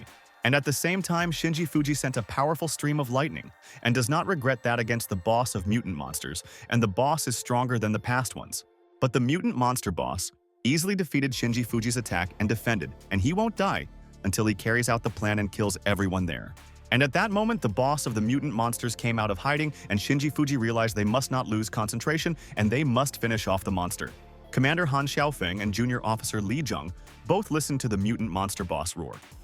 And it's really scary, and they both want to leave. Commander Han Xiaofeng said to Junior Officer Li Jiang, they are finished, and why is this creature so strong and they don't have the strength to injure? But Shinji Fuji is so happy. And finally, on the territory of the mansion, there was at least some strong monster, and he lost interest in weak enemies. The monster noticed Shinji Fuji and started attacking, and no one will catch him. And he has a lot of energy and strength, and weak people don't threaten the monster. Shinji Fuji dodged all the dangerous attacks and techniques of the boss, and he won't let the mutant monster stop the peaceful people from living in Haishan. The boss of mutant monsters has not stopped using different techniques, and he will eliminate the opponent, and Shinji Fuji will not be able to defend for long. Shinji Fuji said to the mutant monster boss, thank you, and it's been a long time since he felt such feelings, and no one has given an equal rebuff, and this is good. Shinji Fuji doesn't lose control and has started using the technique, and he's not the type to not respond to the monster's provocation and punish the boss. Shinji Fuji wounded the boss of mutant monsters with his technique, but their enemy is cunning, and you cannot delay, and he needs to finish off a dangerous opponent. Commander Han Xiaofeng is happy and said to Master Shinji Fuji, he is the best friend. I have never seen such unique fighters in my life. Shinji Fuji jumped in the direction of the mutant monster boss and must destroy it so that it does not strike back, and this is the most important thing. Shinji Fuji asked Commander Han Xiaofeng and Li Jiang to stand there, and did he allow them to interfere in his boss fight, and this is a mistake. Shinji Fuji got in the way of the mutant monster boss and asked where he wanted to go, and they didn't solve the issue, and both will find out who is stronger. Shinji Fuji swung a special sword and is absolutely sure that their enemy will not have time to defend against his attacks, and the boss is already doomed to fail. The mutant monster boss is screaming in pain, and Shinji Fuji caught him off guard and wounded him, and the boss is in a critical situation and didn't have time to escape. The boss of the mutant monsters fell to the ground with a crash, and Shinji Fuji is glad that he managed to stop the monster before the enemy flew away from Haishan. Shinji Fuji uses a special technique, and the boss of mutant monsters is not dead yet, and he must correct the flaw and prove who is stronger. Shinji Fuji injured his opponent with a special technique, and the boss of mutant monsters can't get up and fly out of the mansion by himself. Junior Officer Li Jiang said it's incredible, and Commander Han Xiaofeng said Shinji Fuji is his best friend and this is real power. Shinji Fuji told Commander Han Xiaofeng from now on, this manor is his, and no one will take the villa away from him, and he deserves the reward. The boss of the mutant monsters is lying down and fainting from injuries, and Shinji Fuji is much stronger than past opponents, and the fighter is a genius strategist. Shinji Fuji waved his sword and told the mutant monster boss to go to hell from where he came and not ruin the lives of the peaceful people in their Haishan. But at the same time, Shinji Fuji froze on the spot, and he thought they were alone in the mansion. But it seems that he was mistaken, and someone else is targeting the monster boss. Someone abruptly launched a lot of powerful attacks on the boss of mutant monsters, and Shinji Fuji is standing next to the monster and does not know what happened there. The boss, Commander Han Xiaofeng, said to Shinji Fuji's brother, It's unbelievable, and how did the brother learn so many techniques and he smashed the mutant monster? But Shinji Fuji told Commander Han Xiaofeng that it was definitely not his technique, and there was someone else there, and they had to find out everything. Shinji Fuji told the stranger to come out, and he noticed his aura. And there's no need to hide, or Shinji will take action and find out who he is anyway. And then a portal opened up in front of Shinji Fuji, and the fighter was right 100%, and someone was really hiding and finished off the mutant monster himself. Someone came out of the portal and said to Shinji Fuji, "He has already defeated the boss of mutant monsters, and why kill and what are all the complaints to him?" Commander Han Xiaofeng is shocked, and he recognized the person, and Han asked Mr. Kenmochi what he was doing there. And didn't he have a lot of tasks to do? Shinji Fuji asked his brother if he knew the stranger, and the commander said this is Kenmochi, president of the Osaka Spiritual Energy Association. Commander Han Xiaofeng said to Mr. Kenmochi, "This is Shinji Fuji, and he is a genius cultivator from Tianhai, and came there to kill the monster." President Kenmochi asked his colleagues if they can save the enemy's life, and he wants to investigate the mutant monster boss and find the answers already. Shinji Fuji told Kenmochi that's impossible. He can't decide the monster's fate, and Mr. Kenmochi can't influence its choice. Commander Han Xiaofeng said to Shinji Fuji, "All military operations in Osaka are already possible thanks to President Kenmochi." Junior Officer Li Zhang said, "Mr. Kenmochi is a good man, and the president of the association has saved their soldiers so many times, and he is kind."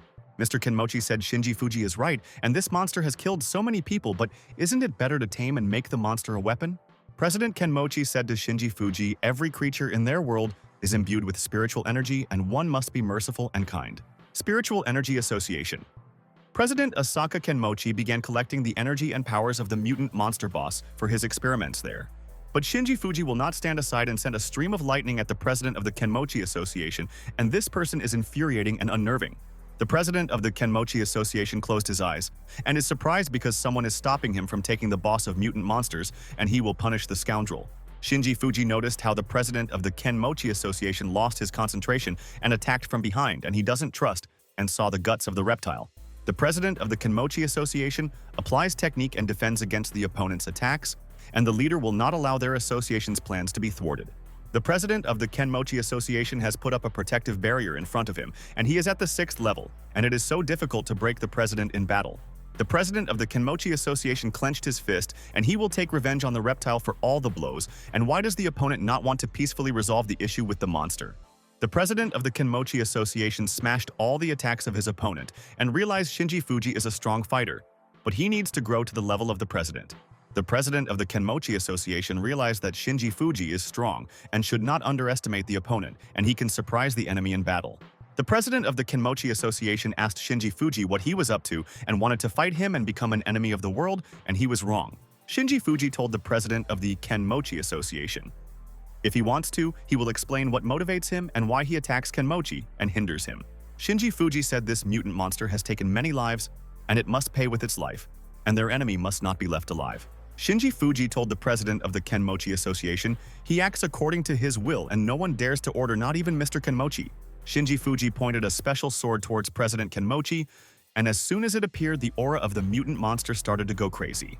Commander Han Xiaofeng is shocked by Shinji Fuji's brother's accusations against the Kenmochi Association president and asks for an explanation.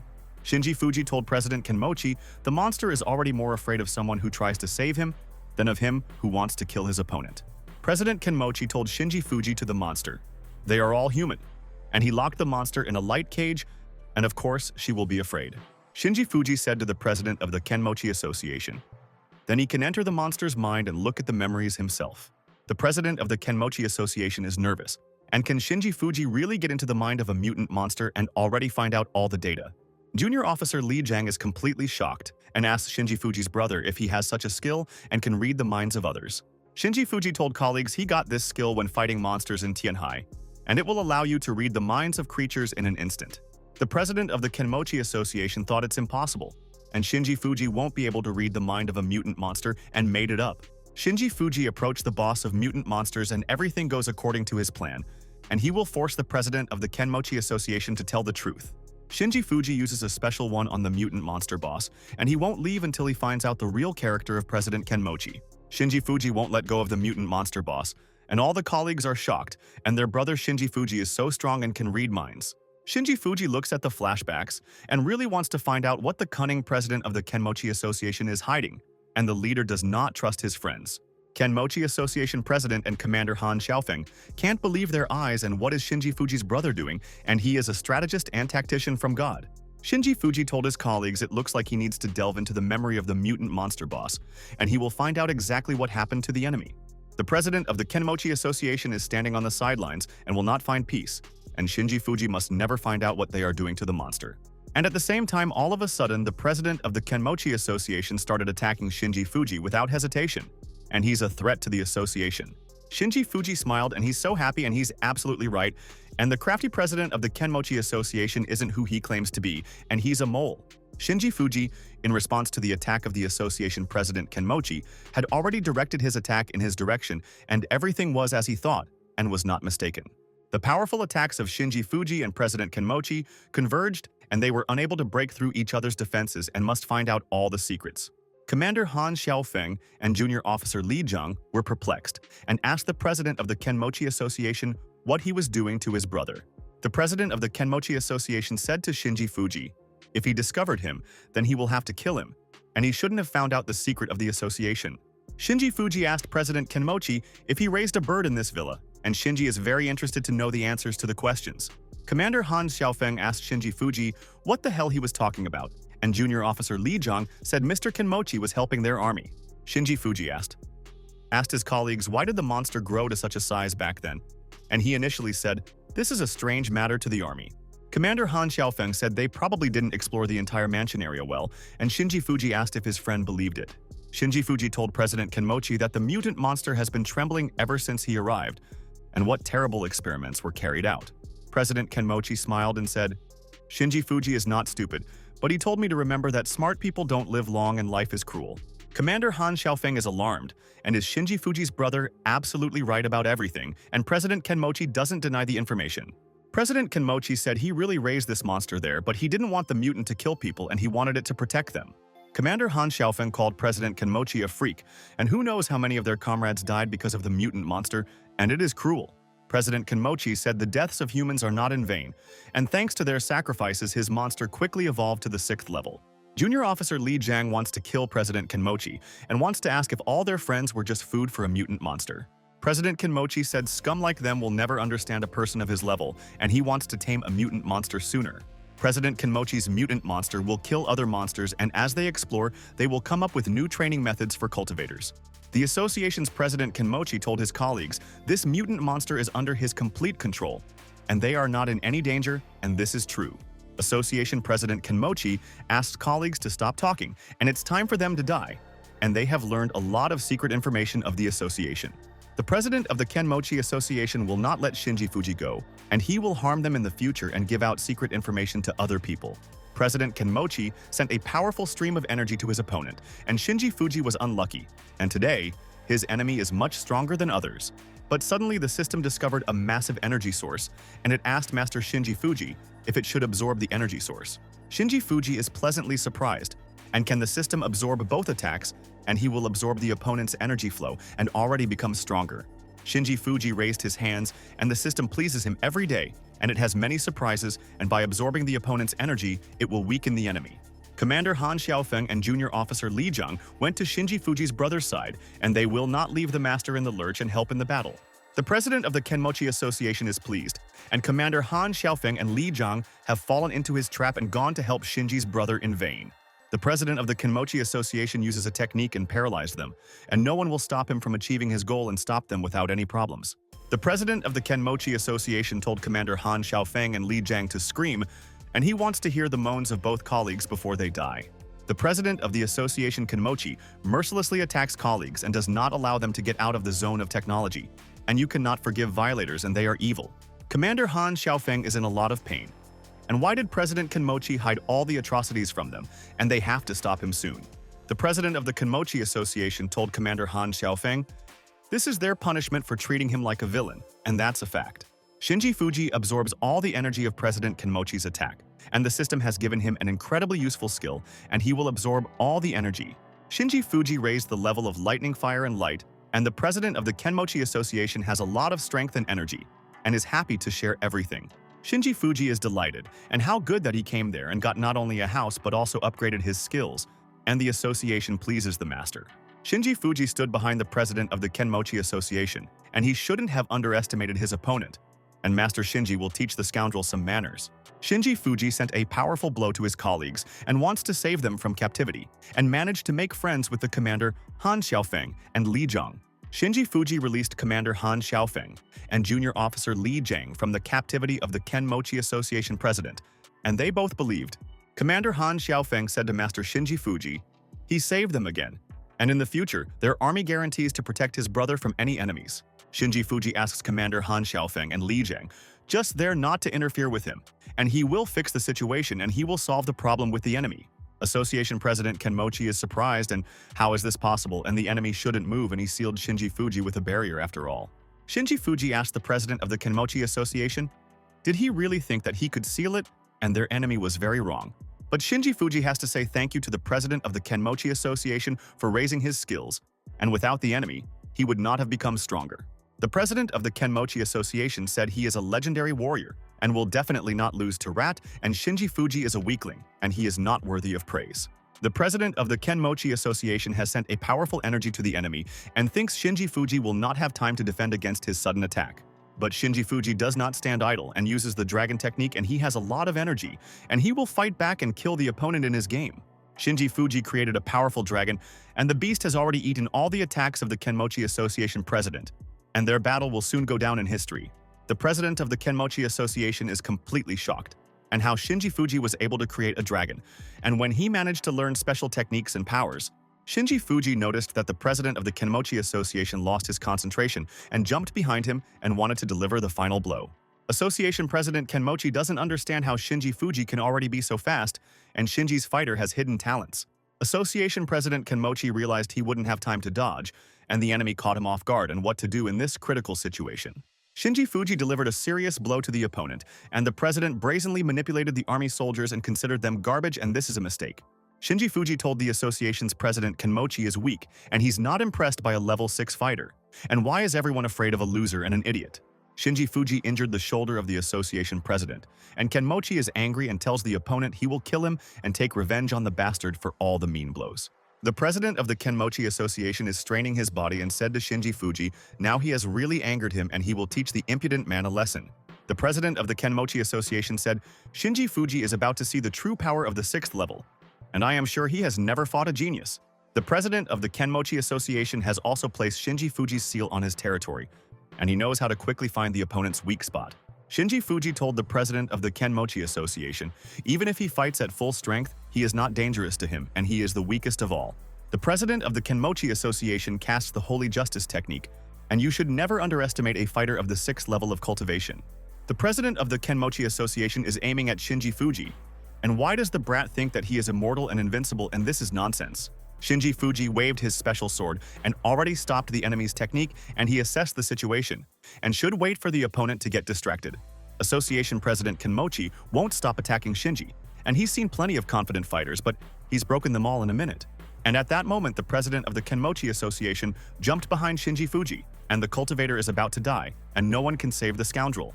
The president of the Kenmochi Association has used the super speed sword technique and wants to know how long Shinji Fuji can fight back against the enemy.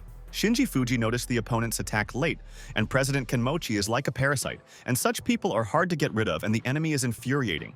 The president of the Kenmochi Association hit Shinji Fuji with all his strength, and after this technique, none of the opponents survived and there was no chance.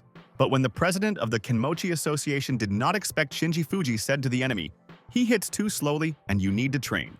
The president of the Kenmochi Association can't find where Shinji Fuji is, but at the same time Shinji hits the enemy from behind with a special sword in the ribs. Association President Kenmochi had already fallen to the ground with a crash after being hit by Shinji Fuji, and the scoundrel is much more cunning than the president thought. The head of Kenmochi told Shinji Fuji he won't lose to him even if he dies, and isn't resigned to collapse, and is ready to fight back at any moment. Association President Kenmochi abruptly stood up and started using all the special techniques, and Shinji Fuji is a strong opponent, and he felt everything. The president of the Kenmochi Association is screaming from the strain in his body, and he is ready to risk his life, but he guarantees that he will teach Shinji Fuji a lesson. The president of the Kenmochi Association has a powerful stream of lightning coming from his body, and at the 6th level, he immediately learned how to use forbidden techniques. The president of the Kenmochi Association went to Shinji Fuji's side, and this is his strongest strike light arrow, and kept it for this occasion. Shinji Fuji suggested that the president of the Kenmochi Association should quickly check whether the opponent's body or his blade is stronger and they are interested. Shinji Fuji has started using the heaven-breaking technique, and President Kenmochi is willing to take the risk, and Shinji Fuji will not stand by. Shinji Fuji. They're sent a lightning dragon at the president of the Kenmochi Association, and they find out which of them is stronger and asks the enemy not to cry. Association President Kenmochi has been seriously injured, and he doesn't believe this is true. And maybe he's hallucinating and in so much pain. Shinji Fuji did not spare the president of the Kenmochi Association, and the dragon technique was more effective than the opponent's dark energy, and he is cool. Association President Kenmochi fell to the ground, and Shinji Fuji is definitely stronger than him. But that's impossible, and Shinji's strength is above level 6. The president of the Kenmochi Association wondered if Shinji Fuji was level 7, but spiritual energy had recently returned to their world. Shinji Fuji told the president of the Kenmochi Association he still has so much to do and will not delay and decide the fate of the scoundrel and traitor. Association President Kenmochi is very nervous, and the boss can't die there and didn't carry out the plan with the mutant monster, and that's the trouble. Shinji Fuji told the president of the Kenmochi Association he will pay for what he did to his colleagues, and the freak will get what he deserves for all his sins. Shinji Fuji had fiercely attacked the president of the association, and he didn't want to hurt Kenmochi, but there is no forgiveness, and he decided his fate. Shinji Fuji told the president of the Kenmochi Association he wouldn't have changed anyway, and the traitor spared no one, neither friends nor colleagues. Junior Officer Li Jiang asked did Shinji Fuji defeat President Kenmochi with a couple of attacks, and Han Xiaofeng doesn't know how strong he is. Shinji Fuji asks his colleagues to go back to the mutant monster boss, and Commander Han Xiaofeng pointed his finger and said, "The monster is lying there." The boss of the mutant monsters is lying unconscious, and the president of the Kenmochi Association badly injured the bird and wanted to conduct experiments with it. Commander Han Xiaofeng told Shinji Fuji's brother he must kill the boss of the mutant monsters, otherwise he will hide and attack all the humans. Shinji Fuji told Commander Han Xiaofeng, "This is not a mutant monster but a victim." And the president of the Kenmochi Association treated the mutant badly. Shinji Fuji wants to heal the boss of mutant monsters from the poison of the enemy, and the president of the Kenmochi Association injected the drug into the monster's body. The boss of the mutant monsters started screaming in fear and thinks that Fuji wants to kill him, and the association president Kenmochi has never regretted it. Commander Han Xiaofeng and Junior Officer Li Jiang ask Master Shinji Fuji to be careful, and the mutant monster may attack them. Shinji Fuji told Commander Han Xiaofeng he is definitely not President Kenmochi and will not harm the bird, and on the contrary, wants to help the monster. The boss of the mutant monsters has stopped shouting, and the bird already believes Shinji Fuji's words, and he is different from the president of the Kenmochi Association. Shinji Fuji feels sorry for the boss of mutant monsters, and his fate is tragic, and the president of the Kenmochi Association conducted experiments like a maniac. And in the same second, suddenly the boss of the mutant monsters changed shape and turned into an owl. And Shinji Fuji is happy, and she won't hurt them. Commander Han Xiaofeng and Junior Officer Li Jiang are completely shocked, and did the boss of the mutant monsters turn into an owl, and what's the matter? Junior Officer Li Jiang asked Shinji's brother Fuji how this is possible, and asks him to explain all the information about the monster boss. But Shinji Fuji doesn't know it himself, but it happened after he wanted to heal the monster's wounds with light energy, and is glad that the monster is safe. Junior Officer Li Jiang told Shinji Fuji's brother he can easily look into the monster's mind and find out how it has changed so much.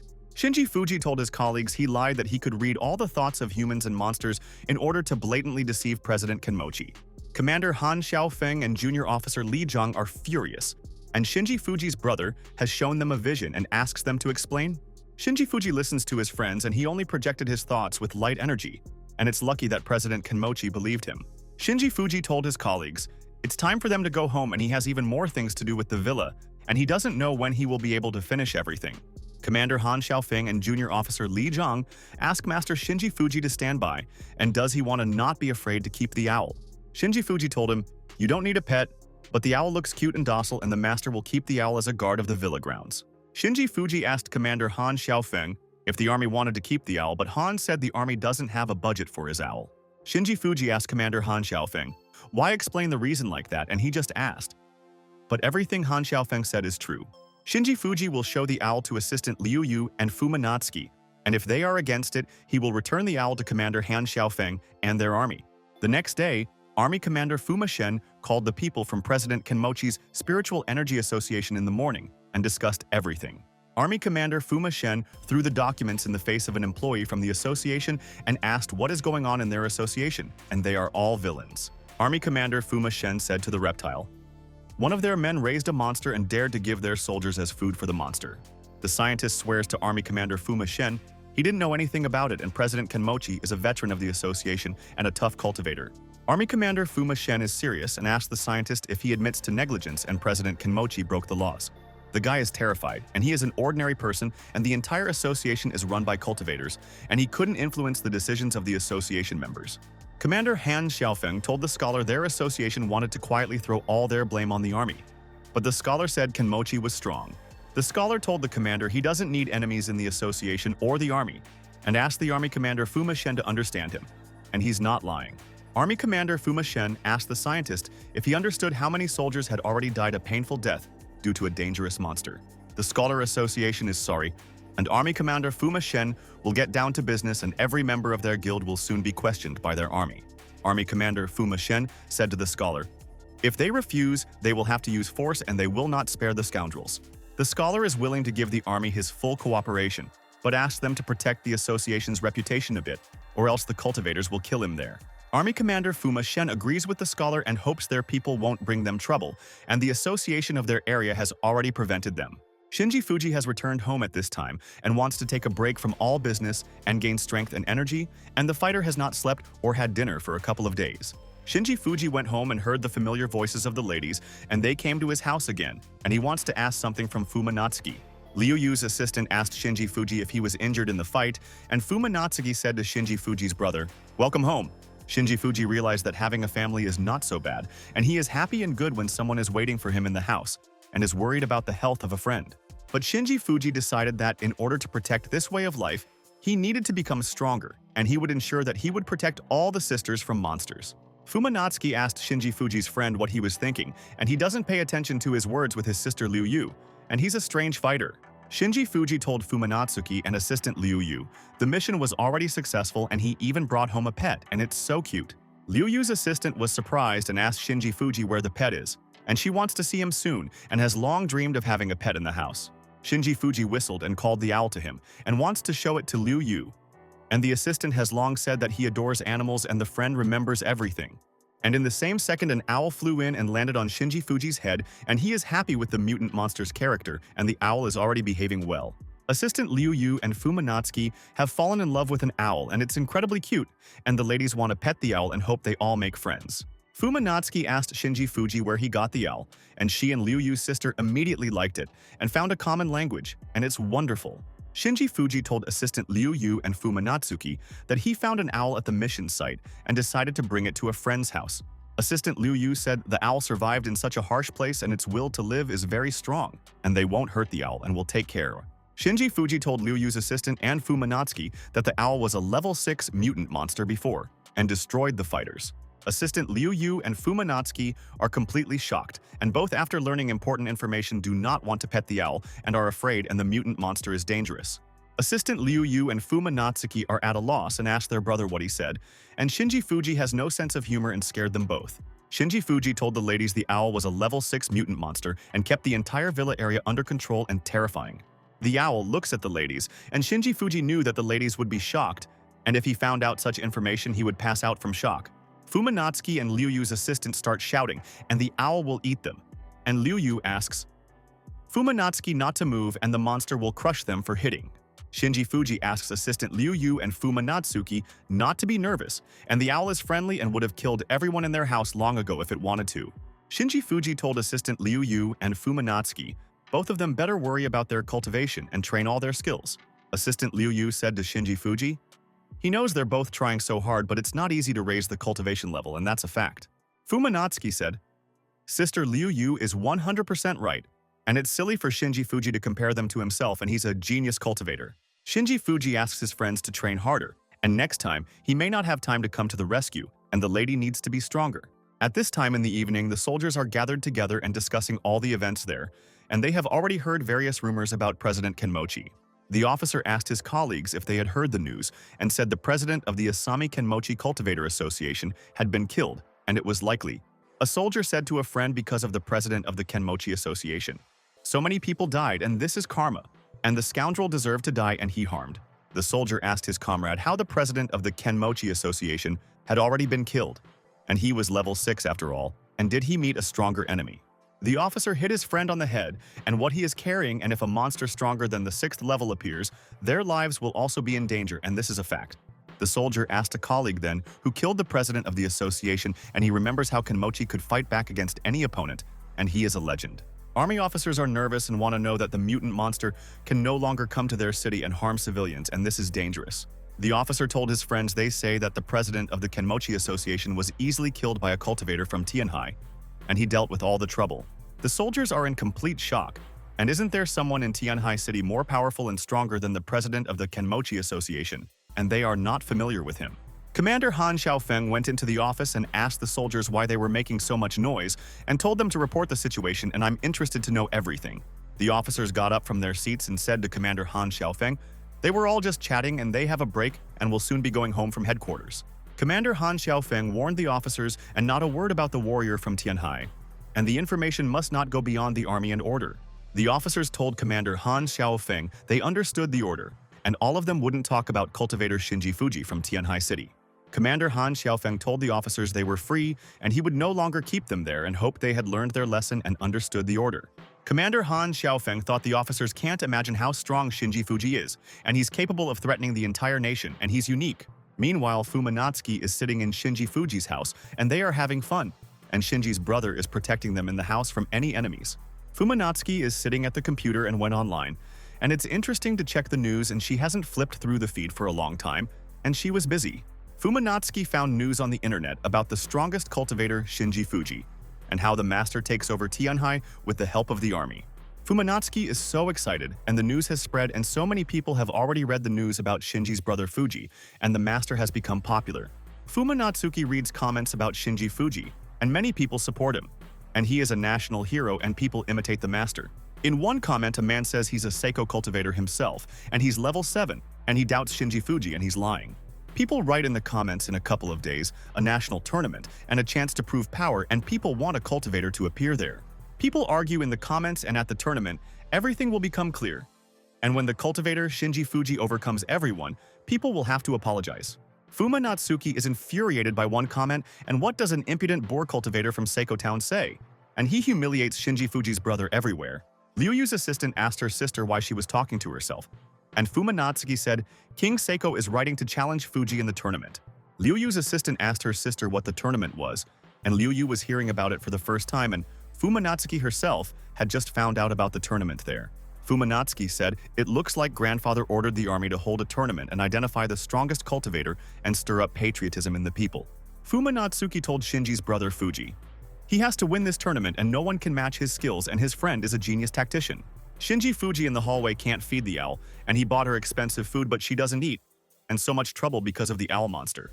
But the owl stubbornly refuses to eat Shinji Fuji's food, and it has a different diet, and the owner has to find another food, and it won't mind eating. Shinji Fuji was angry and said to the owl, if he wants live food, he asks her to fly and catch food, and if she doesn't want to eat what they give her and don't make him mad. Assistant Liu Yu and Fumatsuki sighed and said to Shinji Fuji, he has more important things to do, like the tournament that he already forgot about. Shinji Fuji told assistant Liu Yu, he is not interested in the tournament and is busy and asked to find a replacement, and another cultivator will compete for him. Liu Yu's assistant asked Shinji Fuji's friend what was going on, and Fumatsuki asked what could be more important than the national tournament already. Shinji Fuji is very nervous about the owl and has told assistant Liu Yu and Fumatsuki that he will redevelop the villa in Asami City. Shinji Fuji pointed his finger and said to the ladies until his house becomes their home. He wants to move out and they have taken over the entire territory of his house.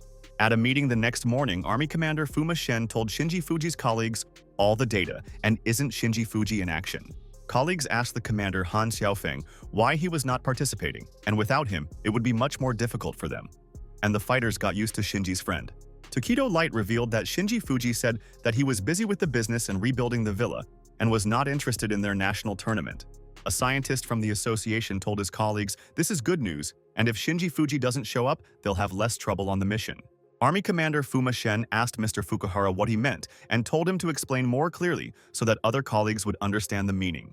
Fukuhara told Army Commander Fuma Shen, it doesn't matter what they plan there, and the fewer participants they have, it's easier, and that's subjective. Army Commander Fuma told Fukuhara to keep an eye on the language there, and the tournament was not just a competition but a chance to find new talents. Army Commander Fuma asked, how can they stand on a par with other countries if they don't have the genius strategist Shinji with them? The officers told Army Commander Fuma he knows the character of their friend Shinji Fuji, and fame means nothing to him, and it's true.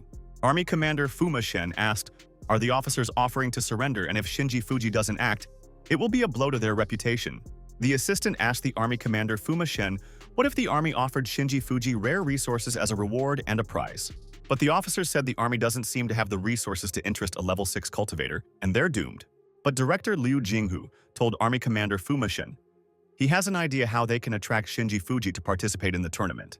Army Commander Fuma told Director Liu Yu to tell them all the information and persuade Shinji to participate as soon as possible.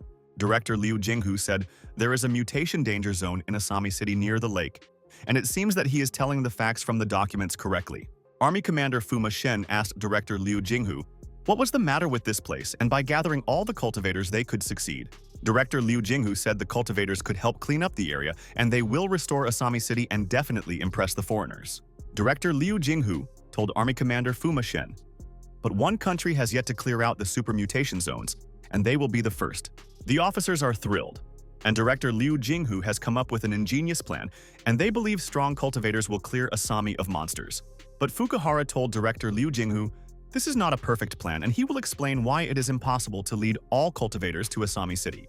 Fukuhara is absolutely against the plan, and he's in charge of Asami City, and Liu Yu can do it in another city like Seiko, and that's an option. Army Commander Fuma asks Fukuhara not to be nervous, and if the army takes security measures in advance, it is unlikely that anything will happen. Fukuhara is tired of hearing about the security measures and begs to cancel the plan, and he is almost retired and asks them to spare his nerves. Army Commander Fuma asked Fukuhara, isn't he the head of the Asami Spiritual Energy Association, and his attitude is stupid? Fukuhara sighed and said to Army Commander Fuma he understood everything, and his protest won't change anything. And the army made a decision in a heartbeat. Army Commander Fuma said thank you Director Liu Yu for the brilliant plan, and they will be able to save Asami City, and he believes in the plan. Army Commander Fuma said to his colleagues, now they should quickly select the executive committee for the cultivator tournament together. Director Liu Yu thought about assistant Liu Yu, and perhaps father will finally be able to find out something about her family, and he has been searching for data for a long time. Shinji Fuji at this time of night is sitting at home and training hard, and he will correct the mistakes of his past life, and no one will stop him. Shinji Fuji is sitting in the bedroom and has started cultivating, and his power and energy is amazing. And he is ahead of everyone, and he is intimidating with his aura. Shinji Fuji strains the body to the maximum and uses special techniques to improve the level, and he has made conclusions for so many years. Shinji Fuji is so happy and has finally reached the 9th level and one more step, and he will reach the Iron Meridian level and boldly goes to the goal. The next morning, Shinji Fuji woke up and he trained all night and doesn't want to waste any time and will reach the limit and become a legend. Shinji Fuji is sitting in the living room reading a book, and today he has no urgent business, and the fighter can take a day off from saving the world. And at that moment, someone knocked on the door, and Shinji Fuji doesn't know who might have come today, and he's not waiting for anyone, and he's curious to know. Shinji Fuji opened the door, and the mayor's secretary is standing outside the door. And she's so happy to meet her friend, and they haven't seen each other in a long time, and she missed him so much. Shinji Fuji said to Miss Sujito, she came early in the morning, and how can he help? And the secretary came to give Shinji his reward. Sujito entered the house and took out the reward documents and the deed of transfer of ownership of the villa, and all she needed was Shinji Fuji's signature. Sujito's secretary handed Shinji Fuji the documents, and he said to his friend thank you, and he is glad that the army has not forgotten all the merits of his friend. Sujito's secretary told Shinji Fuji that she wanted to discuss other things with him, and hoped that the friend would listen and make a decision on the case. Shinji Fuji asked Sujito's secretary, it looks like she wants to discuss the cultivator tournament with him there, and the secretary agrees with her friend. Shinji Fuji asks Sujito's secretary to tell him all the information about the cultivator tournament and the ladies mentioned, but he didn't listen back then. Secretary Sujito said the tournament location has already been determined, and it's a super mutation zone near Asami City, and the officers have decided everything.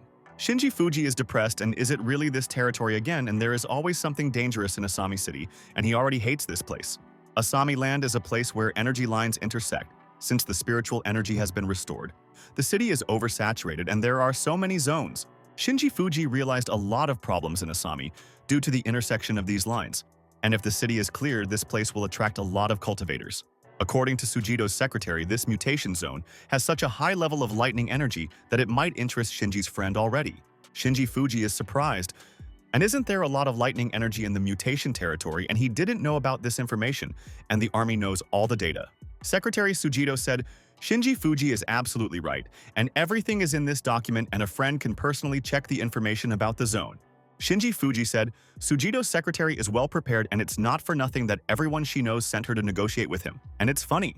Sujito's secretary asks Master Shinji Fuji not to jump to conclusions right now, and he misunderstood her, and she wishes her friend well. Shinji Fuji asks Sujito's secretary not to be nervous and he will take a look at the documents and then decide whether to participate in the special tournament. Secretary Sujito said to Shinji Fuji, Thank you very much, and if you have any questions, please do not hesitate, and she will answer them all at once. After a dialogue with Sujito's secretary, Shinji Fuji brought the dishes and called assistant Liu Yu and Fumatsuki for lunch, and he is waiting in the kitchen. Fumatsuki came into the kitchen and said to Shinji's brother Fuji, She is very sleepy and why can't we have lunch later, and he got up early. Liu Yu's assistant is also awake and she won't make Shinji Fuji wait for her, and a friend has brought lunch especially for them and is taking care of the ladies. Liu Yu's assistant noticed the documents on the table and asked Shinji Fuji's friend what those documents were, and she remembers they weren't there yesterday. Shinji Fuji said to assistant Liu Yu, These are the documents from the cultivator tournament and the reward documents for helping the army on the mission. Fumatsuki asked Shinji Fuji what his grandfather gave him, and maybe it was a military rank, and a friend said, This is the right to the villa and the estimate for repairs. Fumatsuki is outraged and tells Shinji Fuji's friend her grandfather is a greedy man, and why did he only give her a villa because her friend saved the world from a monster? Fumatsuki wants to ask the army to give them more land, but Shinji Fuji pushes her and tells her to better wash up and have lunch there. Assistant Liu Yu sighed, and Sister Fumatsuki won't calm down, and she has so much energy and started to get on Shinji's nerves in the morning. And at that moment, Liu Yu's assistant turned her attention to the table and she wants to check something out and hopes Shinji Fuji won't mind. Liu Yu's assistant noticed the documents for Shinji Fuji about the mission in the mutation zone in Asami City, and she remembers the past and won't forget. Liu Yu's assistant is completely shocked. And what are these documents? And Liu Yu didn't think that the army would already want to take over the territory of Asami City. Assistant Liu Yu picked up the documents, and isn't this the area where her parents went missing? And she doesn't know much about the family and doesn't remember. Assistant Liu Yu started flipping through the documents, and is this really all there is? And she thought there is a continuation of the documents, and they end. Assistant Liu Yu thought it looks like the army is hiding information, but why, and does the army not want her to know the truth about the family? Shinji Fuji turned around and saw the reaction and excitement of Assistant Liu Yu, and he forgot about the documents on the table and was busy with Fumatsuki. Shinji Fuji realized that Liu Yu's assistant must have noticed important documents about the family, and she had long wanted to know the truth and all the events. But Shinji Fuji thinks Liu Yu's assistant should stay out of this case and the army is hiding information from her, and it's true. Shinji Fuji found out about the mutation zone, and after 4 of their expeditions, members of the group Hime Wataru and Hime Yukina disappeared without a trace in an instant. The search continued for 7 days, but the connection was lost and their fate was no longer known. And their daughter, Liu Yu, was adopted by the director of the Jingu Association. Shinji Fuji called Sujito's secretary, and he already decided to accept the offer, and Sujito said, Many thanks to Master Shinji.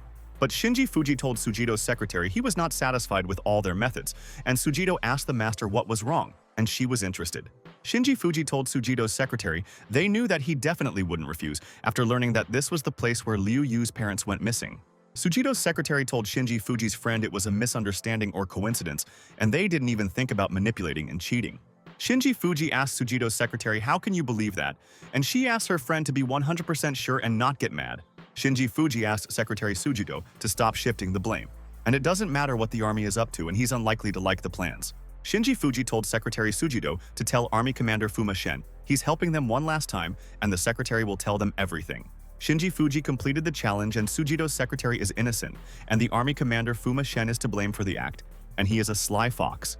Shinji Fuji glanced at Liu Yu's assistant, and she's sleeping on the couch and she's so tired for this day, and her friend has a difficult fate. But Liu Yu is doing great.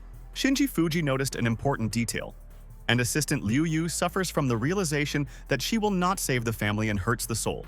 Shinji Fuji wrote a note for assistant Liu Yu, and he doesn't want to wake her up, and his sister needs to get some sleep and gain strength and energy in the morning.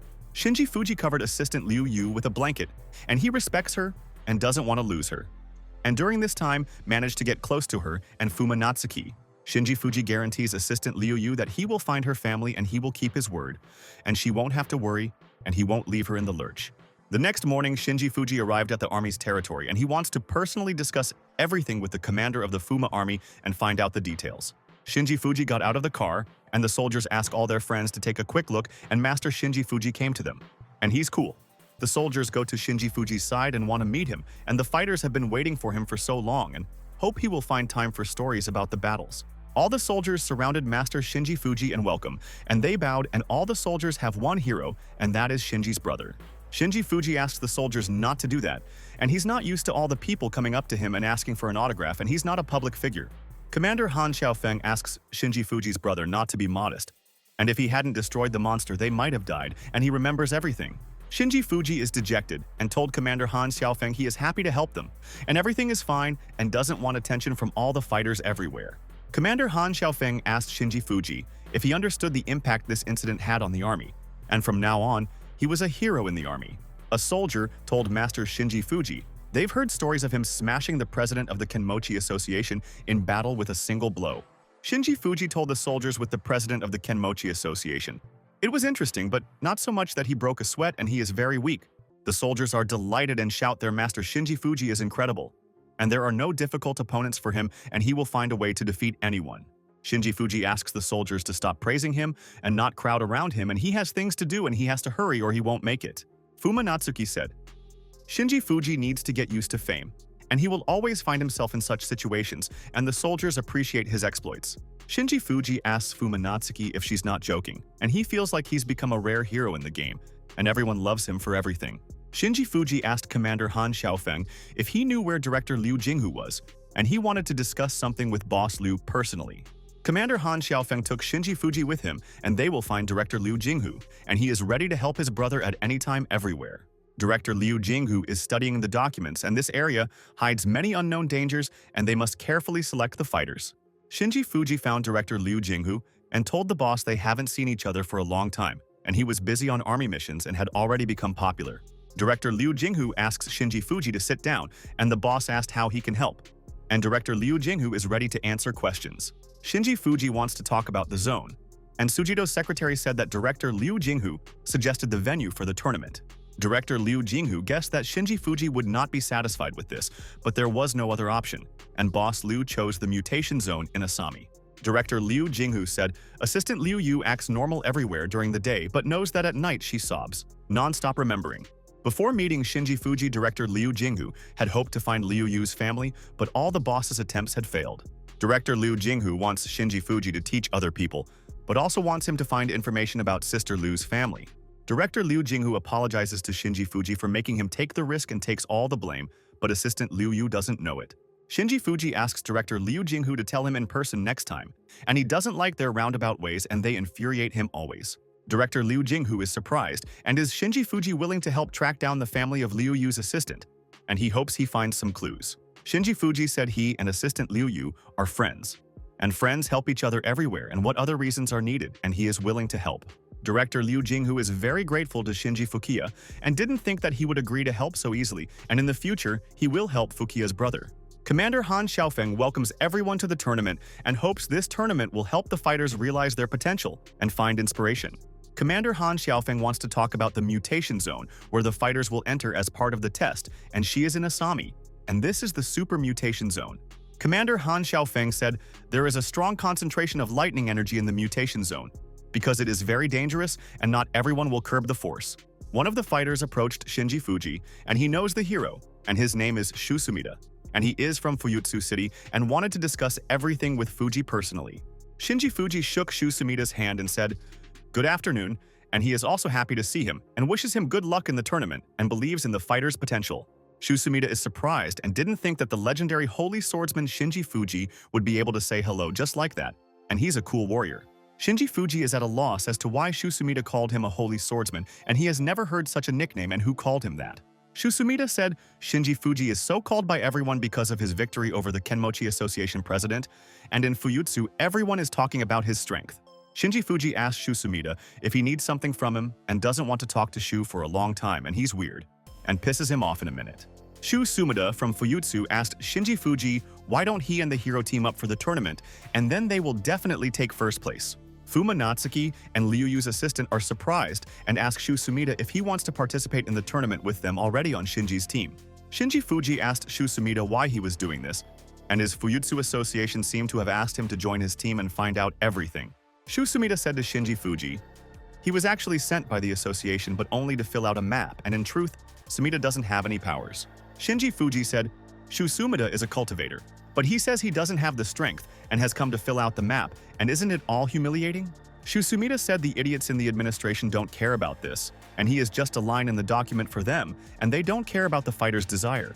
Shinji Fuji told Shuumida they have a very interesting organization in Fuyutsu, but Shu doesn't want to die, and the zone is dangerous even for all pros. Shuumida begs Shinji Fuji to take him on the team, and he is strong, and if Shu is with Shinji, he will already get out of the zone alive. Fumatsuki said, Shuumida is a coward, and it's a shame to have such a person in the group, but assistant Liu Yu asks you to take it easy, especially in front of Shuumida. But Fumatsuki asked Liu Yu's assistant, why would she hide both Shuumida and Sam, knows that he is a coward and a weakling, and the loser Shu has no conscience. Fumatsuki said, Shuumida from Fuyutsu. If he doesn't become a burden and interfere in the tournament, they will take him to the team even though he is a coward and a weakling. Shuumida of Fuyutsu swears that he will not interfere with Shinji Fuji and will follow any order and guarantee that he will help his brother's team. Mika Matsumoto asked Captain Shinji Fuji if it was worth helping Shuumida already, and it looked like he really wouldn't survive without their help. Liu Yu's assistant told Shinji Fuyutsu, it doesn't look like Shuumida from Fuyutsu is up to something bad and they can confide in each other once. Shinji Fuji will take Shuumida in, but he shouldn't be selfish there, and Shuumida promises he won't cause any problems at the tournament. At that moment, Shinji Fuji and Shuumida felt someone's eyes on them and turned around to see who was displeased with their dialogue. Commander Han Xiaofeng turned to the participants of the tournament and asked them to look in his direction, and he will tell important information for the fighters. Commander Han Xiaofeng has declared the first annual martial arts tournament open and believes in the talents of all fighters and wishes them good luck. After a while, all the participants of the tournament came to the mutation zone, and they are determined to get the first place in the tournament and no one will stop them. All the fighters have jumped into the mutation zone, and they are serious and don't want to become monster food, and they are ready to surprise all the people. Shinji Fuji goes with the team. And Fumatsuki, it seemed Asami is a very large city. Why does it look like this? And is it because of a super mutation? Assistant Liu Yu said high-level monsters can change the space around them, and the locals seem to like this climate. Mika Matsumoto has asked Captain Shinji Fuji what the friends will do next, and she is waiting for orders from team boss, Shinji Fuji. And at that moment, Shinji Fuji and his friends heard a strange sound, and the ground under their feet started shaking, and they don't know what's going on there. Shuumida from Fuyutsu sat down and started begging to be saved, and he doesn't want to die, and regrets that the organization sent him to the tournament, and he is weak. Shinji Fuji asks his friends to be on their guard. And from the place of mutation, you can expect anything, and you need to take care of yourself and not rush. And this is important to them. But suddenly at the same second, mutant monsters came out of the ground, and they want to kill everyone who entered their territory and disturbed the peace. The monsters are coming towards Shinji Fuji, and they are determined to kill everyone, and no one will be able to get out of the mutation zone alive, and they guarantee. Shinji Fuji is not afraid of mutant monsters, and told assistant Liu Yu and Fumatsuki to take a fighting position and they will defeat the monsters.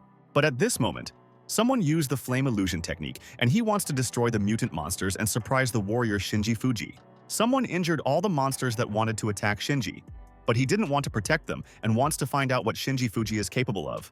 Shinji Fuji turned around, and he doesn't know who helped them break up the crowd of monsters, and they should say thank you to the fighter if he wanted to help. Some cultivator stood in front of the team and asked the fighter, aka Shinji Fuji, and he had heard many stories about his exploits in the war. Shinji Fuji asked the fighter who he was and why he most often finds freaks who behave strangely in the tournament, and he got tired of them.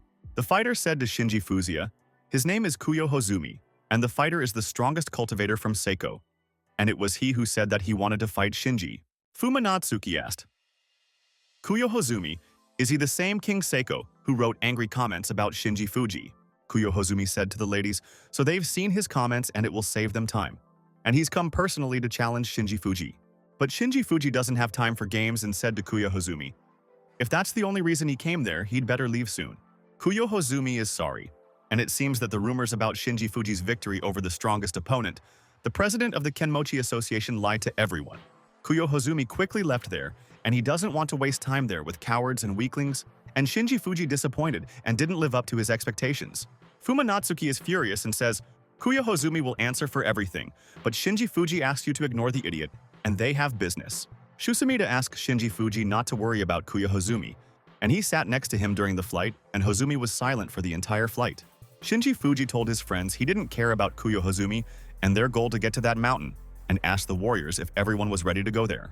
Shinji Fuji thinks about the family of Liu Yu's assistant and hopes they will be all right there, and he doesn't want to hurt Liu Yu with the news of her family's demise. Shinji Fuji and his team quickly went to the mountain, and they should not pay any attention to different fighters, and they are all weaker than Shinji's brother.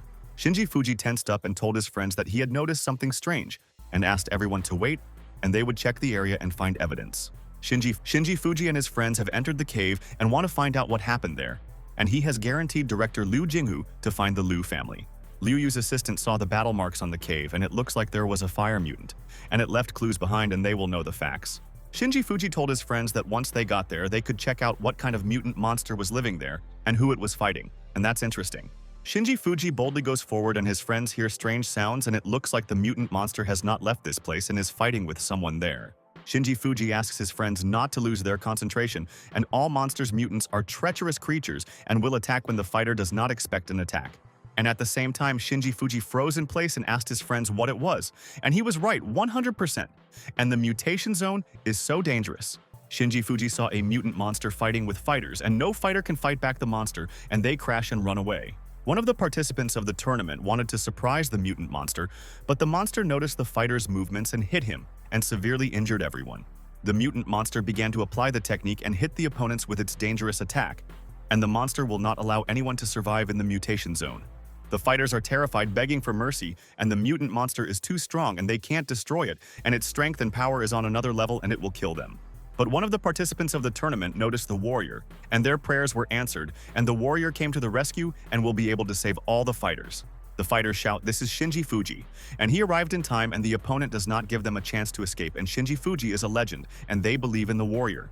The fighters are thrilled, and they are saved, and Shinji Fuji will save them, and thank the warrior for not being against helping them, and they have heard stories about his deeds. Shinji Fuji realized the monster has a 4th level, and he is a ward for assistant Liu Yu and Mika Matsumoto, and they will deal with the monster. Shinji Fuji said Liu Yu and Mika Matsumoto are both experts in ice techniques, and he thinks this monster is their perfect opponent. Assistant Liu Yu and Mika Matsumoto jumped towards the monster, and their master is absolutely confident that they will defeat the mutant and motivates them. The mutant monster began to breathe fire and wants to destroy opponents, and it seems that the fighters did not understand that they could not defeat it, and they are doomed. Mika Matsumoto used an ice barrier and defended herself from the fire and powerful attack of the mutant monster, and she needs to be more careful in their battle. Liu Yu's assistant noticed how the mutant monster was busy fighting Mika Matsumoto's sister and lost her concentration and couldn't see the other fighters. Liu Yu's assistant uses the ice spike skill, and the mutant monster will not have time to defend against her sharp spikes, and Liu Yu will destroy the opponent. Liu Yu's assistant was able to injure the mutant monster, and the spikes stuck into its body, and she and cute Mika Matsumoto are great at fighting as a team. The mutant monster screams in pain, and he didn't expect that there were 2 opponents, and one of the warriors was able to catch them off guard and attack from the monster's back. Liu Yu's assistant knows to keep attacking the monster, and then they will smash the mutant or it will hit them back and avenge everything. Liu Yu's assistant uses the flying ice spikes formation technique, and she is not afraid of the mutant monster, and Shinji taught her the techniques. Mika Matsumoto does not stand aside, and she uses the ice spear technique, and assistant Liu Yu perfectly distracted the mutant monster in battle. Mika Matsumoto plunged a spear into a mutant monster, and he is not fast and cannot keep track of the 2 fighters, and came up with a brilliant plan. Mika Matsumoto and assistant Liu Yu were able to defeat the mutant monster, and the humans were lucky that Shinji Fuji's brother found them and saved them from the monster. People are in complete shock, and it's unbelievable, and it's like goddesses have come down from heaven, and Mika Matsumoto and Liu Yu are wonderful warriors, and they are amazed at their power. Shinji Fuji is happy, and Liu Yu and Mika Matsumoto are also famous, and they both help destroy monsters along with him. Shinji Fuji noticed something and decided to find out what it is, and people are distracted by ladies, and he will quietly check what this special thing is. Shinji Fuji saw an artifact that came out of a mutant monster and doesn't know what it is, and maybe a fire crystal, and wants to test the hypothesis. Shinji Fuji wants to take the fire crystal, and with it Fumatsuki will definitely become even stronger, and he is responsible for developing the skills of all the sisters. But when Shinji Fuji did not expect anything, Someone told him to stand still, and this is his crystal, and no one has the right to take the crystal. Shinji Fuji turned around and asked Kuyo Hozumi, is he really starting to piss him off again, and he won't feel sorry for Hozumi in the future? Kuyo Hozumi held out his hand and told Shinji Fuji to give the crystal back or he would die, and Kuyo guarantees that he will not let go of the liar, Shinji Fuji. The fighters are furious, and who does Kuyo Hozumi think he is? And he was hiding somewhere while everyone was fighting the monster, and he just wants to take the crystal. Kuyo Hozumi told all the idiot fighters to shut up, and he wouldn't take their threats and insults there, and would teach the idiots manners in a heartbeat. And at the same time, Kuyo Hozumi said he started using the flame/technique against the fighters, and they make him nervous and he will make him respect them. The fighters asked their colleagues to be careful and defend themselves from fire, and the enemy Kuyo Hozumi caught them off guard, and they did not expect an attack from the coward Kuyo. The fighters barely managed to move to a safe distance from the fire, and Kuyo Hozumi used a dangerous technique not against the mutant monster. The fighters realized Kuyo Hozumi is strong, and they can't stand up to him in battle. But they won't let Master Shinji Fuji get hurt because he saved them all. Kuyo Hozumi is serious and told the fighters only those who are ready to die have the right to say something, and other people are obliged to remain silent. The fighters stand still and do not know what to do with Kuyo Hozumi. And he is definitely stronger than them all, and if they attack the scoundrel, will destroy all their friends. Kuyo Hozumi laughs, and he was hoping to fight at least someone today at the tournament, but there were only cowards gathered there, and Kuyo is sorry to beat weaklings. Kuyo Hozumi told the fighters that this crystal will be taken away by him, and whether anyone has any complaints, and he will listen to them, and immediately take drastic measures. But suddenly at that moment, Shinji Fuji said to Kuyo Hozumi, he has a complaint, and he doesn't agree, and it's definitely not Kuyo Hozumi's crystal. Kuyo Hozumi asked the impudent fighter what he said, and told him to get out of the crowd and they would discuss his opinion, and he would teach the impudent idiot a lesson for everything. Kuyo Hozumi recognized Shinji Fuji, and wasn't he afraid to fight him there at the time, and now he had the courage to show everyone his character. Shinji Fuji wanted to avoid unnecessary conflicts, but Kuyo Hozumi left him no choice, and he must take action against the idiot Kuyo. Shinji Fuji didn't hesitate to jump towards Kuyo Hozumi, and he's not one of those people who will tolerate bullying, and it's time to punish the impudent person for threatening him. Shinji Fuji uses the Fire Fist of the Emperor technique, and this technique is enough to teach Kuyo Hozumi a lesson, and the fighter has lost his boundaries. Shinji Fuji hit Kuyo Hozumi on the stomach and caused serious injuries to the fighter, and Kuyo Hozumi did not have time to defend against the attack of Fuji's opponent. Kuyo Hozumi was in a lot of pain, and he realized that Shinji Fuji is incredibly agile and fast, and it's not for nothing that everyone praises him for his intelligence and all the rumors are true. Kuyo Hozumi can't get up, and Shinji Fuji made the impudent man be more modest, and in vain, he insulted innocent fighters and humiliated everyone in battle. People are in complete shock, and did Shinji Fuji break Kuyo Hozumi, and it took one hit. And what level is their brother Shinji Fuji already at? Kuyo Hozumi is furious and says to Shinji Fuji, he will kill him and no one dares to humiliate him in front of a crowd of people, and he will make the bastard suffer. Kuyo Hozumi screams in anger and his body is covered in fire, and he will find a way to take revenge on Shinji Fuji, and Shinji's opponent will die in the tournament. People have moved a safe distance away from Kuyo Hozumi and don't know what's going on, and Kuyo Hozumi's aura has suddenly become much stronger. The fighter said there is a lot of concentration of fire energy in this cave, and he thinks Kuyo Hozumi is absorbing fire energy to become even stronger. A colleague asked the fighter what this means, and is Kuyo Hozumi invulnerable in the cave? And the fighter said to a friend apparently Kuyo Hozumi is really invulnerable. Shuumida asked if Shinji Fuji would be okay, and Fumatsuki asked his friend not to be nervous, and no one has ever defeated Fuji before. Kuyo Hozumi said to Shinji Fuji, in this place he is like a god, and the idiot has no chance of defeating him, and he shouldn't have angered the genius Kuyo Hozumi. Shinji Fuji asked Kuyo Hozumi how dare he be arrogant with only the 7th level, and who does the weak and coward Hozumi think he is? Kuyo Hozumi told Shinji Fuji to keep quiet and not piss him off, and he won't get out of the mutation zone, and he met his death and he will kill the bastard. Kuyo Hozumi uses the skill of fire, and Shinji Fuji will not hide anywhere, and he came to the enemy's territory, and Kuyo Hozumi wants to humiliate the reptile. Kuyo Hozumi sent a torrent of fire towards Shinji Fuji, and no one defended against his powerful attack, and Shinji Fuji is doomed to fail. But Shinji Fuji is not nervous, and told his opponent this is a weak and unimpressive technique, and what hopes did Kuyo Hozumi show in the fight? Shinji Fuji takes out a special sword and uses lightning strike, and he has seen many dangerous opponents in his entire life, but Kuyo Hozumi is not like that. Shinji Fuji has channeled his powerful energy into the fire of Kuyo Hozumi, and it is necessary to subdue the ardor of an impudent fighter who decided that he is the best of all. Kuyo Hozumi is completely shocked, and Shinji Fuji smashed his technique in an instant with his move, and sent his lightning stream to the opponent on the contrary. Kuyo didn't have time to dodge Shinji Fuji's attack, and he lost his arm. And where does the opponent have so much power and energy, and what kind of person? Kuyo fell to the ground and stopped attacking Shinji Fuji, and he realized that he had challenged the wrong opponent and Shinji was very strong. Kuyo is in a lot of pain, and he lost his arm and how to fight Shinji Fuji and other mutant monsters there now, and Hozumi is doomed. Shinji Fuji told Kuyo, "This is what happens when he swings his sword where it doesn't hit." And did Kuyo really think that he would defeat the legend? Shinji Fuji told Kuyo today he will spare his life and not tarnish the army's reputation because the army sent Shinji to the tournament. But Shinji Fuji told the impudent Kuyo, "There will definitely be no mercy next time," and asks not to count on mercy and does not lie. Kuyo told Shinji Fuji's brother he was absolutely wrong and vows not to do it again, and on the contrary will protect his brother from monsters. Kuyo thought Shinji Fuji is a scoundrel, and in the future he will take revenge for his humiliation and catch him off guard when he doesn't expect his attack.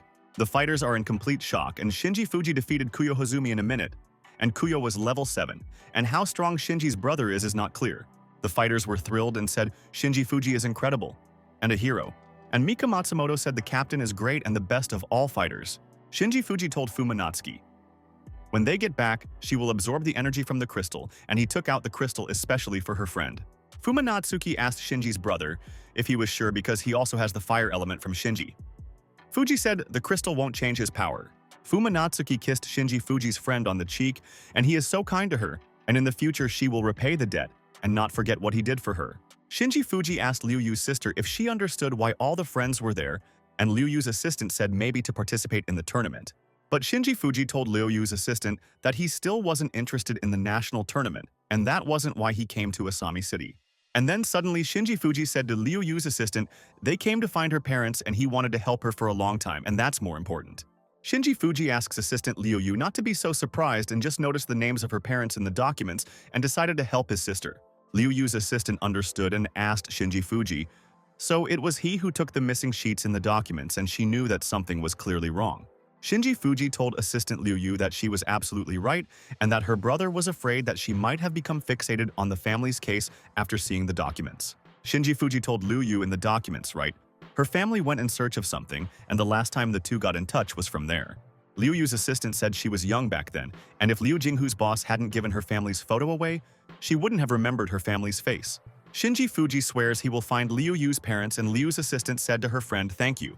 But this mutation zone is very dangerous for fighters." Shinji Fuji asks assistant Liu Yu not to worry about this, and there is nothing in this place that he can't handle, and he will solve all the nuances. Shinji Fuji told Fumatsuki to stay with the others there while he and Liu Yu went to check out what was going on, and hopefully found some clues. Fumatsuki asked Shinji Fuji if her brother really decided to pair up with Liu Yu, and they don't know what's waiting for them, and it's dangerous.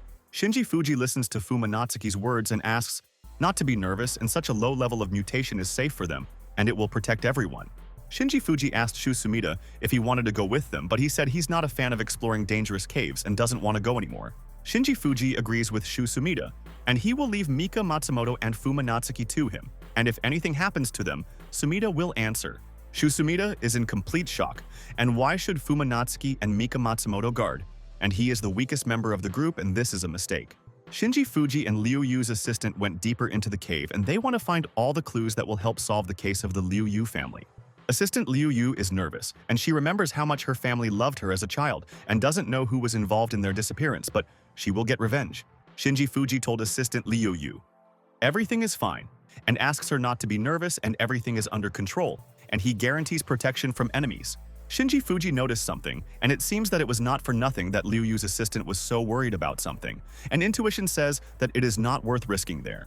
Shinji Fuji and assistant Liu Yu saw a powerful flow of energy, and why didn't anyone notice it before them and people didn't go to these places?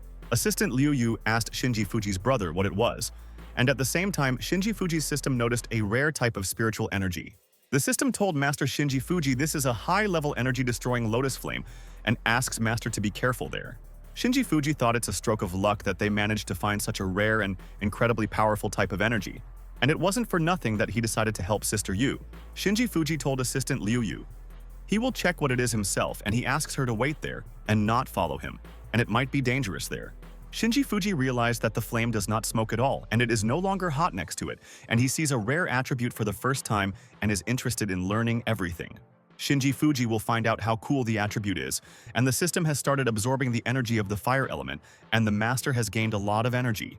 The system informed Master Shinji Fuji he received 545 points from the fire element energy, and why didn't people come? It was then that Shinji Fuji noticed a huge silhouette under his feet, and he realized it looked like he and Liu Yu weren't alone, and there was a reason why no one was coming. Assistant Liu Yu is worried and noticed the danger and warned Shinji's brother Fuji, and she will definitely save the master from the monsters. At the same time, suddenly Shinji Fuji was attacked by sharks and water monsters. The mutants felt the stranger's energy in a minute. Mutant water monsters are very aggressive towards humans, and they are happy to have a human come to their lair, and they won't let go of Shinji Fuji and eat him. Liu Yu's assistant jumped towards Shinji Fuji and asked his friend to take care of himself, and fierce mutant monsters surrounded him, and he is in trouble. Assistant Liu Yu is not afraid of mutant monsters and is willing to take the risk and must save Shinji Fuji because her friend has saved her life so many times. Liu Yu's assistant stuck a knife in a mutant monster, and Captain Shinji Fuji taught her many techniques, and she will show a masterclass to the enemy. Liu Yu's assistant kicked the mutant monster with all her might and wouldn't let the vile sharks injure Captain Shinji Fuji while he was busy. Liu Yu's assistant threw a weapon at the mutant monster, and you must not lose control in any case. And Liu Yu will protect his brother from any enemies. The mutant shark monster stopped attacking Liu Yu's assistant, and the fighter is too strong and the monsters won't be able to harm her, and it's better to retreat. The mutant monster dived under the water, and Liu Yu's assistant decided that she would not die until she knew all the information about what happened to the family. Liu Yu's assistant asked Shinji Fuji if he was okay, and she didn't follow the order and couldn't stand by while he was injured there. Shinji Fuji told assistant Liu Yu he needed a couple of minutes to absorb everything and asked if she could guard him from all the monsters. Assistant Liu Yu listens to Shinji's brother Fuji's words, and she will definitely not let him down, and he has come on a mission to help find the family. Liu Yu's assistant told Shinji Fuji that he can trust her 100% and no one will get close to him, and she guarantees. But another mutant monster stands quietly in the corner and controls the situation and waits for the moment when assistant Liu Yu loses concentration there. And at that moment, the mutant monster started attacking Liu Yu's assistant, and he wants to eat her to take the energy, and all the people are to blame. Assistant Liu Yu managed to move to a safe distance from the enemy and successfully defended against his attack and did not think that there were many monsters. The mutant monster continues to move towards Liu Yu's assistant, and she is not afraid and is ready to fight back and will do her best to protect herself. The mutant monster scratched Liu Yu's assistant with its claws, and she didn't have time to defend herself and the enemy's reflexes. And reactions are developed, and you need to be on your guard. The mutant monster managed to injure Liu Yu's assistant, and she endures, and not before that, because the reptile can switch to Shinji Fuji, and this is dangerous. Assistant Liu Yu uses the ice spike technique and will not let the enemy near her, and the mutant monsters became the owners of Akami territory. But Liu Yu's assistant didn't injure her opponent, and the mutant monster's skin is much tougher than she thought. And these monsters are different from others. Assistant Liu Yu is completely shocked, and why didn't she break through the mutant monster's defense, and we need to come up with another plan to defeat the enemy. But at the same time, the mutant monster spat poison at Liu Yu's assistant, and he wouldn't leave anyone alive and had come to the monster territory for nothing. Liu Yu's assistant dodged all the monster's poison jets, and the enemy is treacherous, and it's dangerous to fight them openly, and she took into account all the mistakes. The mutant monster quickly approached Liu Yu's assistant and wants to hit her with its tail, and noticed that she was distracted by its poison attack in the face. But Liu Yu's assistant managed to put up a barrier and protect herself from the enemy's attack, and her friend Shinji Fuji could come up with a brilliant plan. But the mutant reptilian monster easily broke the protective barrier of assistant Liu Yu and hit her on the stomach with its tail and caused injuries. Liu Yu's assistant fell to the ground with a crash and was hurt by the impact of the mutant monster, and she had to find a way to protect Shinji Fuji's brother. Assistant Liu Yu is in a critical situation and she can't move, and the mutant reptilian monster has injured her motor functions. The mutant reptilian monster wants to eat Liu Yu's assistant, and she will no longer defend herself, and there is no need to attack him, and he will defeat any fighter. But in the same second, someone out there struck a powerful blow at the reptilian mutant monster and saved the life of Liu Yu's assistant and prevented the monster from eating her. The monster mutant reptile was seriously injured and did not notice how someone dealt huge damage, and the opponent's technique is so strong. Shinji Fuji told the reptilian mutant monster anyone who harmed his friend would die, and he promised to protect assistant Liu Yu from the reptilians. Shinji Fuji asked the mutant reptilian monster what she was counting on to fight against him, and he wouldn't feel sorry for the opponent. The mutant monster is shouting at Shinji Fuji and is aggressive, and he wants to take revenge on the opponent for hitting, and the humans won't survive and he will kill them. The reptilian mutant monster healed the body of all injuries and strengthened the body in an instant, and Shinji's attack did not deal critical damage to the mutant. The monster mutant reptile has taken a fighting stance in front of Shinji Fuji and is ready to fight back and punish the arrogant people, and they threaten the monster. Shinji Fuji dodged the reptilian mutant monster's punch, and he won't let the opponent hurt him, and he has already developed reflexes and reactions. Shinji Fuji took out a special sword, and Liu Yu's assistant completed the task, and thanks to her, he managed to absorb the energy of the fire attribute. Shinji Fuji uses the Thunderbolt technique and swings. His sword immediately hit the target, and the mutant reptilian monster was no longer able to react. Shinji Fuji wanted to finish off his opponent, but the monster mutant reptile did not give a chance and defended with his tail, and you cannot lose sight of the enemy. Shinji Fuji has stepped aside and must come up with a plan, and without a plan it's useless to fight a mutant monster, but Shinji is a tactician strategist. Shinji Fuji expected this from a level 7 mutant reptilian monster, and it's interesting, and he will test his skills in a fair fight. The monster mutant reptile is determined to get rid of Shinji Fuji, and he is not afraid of the enemy with the element of fire and lightning, and fought with such an enemy. Shinji Fuji held the special sword tightly in his hand and said to the monster, "All games are over, and the mutant reptile is doomed to fail, and the fighter is confident." Shinji Fuji told the reptilian mutant monster, "It's time for them to test the true power of the Lotus Flame in battle, and he's been waiting for it for a long time." At the same time, Shinji Fuji started using the Hit Lotus and Destroy technique, and the mutant reptilian monster was very unlucky. The monster mutant reptile froze in complete shock and realized that she had attacked the wrong fighter, and Shinji Fuji is special, and the fighter is a genius. Shinji Fuji smashed his opponent with a technique, and the mutant reptilian monster took critical damage and was unable to dodge Shinji's attack. Shinji Fuji asked assistant Liu Yu if she was okay, and she told her brother she couldn't have done it without him, and he saved her from the monster. Shinji Fuji asks assistant Liu Yu not to lose her concentration in battle next time, so that no one will take her by surprise, and this is true. Liu Yu's assistant understood Shinji Fuji's advice, and he is a genius fighter, and you need to follow his words, and then she will defeat any opponent. At the same time, Shinji Fuji and Liu Yu's assistant heard strange sounds, and it looks like there are other mutant monsters besides the reptile. Shinji Fuji said to assistant Liu Yu, "The mutant monster boss has already decided to show up, and he has been waiting for this moment and will test his strength and skill." Before Shinji Fuji appeared the boss of mutant monsters dragon, and he wants to destroy the whole world and no one will stop, and everyone is afraid of the enemy. The assistant stands in front of the dragon and Liu Yu in complete shock, and she already thought that they were not in any danger, and the reptile was a weak mutant. The boss of mutant monsters. Dragon said at last he is free, and has been waiting for someone to free him for a long time, and he has many goals and objectives in the world. Assistant Liu Yu thinks she's hallucinating, and she sees a dragon and also a speaker. And what does Shinji Fuji think? And the brother is so calm there. The boss of the mutant monsters asked assistant Liu Yu, "Isn't it strange that a level 9 dragon can communicate with humans in their language?"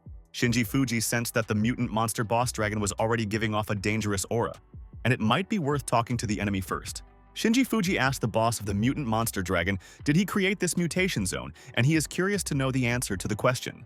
The mutant monster boss dragon said to Shinji Fuji, "The mutation zone wasn't created by him, and the zone was created for him, and the fighter doesn't know many secrets." Liu Yu's assistant asked the dragon, "How is it?" And 10 years ago, he lived in the lake and imbued the spiritual energy of heaven and earth and trained. But the dragon said then 2 men came, and after defeating him, they immediately sealed him to the bottom of the lake and also wanted to take away his strength and power. Liu Yu's assistant is interested, and maybe this is a clue to find her family, and asked the dragon if she remembers what the 2 of them looked like. The mutant monster boss dragon said to Liu Yu's assistant, "It looks like the man's name was Wataru, and the lady's name was Yukina, and he always remembered their name." Assistant Liu Yu froze on the spot in shock, and these people are her parents, and the boss of the mutant monster dragon saw her family, and what did he do? The boss of the mutant monsters. Dragon laughs, and this is irony, and freed his daughter, those who sealed him, and he will start to believe in fate and irony. The mutant monster boss dragon said to Liu Yu and Shinji's assistant Fuji, "It looks like he should be grateful to them, and without them, he would be sleeping." Shinji Fuji asked the boss of the dragon mutant monsters, despite the compliments he still wants to kill them, and the enemy's character is terrible. The dragon asked Shinji Fuji and assistant Liu Yu, "Don't they both know the law of the jungle, and the weak are only food for the strong, and that's the law?" Assistant Liu Yu listens to the mutant monster's words, and the dragon said she will answer for what her parents did, and he didn't forgive them for everything. Shinji Fuji told assistant Liu Yu to run away from there, and the dragon is not so simple, and it is much stronger than other mutant monsters and is aggressive. But assistant Liu Yu can't leave Shinji Fuji there, and it's up to her to find out what else the dragon knows about her parents, and that's important. The mutant monster boss dragon started attacking Shinji Fuji and told them not to even think that they would be able to hide from him, and he would catch them. But Shinji Fuji is not a weakling, and he deftly parried the dragon's attack and will not allow Liu Yu's assistant to be injured, and they will learn the whole truth together. Shinji Fuji asks assistant Liu Yu not to jam, and the boss of mutant monsters. Dragon is too strong for her, and Shinji ordered to leave the enemy to him. But Liu Yu's assistant can't do that, and she will protect Shinji's friend Fuji to the end, and Shinji has become close to her during that time. The mutant monster boss dragon said to Shinji Fuji and Liu Yu, "How touching but so pitiful, and none of them will ever get out of there alive." Shinji Fuji asks assistant Liu Yu to calm down, and while her friend fights with the dragon, she must look for clues left by the family. Liu Yu's assistant asked Shinji Fuji if she was the only one who had to find the tracks without his help, but she was worried about her friend's health. Shinji Fuji asks assistant Liu Yu to go, and he guarantees her that he can handle the dragon and vice versa. "It's interesting to test your skills," Liu Yu's assistant said to Shinji Fuji. "Thank you," and he is a great friend, and risks his life for her, and she will not let him down and complete the mission. Assistant Liu Yu went to look for traces of the family in the cave and hopes her mom and dad left some clues that will help find the truth. The mutant monster boss dragon is furious and asked assistant Liu Yu where she is going, and started hitting her with his tail, and he won't let anyone go. But Shinji Fuji hit the dragon's tail with a special sword and prevented the mutant monster from harming Liu Yu's sister, and it's like a wall for the dragon. Shinji Fuji told the mutant monster boss dragon he is his enemy and opponent, and the Azure Dragon must show maximum skills. Assistant Liu Yu, meanwhile, continues to run with all her might, and she has to find traces of her parents, and she knows they are smart and believes in them. And at that moment, Liu Yu's assistant noticed a huge crystal, and it caught her attention, and it looks like she found clues to solve the mystery. Assistant Liu Yu doesn't know what it is, and it looks like the mutant monster boss dragon was guarding this place and didn't want her to find the crystal there. And at the same time, assistant Liu Yu noticed two people sleeping in the crystal, and she wouldn't mistake them for anyone else, and she was so lucky to find a family. Assistant Liu Yu is in complete shock, and she found mom and dad and wanted to find them for so many years. But she didn't know where she started looking, and it's unbelievable. Assistant Liu Yu asks her own parents to stay there, and she will save them and use any techniques but pull the family out of the crystal. Assistant Liu Yu has started using the ice spike technique, and the family is not in danger, and she will calculate her strength so as not to injure both of them. Assistant Liu Yu threw the ice spike into the crystal with all her might, but she couldn't make a crack in the crystal, and she had to find another way. Assistant Liu Yu is at a loss, and it looks like the crystal is strong, and attacks can't break the crystal, and its unusual composition keeps it strong. Assistant Liu Yu in desperation continues to deal many attacks on the crystal and asks the family how they could abandon her, and she waited. Assistant Liu Yu is crying, and it hurts her to look at the family in such a state. And who put them in the crystal, and how should she let them both out? Assistant Liu Yu asks mom and dad how it happened, and she never lost hope and hoped that they are alive and well. Shinji Fuji is currently fighting face-to-face with a dragon, and the enemy said to Shinji, first he will kill him, and then his weak girlfriend Liu Yu. The mutant monster boss dragon used the Dragon Wing Storm technique and told the opponent to die, and it's so infuriating and annoying. But Shinji Fuji had no problem fending off the opponent's attack, and he said it's not going to be easy for the dragon to injure him, and he's a different fighter by nature. Shinji Fuji waved a special sword and stopped all the energy flow of the boss mutant monster's dragon. And why does the enemy attack thoughtlessly? The mutant monster boss dragon said to Shinji Fuji, is not so simple, and he has made sure of this, and in a fight with him, you need to be careful, and he is cunning. But the mutant monster boss dragon won't let up and has dealt another blow to Shinji Fuji, and he won't be tormenting the brave warrior for so long. Shinji Fuji once again told his opponent his technique is too weak and he won't cause serious injuries if he doesn't already think of another way. Shinji Fuji is tired of playing dragon games, and it's time to launch more serious attacks and kill the boss of mutant dragon monsters. Shinji Fuji strains the body, and its energy and power is enough for a powerful attack that will make the opponent realize that he is so strong. Shinji Fuji asked the boss of the mutant monster, dragon, is this really all his power, and why did he call himself a legendary creature? Shinji Fuji asked, the dragon is the 9th level, so weak and insignificant, and now he will know and will not expect a miracle from them. The dragon said it's impossible, and it put 80% of its power into this strike, but Shinji Fuji was able to block the attack. Shinji Fuji gives the boss of mutant monsters dragon already the last chance and told him to hit 100% of the power. Otherwise, he will not surprise the opponent. The furious dragon flew and told Shinji Fuji to beware of his own desires, and he shouldn't have underestimated the monster boss, and the reptile would regret everything. Shinji Fuji listens to the dragon's words, and everything goes according to the fighter's plan, and he wants to force the monster boss to hit the maximum and exhaust the enemy. The mutant monster boss dragon said to Shinji Fuji, he will regret his words while writhing in the flames of his fire and suffer and burn for a long time.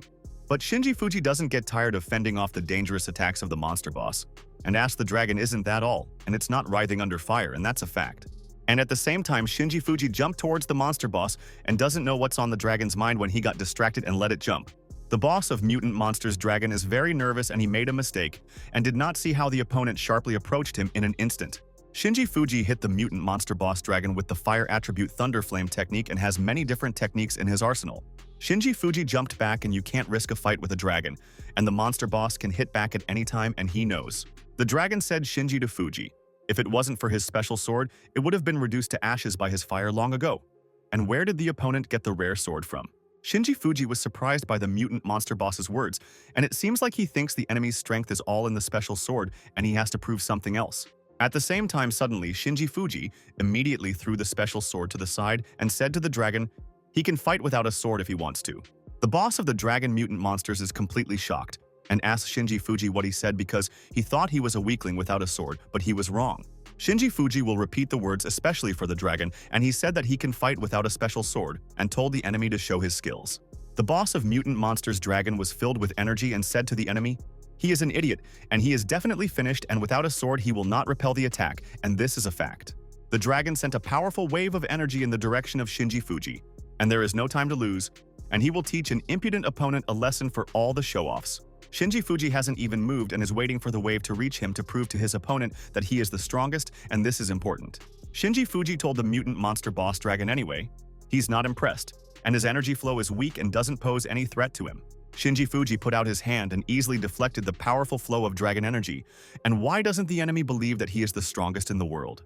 Shinji Fuji hit the opponent's powerful energy flow, and he didn't show all the skills, and the fighter has one surprise for the monster boss. And at the same time, Shinji Fuji directed a powerful stream of energy directly at the dragon and turned the flow back. And how will the dragon defend against its attacks? The dragon is in complete shock, and this can't be happening, and some person so easily repelled his demonic attack with his hands, and Shinji Fuji is a genius. Shinji Fuji told the dragon that both of them are level 9, and because of this, he repelled the attack, but the enemy is past, and the world is now his. And then the dragon started to fly away, and he can't die, and he's only one step away from the Iron Meridian level, and he doesn't want to die. Shinji Fuji took a special sword and asked the boss of the mutant monster dragon if he really wanted to escape, but the enemy wouldn't let him escape. Shinji Fuji didn't hesitate to use the technique on the opponent, and the true Thunderflame strike will weaken and destroy the monster boss. Shinji Fuji didn't let the mutant monster boss dragon get away, and he might cause them problems in the future, and we need to exterminate him soon.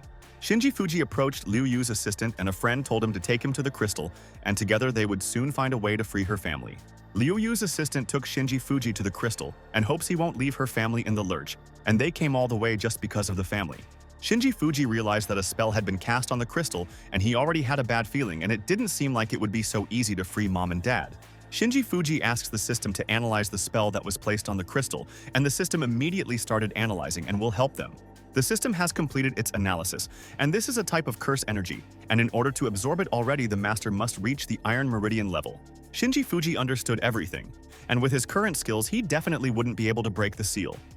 But reaching the Iron Meridians wouldn't be so easy for him, Shinji Fuji thought. And if you can't destroy the crystal directly, he will try from below. And Shinji's intelligence came up with an ingenious plan. Shinji Fuji started digging the ground with a special sword, and Liu Yu's assistant can be 100% sure, and he won't leave her family in the lurch. Liu Yu's assistant is at a loss and asks Shinji Fuji what he wants to do there, and she will help if the friend orders, and she is noble. Shinji Fuji told assistant Liu Yu. He wants to dig up the crystal and find out how deep the enemy has buried the crystal, and it's interesting. Shinji Fuji uses the shattering incision technique and is very eager to find out the volume of the crystal. And it seems that Liu Yu's parents were not harmed there. Shinji Fuji has dug up the ground under the crystal in one hit, and after knowing the size of the crystal, he can come up with another plan, and there is still time. Shinji Fuji dug up the crystal and hopes his intelligence won't let him down in this situation, and he doesn't know how to get people out of there yet. Shinji Fuji told Liu Yu's assistant that at least they can see the whole crystal now, and Liu Yu asked a friend what to do now and how to help her family. Shinji Fuji told assistant Liu Yu he would take the crystal out of there, and the two of them would come up with a plan to get her dad and mom out of the crystal. At this time, the mutant monster boss dragon stayed alive and escaped from Shinji Fuji and memorized his attacks for a long time, and he almost killed him. The dragon monster boss is furious at the weak man, and how dare he hurt him. And once the wounds are healed, he will find and take revenge on the fighter. At this time, the fighters say Shinji Fuji is incredible, and did you see his last punch, and he is much stronger than Kuyo Hazumi, and proved in the fight. The fighter asks his friend to keep his voice down, and Kuyo Hozumi is still there, but the friend doesn't care about the braggart Kuyo Hozumi and is a weak fighter and a coward. Kuyo Hozumi thought if his arm was still in place, he would have killed all the fighters in one hit. And why did everyone think that he was weak? And that was a mistake. But at the same moment, the soldiers heard the roar of the beast, and they are terrified and do not know who is coming in their direction and want to quickly leave and protect themselves from the enemy. And at that moment, the boss of the mutant monsters dragon started attacking all the people and uses the dragon breath technique, and the boss released fire. The fighters did not have time to hide and protect themselves from the dragon's flame and fire everywhere, and where to hide from the dangerous monster, and he caught them off guard. The fighters are terrified, and they have never seen a dragon and ask their colleagues not to take risks and be careful, and they will definitely be able to leave the territory. Fighters ask their colleagues to attack the dragon, and they are not weaklings, and they can all fight back against the opponent. And some of them will escape, and they will save their lives. The fighters use the cold strike and water dragon shot techniques in response to the dragon's flame, and together the fighters will show strength and character. The boss of the mutant monsters. The dragon is thrilled. And this is a true sense of dominance, and the fighters can't even injure it and break through the enemy's scales. The boss of the mutant monsters dragon said to the fighters, "Here is their lord," and he made the fighters beg for mercy, but he would not let anyone go and would kill them. Kuyo Hozumi started running away, and the fighters definitely won't be able to handle the dragon, and he can't die there. And he hasn't reached the limit, and Kuyo is the best fighter. The boss of mutant monsters dragon saw Kuyo Hozumi, and he promised that he would not let anyone go, and in vain the fighter hopes to escape from his dangerous attacks. The dragon asked Kuyo Hozumi if he really wanted to escape, and it seems that he forgot the dragon boss's order, and he didn't allow any of the fighters to leave. Kuyo Hozumi understood. The dragon noticed him, and the boss of the mutant monsters immediately grabbed the fighter and pinned him to the ground and wants to ask a couple of questions. The boss of the mutant monsters dragon told Kuyo Hozumi he won't be able to hide from him and told him to beg for mercy, and maybe he will let the fighter go. Kuyo Hozumi begs the dragon not to kill him, and he will do whatever he wants and never betray, and he is a strong cultivator and useful. The dragon asked what the armless scum had to offer, and Hozumi wasn't interested in the mutant monster boss and wouldn't give him anything in return. Kuyo Hozumi said to the dragon, he will help him kill all the fighters, and he is much stronger than other cultivators and will prove everything in practice in a moment. The fighters told Kuyo Hozumi is a sneaky coward and a traitor, and Shinji shouldn't have killed him right away, and he made a mistake when he spared the reptile, and Kuyo is pathetic. But the dragon said to Kuyo Hozumi this is no reason to spare him, and he will defeat all the fighters without his help. And what else can Hozumi offer? Kuyo Hozumi said the boss to the dragon, then he can take it out of the mutation zone. And in this zone, the dragon has little room for space, and this is true. The dragon is interested in Kuyo Hozumi's suggestion and asked if he is able to bring him out of the mutation zone, and he will listen to Hozumi's answer. Kuyo Hozumi said he will use the spiritual energy of the zone portal and remove the barrier that is placed on it, and the dragon will get out into their world. But in the same second that the dragon didn't expect this, someone started attacking it and sent a powerful stream of lightning energy at the enemy. The mutant monster boss dragon is furious, and who dared to attack him when he was discussing a plan with Kuyo Hozumi, and he will destroy the brazen fighter. Mika Matsumoto and Fumatsuki asked Kuyo Hozumi why he wants to betray the whole world. And he is one of them, but is ready to exterminate. And this is a shock. Kuyo Hozumi laughs and asks Mika Matsumoto and Fumatsuki how they knew he was one of them, and he just knows where the real power is. The dragon told Kuyo Hozumi he's funny and told the truth, and he really knows where the true power is. And that's why the fighter wants to join the dragon. The boss of the mutant monsters dragon told Kuyo Hozumi he will give him a chance, and the fighter has potential and talents, and asks him to prove what he is worth. Kuyo Hozumi screams in pain, and the dragon has shared energy and strength, and he doesn't mind having a friend who knows the real world, and the fighter is so cunning. And in that same second, suddenly Kuyo Hozumi grew a dragon arm, and he won't let the boss down, and the dragon will realize that it wasn't for nothing that he spared him, and he's a friend. Fumatsuki and Mika Matsumoto are in complete shock, and the dragon is dangerous to the world, and they won't let it break through to the real world, and it's a threat. The boss of mutant monsters. Dragon asks Kuyo Hozumi to prove to the boss what he is worth, and in the future they will conquer the whole world and both will rule.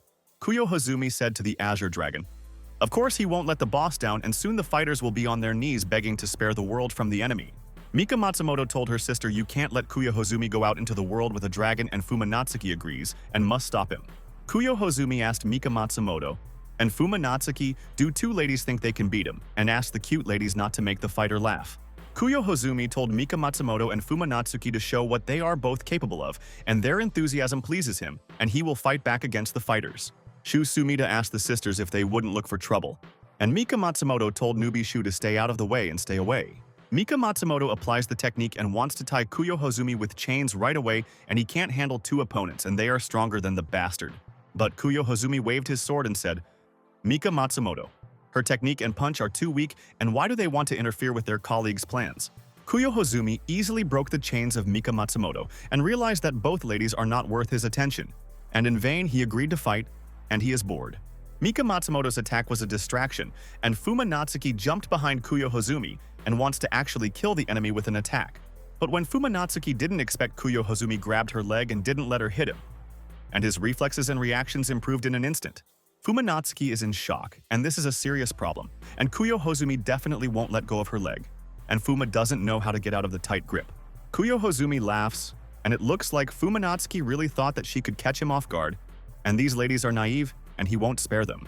And at the same time, Kuyo Hozumi threw Fumatsuki with all his might, and he spares no effort and learned a lesson from the past, and you can't spare your opponents. Kuyo Hozumi took the sword, and Fumatsuki is trapped, and he won't let go of the leg of the fighter who hindered him. And she made the decision herself, and this is fate. Fumatsuki is in shock, and it's bad, and she won't have time to dodge her opponent's punch, and thanks to Shinji's brother Fuji, and he taught me a lot of things. Kuyo Hozumi swung his sword and wants to hit Fumatsuki, and she doesn't know who she attacked, and the lady's death will serve as a lesson for everyone else. But someone prevents Kuyo Hozumi from hitting Fumatsuki with a sword, and he doesn't know what's going on. And he has punished everyone who was against his plan. Mika Matsumoto tied Kuyo Hozumi's hand with the shackle technique and told the reptile to let go of Fumatsuki, and she's willing to do anything for her sister and she's kind. Kuyo Hozumi was distracted and smashed Mika Matsumoto's shackles to smithereens. And he is furious and will make both ladies suffer for interfering with his business. Fumatsuki said, "Thank you to her sister," and Mika Matsumoto said, "Kuyo Hozumi is really very dangerous and they should be more careful in the fight." Kuyo Hozumi said Fumatsuki and Mika Matsumoto were just lucky. But that's the end of their luck, and he won't notice them during the fight, and that's a fact. Kuyo Hozumi said, "It's a good time for the ladies to pull out a trump card if they have one, and without surprises they will definitely not beat it, and it guarantees." Kuyo Hozumi broke the ground under the feet of Fumatsuki and Mika Matsumoto, and why didn't the stubborn ladies become his helpers and he would have spared? Fumatsuki and Mika Matsumoto have started falling down, and Kuyo Hozumi is a reptile, and they will soon take revenge on him for all the dastardly attacks, and the enemy infuriates them both. Fumatsuki and Mika Matsumoto fell to the ground with a crash, and it was lucky that they did not fall headfirst on a hard rock, and the fighters were in danger. Fumatsuki has woken up and wants to make sure that Mika Matsumoto's sister is okay, and she fell badly, and hopes Mika wasn't injured. Fumatsuki approached Mika Matsumoto and noticed her sister lying unconscious, and Fuma begging her sister to wake up, and she was worried about her. Fumatsuki realized they were in a critical situation, and Mika Matsumoto was seriously injured, and she urgently needed help and would soon save her sister.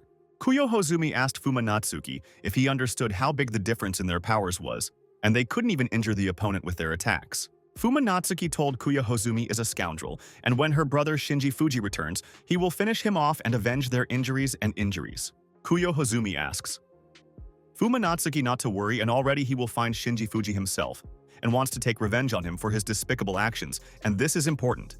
Kuyo Hozumi said, "Fumatsuki is now incredibly strong, and Shinji Fuji's brother is like a bug and too weak to fight a genius." Kuyo Hozumi sent an attack towards Fumatsuki, and she will die there, and no one will help her. And it's a pity that she got in his way, and he is more powerful. Fumatsuki hugged Mika Matsumoto tightly, and is already asking for forgiveness from Shinji's brother Fuji, and she didn't protect herself and Mika Matsumoto's sister. But someone created a barrier in front of Fumatsuki and Mika Matsumoto, and someone protected the ladies from Kuyo Hozumi's dangerous energy flow and saved both of them. Fumatsuki is completely shocked and who saved her and protected her by creating a special barrier, and she can't see Shinji's brother Fuji anywhere, so it's not him. And then, when no one was expecting their shadow, Shuumida came out and said to Kuyo Hozumi it was close, and he almost killed the beautiful Fumatsuki there. Fumatsuki is surprised and asks, Shuumida, did he save them? And they thought he was a useless cultivator without talent, but he's not like that. Kuyo Hozumi remembered and said, Shuumida, he was the one who repelled the attack last time. And the enemy realized that Mika Matsumoto's strength would not be enough. Shuumida said to Kuyo Hozumi, he's incredible, so he knew it was him. But he didn't say anything, and why didn't he immediately say that he repelled the attack? Shuumida suggests that Kuyo Hozumi end the conflict while no one is injured, and we must live peacefully, or karma will overtake any person. Kuyo Hozumi had never heard of a skill like Shuumida's and needed to be careful, so he asked Shu what he meant and was curious. Shuumida told Kuyo Hozumi he would take the dragon out of the mutation zone, and they would pretend that it didn't happen, and would that suit Kuyo's brother? But Fumatsuki said they won't let this happen, and how many innocent victims will there be if the dragon gets out of the mutation zone, and it's so dangerous? Shuumida said to Fumatsuki, he and Mika Matsumoto are seriously injured and he has to help, or Shinji Fuji will kill him and he wanted to survive. Shuumida doesn't think Kuyo Hozumi and the dragon will have time to do so many things when they get out, and he explains his point to the ladies. Shuumida said, Shinji Fuji has defeated Kuyo Hozumi in one blow, and he will be back soon, and he will have no problem stopping Kuyo Hozumi and the dragon. Kuyo Hozumi is enraged by Shuumida's words, and he is an impudent idiot. And Kuyo does not tolerate bullying, and started attacking the opponent and will kill him for his words. Shuumida dodged Kuyo Hozumi's attack and said to the opponent, he is not weak and almost hit him. And he is in a dangerous situation there, so what to do? Kuyo Hozumi uses the flame/technique, and Shuumida won't go anywhere and he's doomed to die, and he shouldn't have laughed at him and Shu was wrong. But Shuumida didn't move and asks Kuyo Hozumi to stop, and he is still a pacifist, and he wants to discuss something important with the fighter. Kuyo Hozumi is angry and told Shuumida to stop dodging attacks, and he is waiting for Shuumida to attack him in response, and what is he up to? Shuumida asked Kuyo Hozumi, so he is furious. And since childhood Shu was weak and was never a fan of face-to-face battles and other fights. But Shuumida told Kuyo Hozumi that doesn't mean he's bad at fighting, and many people often mistake kindness for weakness, and that's people's mistake. And at the same time, suddenly, Shuumida directed all the dangerous attacks at Kuyo Hozumi, and wants to find out what the opponent is capable of, and he is strong after all. Kuyo Hozumi is surrounded by the opponent's techniques and won't get out anywhere and how to escape, and Shuumida was caught off guard, and he didn't expect these attacks.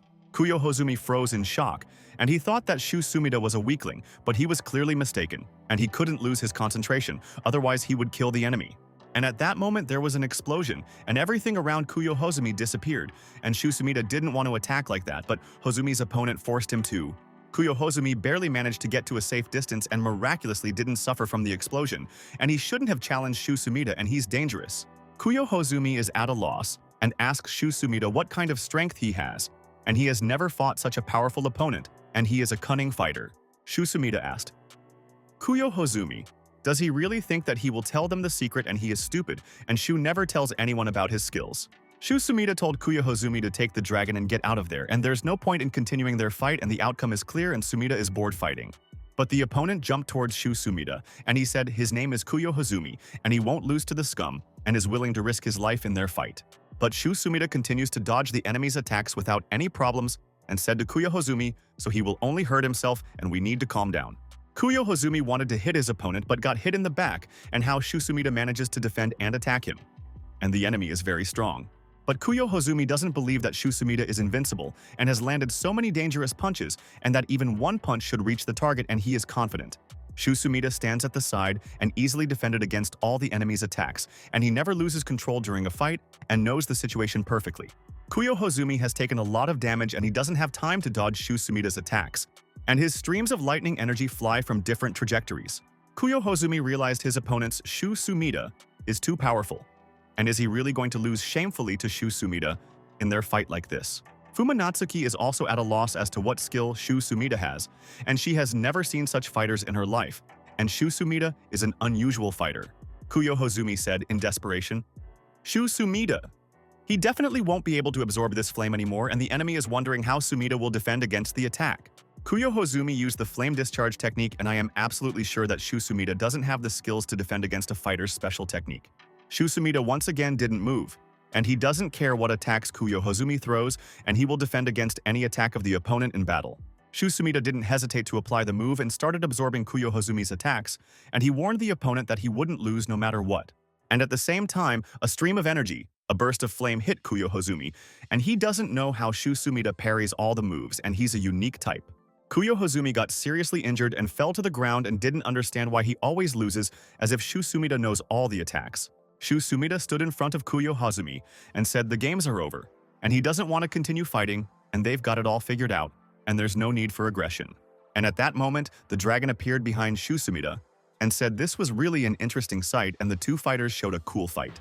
Shuumida turned around and realized that he was in trouble and got carried away with the fight with Hozumi and completely forgot about the dragon, although the mutant monster is much more dangerous than Kuyo.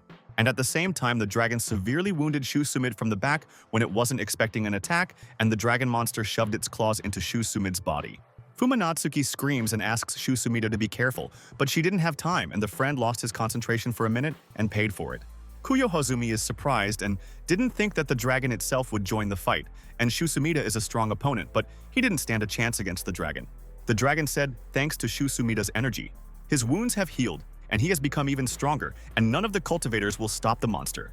The dragon threw Shuumida aside, and now the monster will already get out of the mutation zone, find the people who locked it up, and take revenge on them. The mutant monster boss dragon said he will punish the vile humans and they will pay for what they did to him, and he spent years in captivity. Kuyo begs the dragon boss to take him along and vows he will not interfere with the master, and vice versa will be useful and he will benefit. The dragon said to Kuyo, he really tried hard and proved that he follows all the boss's orders, but there is one caveat, and this is more important. And at that moment, all of a sudden, the dragon grabbed Kuyo head, and he said he doesn't need trash, and Kuyo proved that he is a coward and a weak fighter. Kuyo begs the dragon boss to give him a chance, and he will prove that he can be useful. And in vain, the dragon does not appreciate him, and Kuyo better than others. But in the same second, the dragon took Kuyo life, and the cultivator is not smart and began to infuriate the dragon, and he does not need friends, weaklings, and cowards. The mutant monster boss dragon realized that there are some people who are even worse than monsters, and Kuyo was like a parasite, and he is an insect. The dragon said Fumatsuki and Mika are now out of line, and he clearly showed with the example of Kuyo what he will do to people. Fumatsuki is terrified, and the boss of mutant monsters. The dragon really doesn't spare anyone, and the monster brazenly took the life of Kuyo's assistant Hozumi. Shuumida is not dead yet, and asks Fumatsuki to come over, and he has something to tell her and hopes she will understand, and he doesn't mean Natsuki any harm. Fumatsuki asked Shuumida, "What is it?" And she listens to him. And he bravely fought with Kuyo and saved her life, and she will not forget her friend, Shuumida said. When the dragon attacks, Shu will create a crack through which to get out of there, and Fuma must capture Matsumoto. Fumatsuki asked Shuumida, "What about him? And if he is left alone, he will definitely die and does not want to leave him in the lurch, and he is a friend and comrade," Shuumida said. Fumatsuki, their brother Shinji, entrusted both ladies to him, and he will protect her and Mika Matsumoto at all costs, and the friend is ready. The dragon began to attack Fumatsuki and said he will not let anyone live, and they will remember the dragon as the destroyer of hopes and all dreams. Shuumida began to apply the technique and said, "Fumatsuki, it's time for her to go," and he is straining his body with all his strength and so wants to save his friends. Shuumida has created a crack and wants his friends, Fumatsuki and Mika Matsumoto, to get out of it. Otherwise, the dragon will kill all the fighters. Shuumida reached out and followed Shinji's brother Fuji's order and protect Mika Matsumoto and Fumatsuki, and then his friends will remember him. Shuumida from Fuyutsu told Fumatsuki to go to the portal quickly, and they have no choice. It's now or never, and he's at his limit and there's no energy. Fumatsuki started entering the portal and said to Shuumida's friend, he has to survive, and he and Mika Matsumoto will wait for him, and each other is important. Fumatsuki and Mika Matsumoto managed to enter the portal, but the dragon couldn't catch up with them, and Shuumida proved to be a true friend and hero. At the same time, the mutant monster boss dragon hit the opponent again, and Shuumida struggles to stand up, and he is already losing consciousness. The dragon asked the idiot Shuumida if he was trying to be a hero, and then he would kill him first, so that his friends would remember the warrior as a hero. But Shuumida is afraid it will not be easy, and he will fight with all his might, and the dragon does not know the opponent's character, and it is not worth burying the enemy. Shinji threw the crystal at this time, and he got tired of carrying this thing, and it's too heavy. And why didn't the strategist come up with another plan? Liu Yu's assistant asked Shinji's brother if he could rest for a while and carry the crystal for so many hours without complaining about anything. Shinji is an optimist and told assistant Liu Yu, he's not tired and it's part of the workout, and he wears the crystal on his hands and pumps his biceps there.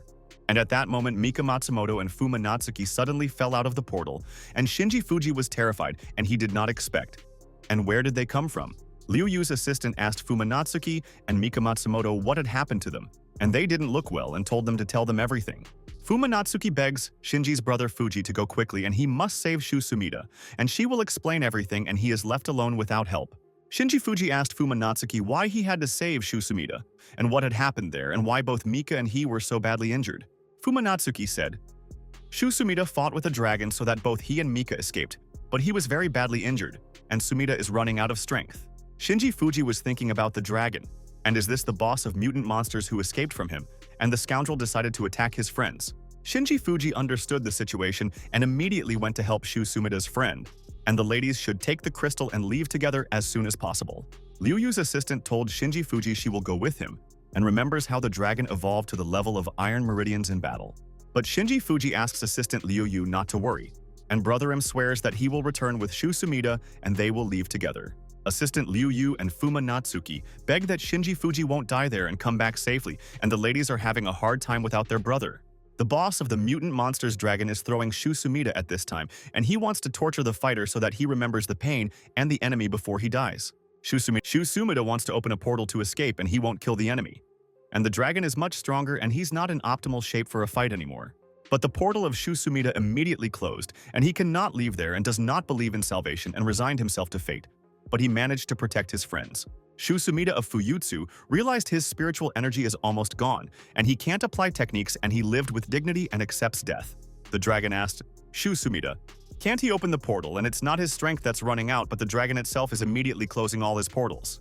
The mutant monster boss dragon asked Shuumida how to face death, and he is in a critical situation and wants to know his opinion. Shuumida answered honestly to the dragon's question. And it's not very cool for a fighter to face death. And this is his first time. And the fighter is like, on a date. The dragon said, Shuumida. Then he will torture him until the impudent man begs for mercy and is too stubborn, and the dragon will find those ladies. The dragon feels dominated and continues to attack Shuumida of Fuyutsu. And why are the fighters so stupid? And he will not spare him and punish him. Shuumida endures all the blows and he will not set up his friends, and he would rather die than give them up, and the dragon will never let him go and how to escape soon. Shuumida tries not to lose consciousness, and he has lost a lot of blood. And the dragon is incredibly strong and he doesn't know how to get out of the enemy's lair. Shuumida said to the dragon, it's not so spineless, and the fire is clearly not enough to make it beg for mercy, and the dragon was wrong. The boss of the mutant monsters dragon is furious at Shuumida's words, and he said to him, then the idiot will just die and the reptiles can't argue with the dragon. The dragon sent a powerful attack at the opponent, and I am sure 100% Shuumida will not survive from serious injuries and he is doomed to die. But when the dragon didn't expect anything, someone broke his attack and he thought that there was no one in the lair, and it looks like someone came to help Shuumida. The dragon saw a fighter who repelled his powerful energy flow, and he was very surprised and asked the scoundrel, did he really come there again? Shinji Fuji came in time and won't let the dragon kill Shuumida's brother, and he will take revenge on the mutant monster boss for everything and kill him. Shinji Fuji said, thank you, Shuumida, and he owes him a favor and he'll treat him to dinner as soon as they get out, and he saved Fuma and Mika. Shuumida asks Shinji's brother Fuji to stop talking, and he's not dead yet, and most importantly, they don't let the dragon get out of the mutation zone. Shinji Fuji told Shuumida, it's his fault and he asked you to leave everything to him and he will deal with the dragon boss and make the bastard suffer. Shinji Fuji told the dragon that time he allowed him to survive, but this time the enemy won't leave because he figured out the case of Liu Yu's assistant. The mutant monster boss dragon asked Shinji Fuji, does he really think that he will kill him and the fighter will not have enough strength to kill the opponent? The dragon has evolved to the level of Iron Meridians, and Shinji Fuji is stuck at the 9th level and it will kill Shinji Fuji like a fly. Shinji Fuji asked the dragon, it seems that he is 100% confident in his skills and told him to hit at full strength and show all the techniques. And in the same second, Shinji Fuji jumped towards the dragon, and the monster almost killed all his friends, and he guarantees that he will avenge his friends. The dragon laughs and says to Shinji Fuji, this is a cheap trick, and he definitely won't check the trick twice. And didn't the fighter come up with a different plan? Shinji Fuji threw a fierce punch at the opponent, and he didn't know that the monster could come out and attack the fighters.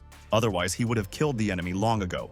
Shinji Fuji uses a special technique and wounded the dragon, and he is clearly no weaker than the mutant monster. And why did the dragon choose weak fighters? Shinji Fuji understood the boss of mutant monsters. The dragon has indeed already evolved to the level of Iron Meridian and the defense is stronger. Shinji Fuji uses the Thunderflame strike technique, and the fighter does not want to delay the fight and will teach the mutant monster manners and kill the enemy. But the dragon used the Storm of Dragon Wings technique, and the opponent does not know all his dangerous techniques, and the dragon will already kill Shinji this time. Shinji Fuji put up a block and defended against the enemy's fierce attack, and the dragon is an ancient monster and has survived so many wars, but he is still alive. Shinji Fuji was blown a couple of meters away from the dragon's blow and crashed into the wall, and Shinji must be more careful in the fight with the mutant monster. But Shinji Fuji didn't suffer any serious injuries from the dragon's strike, and he asked the mutant monster, is this really all a dragon can do? The boss of the mutant monsters dragon is angry and asked the scoundrel Shinji Fuji, is he still alive and why didn't he get injured from the attack? Shinji Fuji used a Thunderflame strike, and the dragon has a lot of energy, but the master will find its weak point and destroy it and take revenge. The boss of the mutant monster's dragon has put up a dragon shield, and the enemy has no problem defending against the formidable attacks of the opponent. And Shinji is so weak. The dragon uses the Spirit Storm Paw technique, and Shinji Fuji will not have time to defend against his special technique, and he kept it for the enemy. The dragon was able to injure Shinji Fuji with a special technique, and the fighter did not have time to dodge the powerful attack, and it was necessary to kill the enemy last time. The dragon said to Shinji Fuji, "That's the difference in their strength, and humans will never become stronger than mutant monsters," and he taught his opponent a lesson. Shinji Fuji told a level 9 dragon that it's not easy to defeat a monster at the Iron Meridian level, and he sensed the enemy's strength. The dragon asked Shinji Fuji, "Is he saying that it's not that easy to beat him?" And it sounds like he was holding back before. And it's funny. Shinji Fuji said the dragon is absolutely right, and the fighter wanted to understand what the boss of mutant monsters is capable of and was able to evaluate the strength and skills. The dragon is surprised if Shinji Fuji has already reached the level of Iron Meridians and asks the enemy not to make him laugh, and people are not capable of this. Shinji Fuji suppressed the energy in his body, but since the dragon had killed the fighters and the ladies were gone, he wouldn't have to worry about his health and would kill the enemy. The system informed Shinji Fuji that spiritual energy was accumulated, and she asked the master if she wanted to evolve, and she would always help. Shinji Fuji decided to evolve without hesitation, and the dragon has no idea who his enemy will become already at the level of the Iron Meridians. Shinji Fuji immediately felt a surge of strength and energy in his body, and will soon be absolutely ready to fight with the dragon and destroy the enemy. The boss of Mutant Monsters Dragon is in complete shock, and how could a person reach the level of Iron Meridian and Shinji unique in a couple of months? Shinji Fuji told the dragon to attack, and the fighter is ready to fight back, and will already surprise the opponent, and do not underestimate people, and they are strong. The dragon is at a loss as to how a weak cultivator could reach the Iron Meridian level, and the fighter is clearly hiding some secret and is a genius. Shinji Fuji is standing in front of a dragon, and now no one can stop him, and he was jealous of Taquito Light and had already reached the level of Iron Meridians. The boss of the Mutant Monsters Dragon is terrified of the aura that Shinji Fuji exudes, and the cultivator has transformed in an instant, and you need to kill the reptile. Shinji Fuji noticed the dragon's excitement and asked what was wrong, and it looked like goosebumps were running down his spine, and the mutant monster was afraid of the fighter. Dragon Shinji told Fuji a fighter can't control such strength for long, and his body isn't able to withstand the level loads. But in the same second, the mutant monster boss dragon froze in place, and he didn't expect a dastardly act from Shinji Fuji, and the fighter didn't expect it. Shinji Fuji swung a special sword and wounded the dragon's neck and almost killed the opponent, while the mutant monster boss was explaining something to the fighter. Shinji Fuji asks for forgiveness from the dragon, and he really can't control the power completely, and almost killed his opponent, and he's in shock. But Shinji Fuji asks the dragon not to worry, and for what the monster did to his friends, he won't let the dragon boss die easily. The boss of the Mutant Monsters Dragon uses the Dragon Fist technique, and Shinji Fuji pisses him off and stops talking, and it's time to teach the reptile a lesson. Shinji Fuji is serious and is not afraid of the dragon's attacks, and he will not forget the actions of the opponent, and the dragon deserved to die. And this is a fact. Shinji Fuji easily defeated the mutant dragon monster's attacks, and it seems that the enemy still thinks that he is weak and unable to exterminate it. The dragon is in complete shock. And why is Shinji Fuji moving so fast, and has he really reached the Iron Meridian level, and is he so cool? Shinji Fuji noticed that his opponent had lost focus, and this was his chance to deal damage, and the fighter used the Thunderflame strike technique. Shinji Fuji caused serious injuries to the dragon, and the mutant monster did not have time to move to a safe distance from the enemy. And Shinji is so cunning, Shinji Fuji said to the dragon. Next, he will aim for the left side of the dragon's body and may accidentally kill it, asks to be careful. The mutant monster boss dragon is furious and has told Shinji Fuji not to play with it anymore, and the monster is aggressive and doesn't believe that it will die in battle. The dragon uses the Hurricane of Blades technique and has many surprises for the opponent, and Shinji Fuji is a special enemy, and he appreciates the strength of the fighter. Shinji Fuji doesn't lose control, and a fast lightning strike will definitely help catch the dragon off guard, and he doesn't expect an attack from the fighter. At the same time, there was an explosion, and Shinji Fuji would not spare the scoundrel and had acquired so many techniques at the Iron Meridian level. Shinji Fuji jumped towards the dragon, and he fights with it for a long time, and it is not easy to destroy the mutant monster, and the enemy knows about all the techniques. Shinji Fuji surrounded the dragon with powerful lightning energy, and he is trapped there, and the fighter has a brilliant plan, and not for nothing is he already a genius tactician. But the dragon knows Shinji Fuji wants to trap him, but he is smart, and his intelligence is on another level, and he will give a lesson to Shinji Fuji. Shinji Fuji distracted the dragon's attention, and it was not for nothing that the cultivator never lost to his opponents in this life and corrected all his mistakes. At that moment, Shinji Fuji nimbly leapt behind his opponent's back and delivered a fierce blow with a special sword to the dragon's stomach and wounded it. The dragon is at a loss as to how this is possible, and it has been protecting its body from the enemy's attacks all along. But Shinji Fuji managed to surprise it in an instant. Shinji Fuji told the mutant monster boss dragon, "This is for Mika Matsumoto and Fumatsuki. And now it's Shushumida's turn, and friend, don't forget." The boss of the mutant monsters dragon realized things are bad, and he can't continue the fight, and we need to get away from Shinji Fuji as soon as possible, and he is strong. The dragon turned around and noticed Shuumida from Fuyutsu. And this is perfect, and he can use the fighter as a shield, and Shinji Fuji doesn't hurt him. And then suddenly the dragon sent a dangerous energy to Shuumida, and he would kill Shinji Fuji's friend and distract the scoundrel's attention. Shuumida closed his eyes, and he is ready to accept his fate and doesn't want to disturb his friends, and thank you to Shinji's brother Fuji for joining the group. Shinji Fuji realized this is a serious problem, and the dragon is a cunning enemy, and it is deliberately distracting and wants to leave, and it will kill the parasite in the future. Shinji Fuji quickly blocked Shusumida's path and protected his friend from the attack of the mutant monster, and the dragon is not like the others, and it is smarter than everyone else. The dragon immediately flew away from there, and it won't die in a fight with a cultivator, and next time Shinji Fuji will regret not finishing it off this time as well. Shinji Fuji asked Shusumida's brother if he was okay, and the brother was so strong and held on for so long and didn't lose consciousness and appreciated him.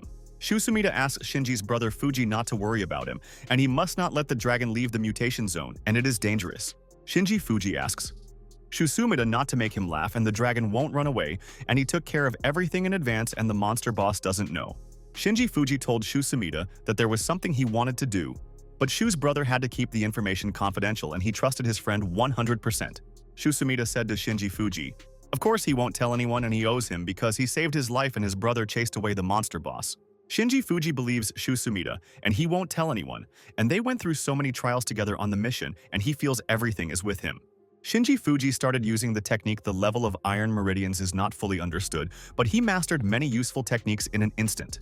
Shusumida is surprised, and it looks like it's iron meridian level power. And Shinji Fuji's body actually has 3 different types of energy, and he's cool. Shinji Fuji is obliged to destroy the boss of mutant monsters, the dragon, and realized what it can lead to if the opponent remains alive again. Shinji Fuji told the dragon this time he will die and use the Fire Thunder Aurora technique, and you must not miss the chance to take revenge on the dragon. And at that moment, Shinji Fuji sent a powerful stream of energy into the dragon, and he is absolutely sure that the enemy will not escape from his technique.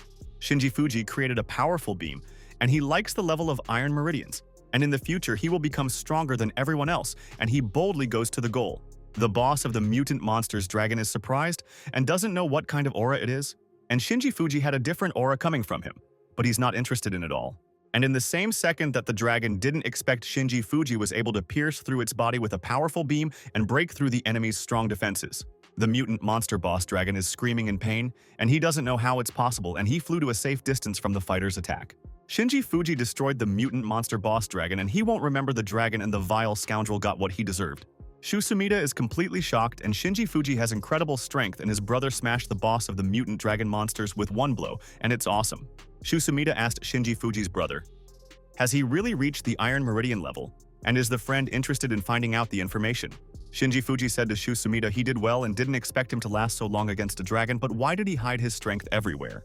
Shusumida is afraid that he might lose control of the force one day and calls his skills spatial, and he is afraid to tell everyone. Sumida told Shinji Fuji the consequences of making a mistake while using his skill can be very dangerous, and he wanted to keep all his friends safe. Shinji Fuji slapped Shusumida on the shoulder, and it's true that strong fighters should be careful of her, but a friend doesn't need to be so afraid. Shinji Fuji hugs Shusumida and asks him to think about how many people he can save if he learns to properly control the force, and he's cool. Fumatsuki reported the dragon in the mutation zone has evolved to iron meridian level, and Shinji Fuji and Shusumida are fighting there. Commander Han Xiaofeng is wary and asks did a dragon appear there and what happened to the other cultivators, and asks to report everything. Fumatsuki told Commander Han Xiaofeng the monster had already killed all the cultivators and it had caught them off guard, and there was no chance of escape. Commander Han Xiaofeng is shocked, and like all cultivators are dead, and many were level 7, but the fighters couldn't defeat the dragon. Assistant Liu Yu said to Commander Han Xiaofeng, the dragon's strength is already many times more powerful than cultivators, and they are weak against the enemy. Commander Han Xiaofeng is at a loss as to what the strange iron meridians are, and asks the soldiers to explain all the information in more detail. Fumatsuki said, Commander Han Xiaofeng should organize a squad and send Shinji Fuji to help, or they'll be in trouble. Liu Yu's assistant said, Sister Fumatsuki is absolutely right, and if Director Liu Jinghu doesn't take action, Shinji Fuji and Shu will die.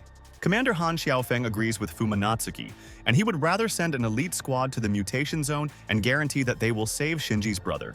The soldier asks the first group to check the army's ammunition reserves, and the second group to confirm the tactical plan, and they will save their friends. But at this moment, someone started coming out of the mutation zone, and the squad captain was completely shocked. And it looks like the mutant monsters noticed the soldiers. The captain asks the soldiers to be ready, and they will not let the dragon into their world and protect the peaceful people and risk their lives for the sake of their people. But Shinji Fuji came out of the mutation zone with Shuumida, and he's in shock and doesn't know why the soldiers pointed machine guns at him, and it's strange. Fumatsuki said, Shinji Fuji is fine and happy. And Liu Yu asked Shinji's brother if he was hurt, and they were worried for each other. Shinji Fuji told assistant Liu Yu, he's fine, and asked Fumatsuki what's going on there, and asks his sister to explain the information. Fumatsuki said to Shinji Fuji, they wanted to send help and thought he couldn't handle the dragon alone. But it seems that their friends were wrong. Shinji Fuji asks his colleagues not to be nervous, and the boss of the dragon monsters is already dead and the soldiers can go about their business, and they should have come in vain. Fumatsuki and Liu Yu's assistant are surprised, and Commander Han Xiaofeng asks, Shinji Fuji, did he kill the dragon monster? Boss himself? Shinji Fuji said the mutation zone is cleared and asked them to send people to search for survivors, and the dragon's corpse is inside, and the threat is no longer there. Commander Han Xiaofeng said to his colleagues, if Shinji Fuji says it's okay, they can go into the mutation zone, and the brother hit the friends. Commander Han Xiaofeng ordered the soldiers to search for survivors, and they would soon help the brave cultivators, and the dragon had severely injured them there. Commander Han Xiaofeng and his soldiers entered the mutation zone and froze in shock, and it seems that Shinji Fuji was not lying, and he is an unusual fighter. Commander Han Xiaofeng and all the soldiers saw the dragon's corpse, and Shinji Fuji's brother will destroy the mutant monster boss, and he saved the fighters. The soldiers are alarmed and they see a dragon for the first time, and how Shinji Fuji wasn't afraid to fight one-on-one with a dragon, and he's a tactical genius. The soldiers realized Shinji Fuji is too strong, and the destruction in the mutation zone is stronger than after the nuclear weapon and the fighters started a war. Commander Han Xiaofeng didn't recover from the facts, and was their brother, Shinji Fuji, able to kill a dragon of the Iron Meridian level. Commander Han Xiaofeng only thought this in novels until he met Shinji Fuji in real life, and he already killed the monster without any problems. Shinji Fuji brought Shuumida's friend from Fuyutsu to the hospital, and the brother was seriously injured after the fight with the dragon, but he fought bravely. The doctors are operating on Shuumida and have treated his wounds, and the cultivator is not weak and is breathing after so many injuries, and the fighter has a tough personality. The doctor told Shinji Fuji they cleaned Shuumida's wounds and his friend lost some blood and cultivator. Shu's life is not in danger. Shinji Fuji asked Shuumida how he was feeling, and he's a hero. And he went through so many trials and he didn't pass out on the mission. Shuumida from Fuyutsu asks Shinji Fuji's brother not to be nervous, and he didn't die, and will recover soon, and thank you for your concern, and he saved his life. Shuumida said to Shinji Fuji, he has one request, and Shinji asked the newbie Shu what he wants to ask, and he will listen to the friend. Shuumida asks Shinji's brother Fuji to keep his skills a secret, and he doesn't tell anyone and cherishes the information, and this is important to Shu. Shinji Fuji told Shuumida, he won't tell anyone about his skills, and the main thing is that Shu recovers from his injuries and they complete their mission. Shinji Fuji came out of Shuumida's room. Since he's fine, he'll go check on assistant Liu Yu's parents himself, and he's so worried. Shinji Fuji went into the room and asked director Liu Jinghu and sister Liu Yu how the research was going and whether the crystal was broken. Director Liu Jinghu is glad that Shinji Fuji came, and Liu Yu said they haven't found a way to destroy the crystal yet, and it's more difficult. Director Liu Jinghu said to Shinji Fuji, the crystal is very strong and they can't damage its structure, and no technique has helped. Shinji Fuji recalled, the system said that it would not be able to absorb the power of the seal when it reached the Iron Meridian level, and these are facts. Shinji Fuji saw the seals on the crystal, and it is necessary to try, and in their situation any option can help to break the special crystal already. Shinji Fuji told his colleagues he will try to destroy the crystal and asks everyone to come out except assistant Liu Yu, and he needs her help. Director Liu Jinghu agrees with Shinji Fuji, and the director is 100% sure Shinji's brother is there to come up with a plan and destroy the crystal. Director Liu Jinghu came out of the room and led the scientists, and they need to trust Shinji Fuji, and he is a genius and saved the director more than once. Liu Yu's assistant asked Shinji Fuji's brother what he wanted to do with the crystal there, and if there was anything she could do to help, and she wouldn't let him down. Shinji Fuji told assistant Liu Yu, this crystal is already sealed with a powerful and unstable energy, and it is this energy that prevents it from being destroyed. Shinji Fuji told Liu Yu's assistant he wants to devour her, and then the seal can be lifted, and he remembers how he promised to save Liu Yu's family. Liu Yu's assistant asked Shinji Fuji's friend if absorbing energy would harm him, and the friend needs to be careful and she is worried. Shinji Fuji asks assistant Liu Yu not to worry and he will be fine, and has been practicing this technique for a long time and everything is going according to plan. But the incident will make Shinji Fuji realize assistant Liu Yu and all the other friends are growing up slowly and all can't solve problems. Assistant Liu Yu is disheartened and they're not slow, but he's fast. And in a couple of months he's already reached the Iron Meridian level and he's a genius. Shinji Fuji told assistant Liu Yu, so when he absorbed the energy, he would redirect some of the energy into her body and she would become stronger. Liu Yu's assistant was completely shocked and asked Shinji Fuji if he already possessed the ice element, and when did he master all the techniques. Fuji's Shinji said he has the fire, thunder, and lightning attribute, but Liu Yu asked Fuji's friend how would he transfer the ice energy to her then. The system congratulated Master Shinji Fuji and gave him a spiritual energy pill, and it will give Shinji a chance to get another energy element. Shinji Fuji asks assistant Liu Yu not to worry about it, and in the mutation zone he found a treasure perfectly suited to the situation. Shinji Fuji took out the spiritual energy attribute, and assistant Liu Yu froze in place, and is this what she's thinking, and it's so cool. Assistant Liu Yu had seen the spiritual energy pill in very old scrolls, and it used to be smelted by alchemists, but now it's a rare item. Shinji Fuji is glad that assistant Liu Yu understands and already knows all the information and doesn't need to explain it to her, and asks his sister to take the pill. Liu Yu's assistant asked her how she would eat the spiritual energy pill and better preserve the valuable item, and Shinji Fuji would use it himself. Shinji Fuji does not accept rejection, and he will find strength even without a pill and without a special pill.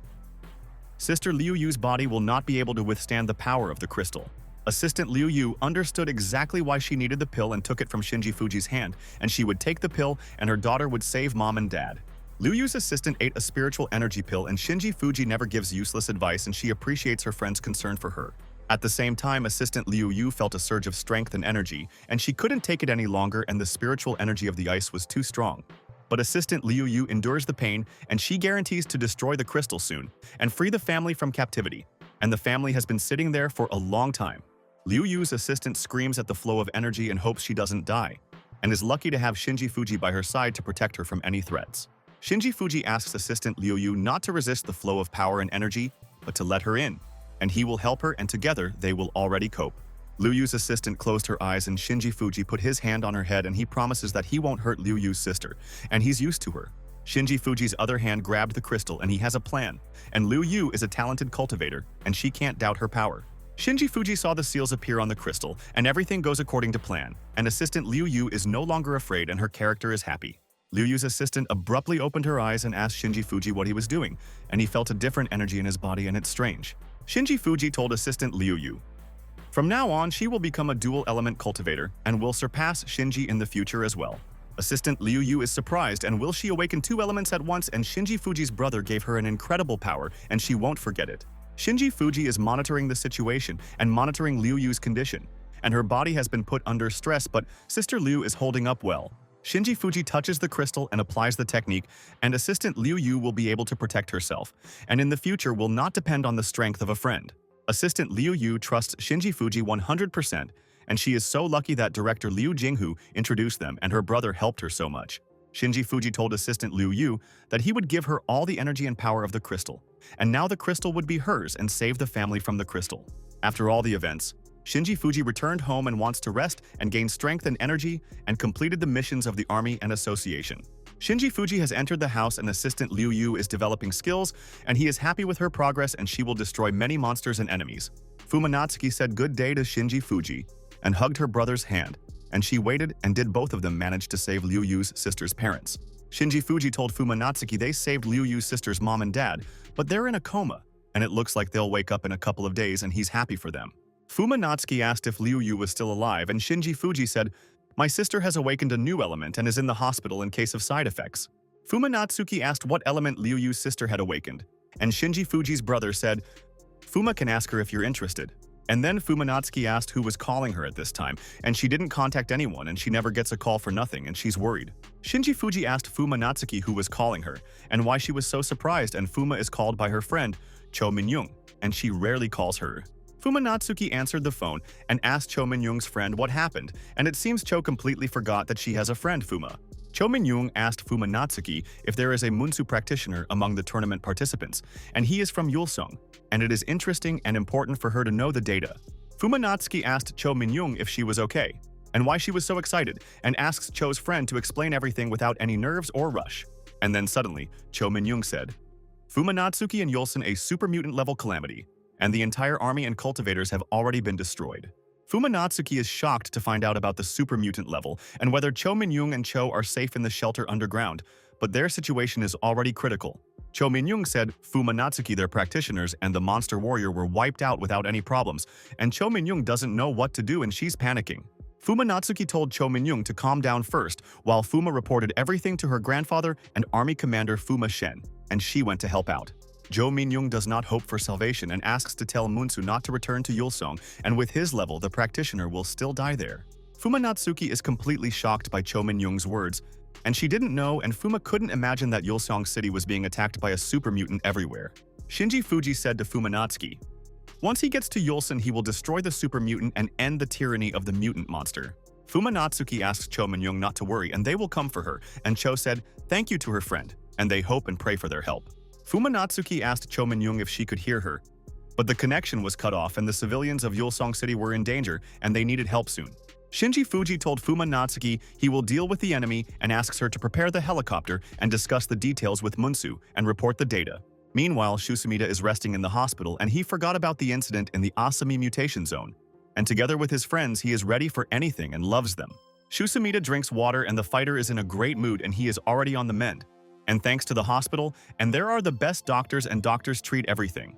Just then, Shinji Fuji entered the room and asked Shuumida how he was feeling and how he hoped the warrior had recovered from all his injuries and rested from business. Shuumida said to Shinji Fuji, it looks like he won't last long, and already sees the men in black and pointed his finger at the empty space in the room. Shinji Fuji said, in Yulong's super mutant level calamity, almost all practitioners and military are destroyed, and the Fuma warrior was called by Cho Min-young. Shuumida immediately came to his senses and asked Shinji Fuji if something really happened to Cho Min-young and asks him not to hide the facts, and this is important. Shinji Fuji asked Shuumida if he knew Cho Min-young, and Shuumida said Min-young is the daughter of the director of the Yulong Spiritual Energy Association.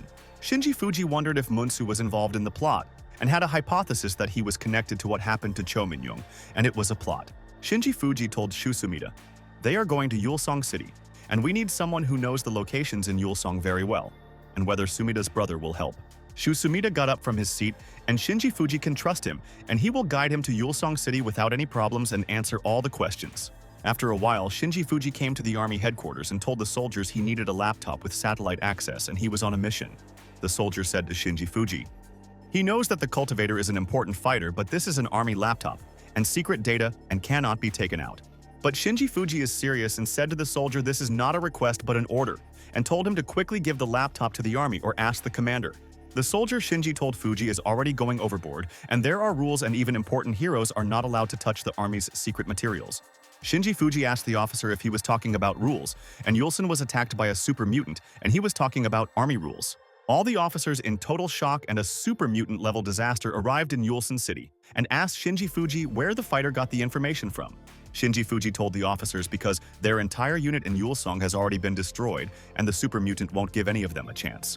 Shinji Fuji quickly grabbed the army laptop, and the fighter doesn't have time to argue with stupid army officers who don't know the information. Shinji Fuji told the officers he took the laptop and told them to report it to Army Commander Fuma Shen. And he doesn't mind, and he's happy on the contrary. Shinji Fuji went to the helicopter, and there is no time to lose. And the people in Yulong City are in danger, and the super mutant will definitely not spare anyone. Shuumida is completely shocked and asked Shinji Fuji's brother did he really take the army laptop seriously and who allowed him to take the laptop. Shuumida asked Shinji Fuji, it looks like this is a laptop with secret data, and the army has the right to put them away for stealing data from the army.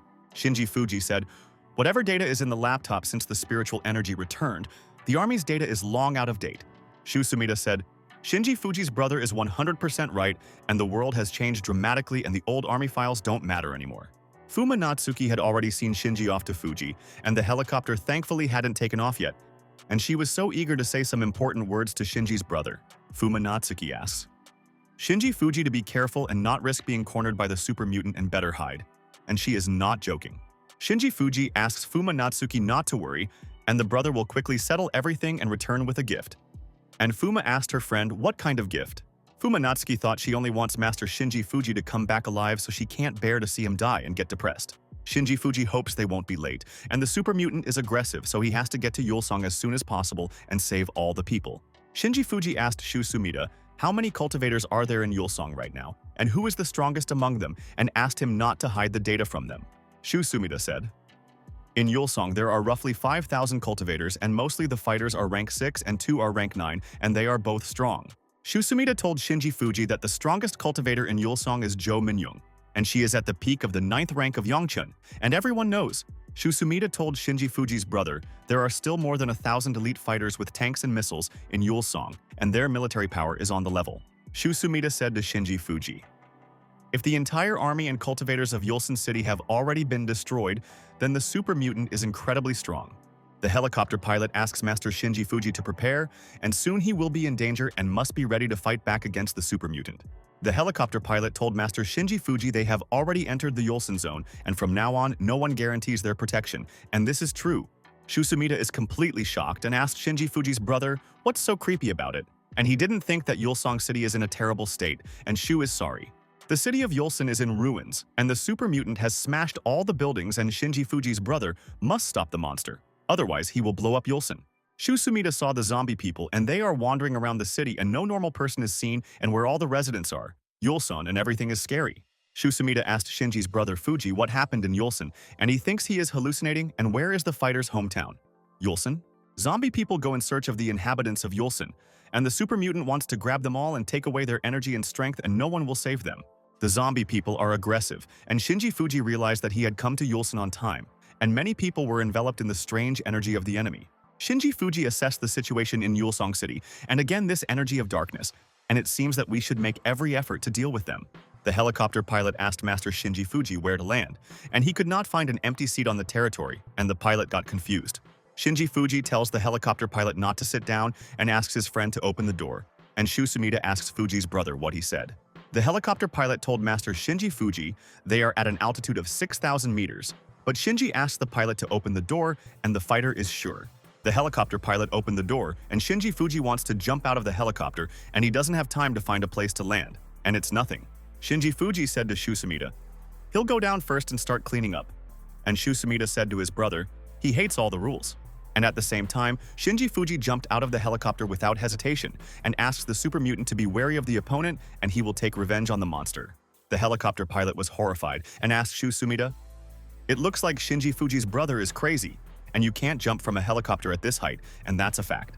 Shinji Fuji flies down at high speed like a rocket, and he is not afraid of anyone, and all opponents will know who came to visit Yulong. And at that moment, there was a rumble and an explosion, and Shinji Fuji was so eager to test his Iron Meridian level skills, and this is a great chance. People zombies are flying on different sides of the opponent's shockwave, and Shinji Fuji caught them off guard, and the fighter has a lot of energy and strength. The zombie people have surrounded Master Shinji Fuji, and they want to eat him, and they don't know who has the nerve to show up in Yulong City today. Shinji Fuji is full of energy and fire oozes out of his body and is determined to fight monsters, and human zombies are no threat to the martial artist. There are a lot of skeletons of monsters, and they are furious with Shinji Fuji's act and went in his direction in a crowd and want to bring the enemy to their boss. Shinji Fuji began to take out a special sword and told the skeletons to go to the opponent, and he will not spare the monsters, and they will know the rage of the master. Shinji Fuji sent a powerful stream of lightning energy into the skeletal monsters, and the city of Yulong will have a new hero, and he will save everyone. Shinji Fuji destroyed many skeletal monsters in one blow, and at the Iron Meridian level, Shinji gained many powerful techniques. But the skeletal monsters keep coming towards Shinji Fuji, and they are weak, but there are too many of them, and for the martial artist it's all training. Shinji Fuji asked the skeleton monsters if they wanted to run away, and the opponents seem to have no mind and are mindlessly following orders. Skeletal monsters do not react to the warnings of the opponent and without fear, go to the enemy and want to catch Shinji, and he is a threat to them. Shinji Fuji told the skeletal monsters, since they are so eager to die already, he will help his colleagues and he will use all the techniques on the enemies. Shinji Fuji is serious against skeletal monsters, and the enemies didn't understand who they were attacking, and he will teach them a lesson and teach them manners. The skeleton monsters abruptly went to Shinji Fuji, and the fighter will not be able to repel their attacks for so long, and they will tear the cultivator apart and he is trapped. Skeletal monsters violently jumped on Shinji Fuji, and they want to kill him and want to hurt him with sharp claws, and the fighter is doomed to die. One of the skeleton monsters dealt a serious blow to Shinji Fuji, but did not reach it, and broke through the ground and did not notice where the opponent disappeared. Shinji Fuji deftly moved behind the skeleton monster and said the enemy is too slow to strike, and he saw through its attacks in a minute. The skeleton monster froze on the spot and realized that he was wrong, and Shinji Fuji had deceived him. And you can't let your opponent go behind your back, and he learned his lesson. Shinji Fuji swung a special sword and destroyed the skeleton monster, and this will serve as a lesson for others, and they should not rush during the battle. The other skeleton monsters saw the corpse of a colleague and moved away, and Shinji Fuji is a serious opponent and you need to be careful with the enemy. Shinji Fuji asked the skeletal monsters if they were afraid, and he understood their thoughts, and he took the life of their colleagues in one blow. But the skeletal monsters do not feel pain and continue to go to Shinji Fuji. But the cultivator is ready to fight with enemies until morning, and he is having fun. The helicopter pilot said, Shinji Fuji is a human, not a monster, and no matter how strong he is in this rhythm, he won't last long, and that's true. Shuumida asked a friend, does he think Shinji Fuji won't last long in a fight? And it seems that the helicopter pilot doesn't know their cultivator well. Shuumida asked the helicopter pilot to look down, and Shinji Fuji started pushing back the skeletal monsters, and Shinji will punish anyone. Skeletal monsters run towards Shinji Fuji and want to avoid his dangerous attacks, and the opponent deftly changes the trajectories of blows, and he is a genius. And at that moment, Shinji Fuji rose up in front of the skeletons, and the fighter is 100% sure the monsters have never seen a special technique. The helicopter pilot is completely shocked and asked Shuumida what the power is, and he admits that he was wrong. And Shinji Fuji's brother is an incredible warrior. Shinji Fuji immediately used the Thunderflame Sun Annihilation technique, and the skeletal monsters did not have time to hide from the attack anywhere. Shinji Fuji shrouded the entire Yulson area in a bright ray, and he had been waiting for a long time for the chance to experience the rare technique. The helicopter was also shaken by the powerful colossal attack of their friend Shinji Fuji, and it was not for nothing that he alone wanted to destroy all the monsters there. The helicopter pilot is startled and asks, Shuumida, is it even possible to use such a powerful strike, and Shinji Fuji is not a human being, but a unique one? Shuumida told the helicopter pilot it's time for him to join the battle and asks him to find a landing site, and he will help Shinji Fuji's brother there. The helicopter pilot was surprised and asked Shuumida if he wanted to jump like Shinji Fuji, and he is also a cultivator and is capable of many things. Shuumida said to the helicopter pilot, he's different from Master Fuji, and if Shu jumps out of the helicopter, he'll be dead in a second. Shuumida found the car and realized the resolution after the technique from Master Shinji Fuji is insane. And here is the level of the Iron Meridian. Shuumida has found Shinji's brother Fuji and will check on the master's condition and provide first aid if Shinji is injured from his attacks. Shuumida asked Shinji Fuji how he was, and if he was hurt, and Shinji's brother said, it's all small monsters, and offered to find Cho Min-young. Shinji Fuji asked Shuumida where the shelter is, and he said the shelter is on the outskirts of Yulong, and they will find Cho Min-young there, and she will answer the questions. Shuumida pointed his finger at the map and said to Shinji Fuji's brother, there's an old factory, and now there's a cultivator base, and they'll find Cho Min-young. Shinji Fuji told Shuumida they have to go quickly, otherwise people will get hurt, and we need to find Cho Min-young, and the connection with her was cut off. Shuumida said to Shinji Fuji, this calamity is strange for a super mutant level and too suspicious. And the friend asked what is strange. Shuumida said to Shinji Fuji, super mutant level disasters are usually different, and so he can't calm down and thinks about it. Shuumida said there are things everywhere, and there are so many of them, and it looks like a planned attack, not a natural disaster, and he understood everything. Shuumida asked Shinji Fuji's brother if he thought someone like Sun Gyumgun could be behind this disaster, and I wonder. Shinji Fuji said to Shuumida, there's some truth in his version, and maybe they'll find out who's already causing a stir in Yulong. Shuumida only hopes that Cho Min-young is alive, and his life doesn't make sense without her, and he guarantees that he will save her and her friends. After a while, Shinji Fuji and Shuumida arrived by car at the location of the Yulong City cultivators' hideout and found Fuma's girlfriend. Shinji Fuji realized it was so quiet for the cultivators to hide, and it was as if he and Shuumida were trapped and the fighter would find out soon enough. Shinji Fuji and Shuumida have entered the building and rather want to find Cho Min-young, and she will explain what happened and which enemy is to blame for the tragedy. But the territory of the cultivator shelter is quiet, and Shinji Fuji no longer likes the atmosphere in the building, and intuition says, get out of there. Shinji Fuji turned on the light, and maybe the cultivators hid somewhere from the enemies and are hiding, thinking that the skeletal monsters can catch them. Shinji Fuji thought it was suspicious, and the building didn't have any defenses, and either it wasn't installed or someone deliberately disabled it. Shinji Fuji and Shuumida started going up the stairs to the second floor, and maybe they would find some answers there, and Shinji was already confused. And at that moment, Shuumida saw Cho Min-young lying unconscious on the ground and started calling out to her. I can't stand her loss, and my friend is nervous. Shuumida went to Cho Min-young and asked if she was okay, and he hurried there with all his might and didn't want Cho Min-young to get hurt by the enemy. Shuumida shakes Cho Min-young and begs her not to scare him and get up. And she couldn't just die, and he remembers how she interacted with Shu's friend. Shuumida told Shinji Fuji Cho Min-young has deep wounds on her body, and her spiritual energy is leaping, and we need to treat her urgently and save her life.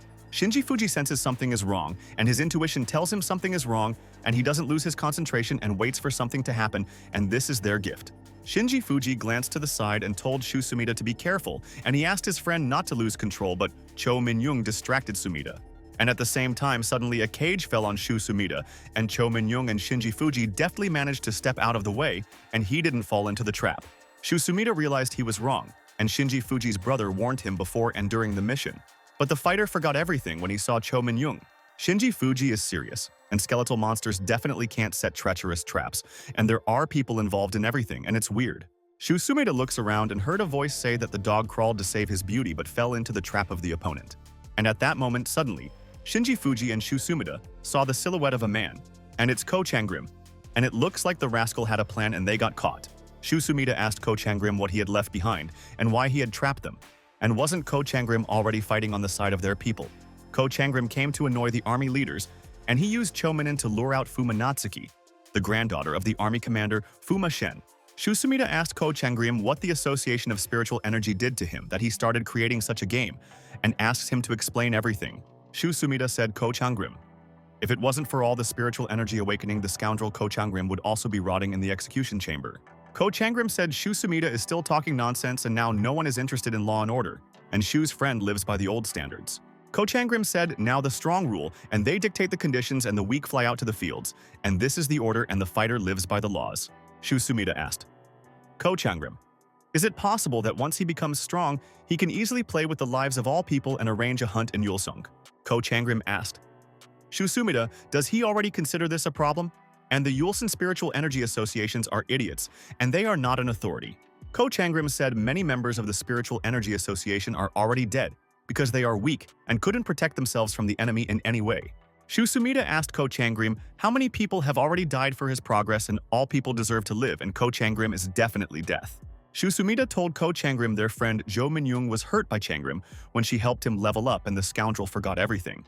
Ko Chang-grim said all people have chosen their own fate, and why should he change his mind for the sake of the crowd, and all people are no different from a flock of sheep. Shuumida is enraged by Ko Chang-grim's words and asks the reptile what he said. And he will knock out all the teeth of the scoundrel and soon avenge all the good people. Shinji Fuji said to Ko Chang-grim. It's funny, and he could hear his dialogue with Shuumida in the corner, and it looks like Ko Chang-grim is already having mental problems. Ko Chang-grim asked Shinji Fuji who he was and why he was standing in the corner and not afraid that the opponent might hurt him and punish them for their insolent words. Shinji Fuji said to Ko Chang-grim, he's a friend of Shuumida and everything. Ko said sounds like naive babble, and he doesn't believe Chang-grim's stupid words. Ko Chang-grim was indignant and asked Shinji Fuji did he call his words stupid and naive babble, and he will explain the balance of power to him. Shinji Fuji told Ko Chang-grim he understood his beliefs and seriously believes that the strong rule and the weak must obey the boss. Shinji Fuji asked Ko Chang-grim, so in his opinion a fighter who is stronger than him can decide whether to die or not, or double standards. Ko Chang-grim is furious at Shinji Fuji's words and asks, is the idiot threatening Nor and not afraid of getting hurt at the hands of the boss, and he will punish the bastard? Shinji Fuji said to Ko Chang-grim, he is only hinting that Chang-grim himself is not as strong as he seems, and there is a stronger opponent in the world. Ko Chang-grim abruptly jumped in the direction of Shinji Fuji and wants to hit him and teach him a lesson for his bold words, and the scoundrel will not survive and guarantees. Shuumida asks Shinji's brother Fuji to be careful, and Chang-grim has incredibly fast lightning attacks and is a threat to their fighters. Shinji Fuji started to take out a special sword and asked Shuumida. He doesn't seem to be lying. And thank you for giving me valuable information about Chang-grim. At this moment, Shinji Fuji and Ko Chang-grim have struck with their swords, and both want to quickly find out which of them is stronger and more powerful in a fight to the death. Ko Chang-grim was completely shocked by the opponent's actions, and Shinji Fuji was able to easily defend and repel his attack and lightning techniques. The system informed Master Shinji Fuji, a strong lightning energy has been detected and the player's lightning rank will increase in a minute if absorbed. Ko Chang-grim continues to attack the opponent, but Shinji Fuji is already 100% ready and the system motivates him, and he will absorb the enemy. Shinji Fuji asks Shuumida to take Cho Min-young and take her further to safety while he deals with Ko Chang-rim and punishes the idiot. Shuumida told Shinji Fuji's brother that for some reason he can't use his skills anymore and doesn't know how to get out of the special cage. Ko Chang-rim called Shuumida a stupid dog and seemed to be seriously thinking of just escaping his trap, and he underestimated their enemy's intelligence. Ko Chang-rim said this cage has both special material and practice inside the cage, like ordinary people without strength and skills, and he outsmarted them. Shinji Fuji asks Shuumida to duck down and came up with a brilliant plan. And it's not for nothing that people called Shinji a genius strategist tactician in battles. Shuumida was surprised and doesn't know why Shinji Fuji asked his friend to duck down, but he trusts the master 100%, and he's a cool strategist. Shinji Fuji waved his sword and wants to know what Chang-rim is capable of, and the enemy acts like he is more powerful than others and doesn't respect anyone at all. Shinji Fuji broke Ko Chang-rim's cage and freed Shuumida, and he promised the rookie that he would save her in any situation, and she believes in a friend. Shuumida fell to the ground and realized he was free, and Ko Chang-rim was nothing compared to Shinji Fuji's brother and would never defeat the master. Ko Chang-rim is angry in how Shinji Fuji broke his cage, and it looks like the cultivator was hiding his true strength from him, and he will find out all the data. Shuumida said to Shinji Fuji first. He will personally carry Cho Min-young to a safe place, and then he will come back and help his brother defeat the enemy. Shinji Fuji told Shuumida.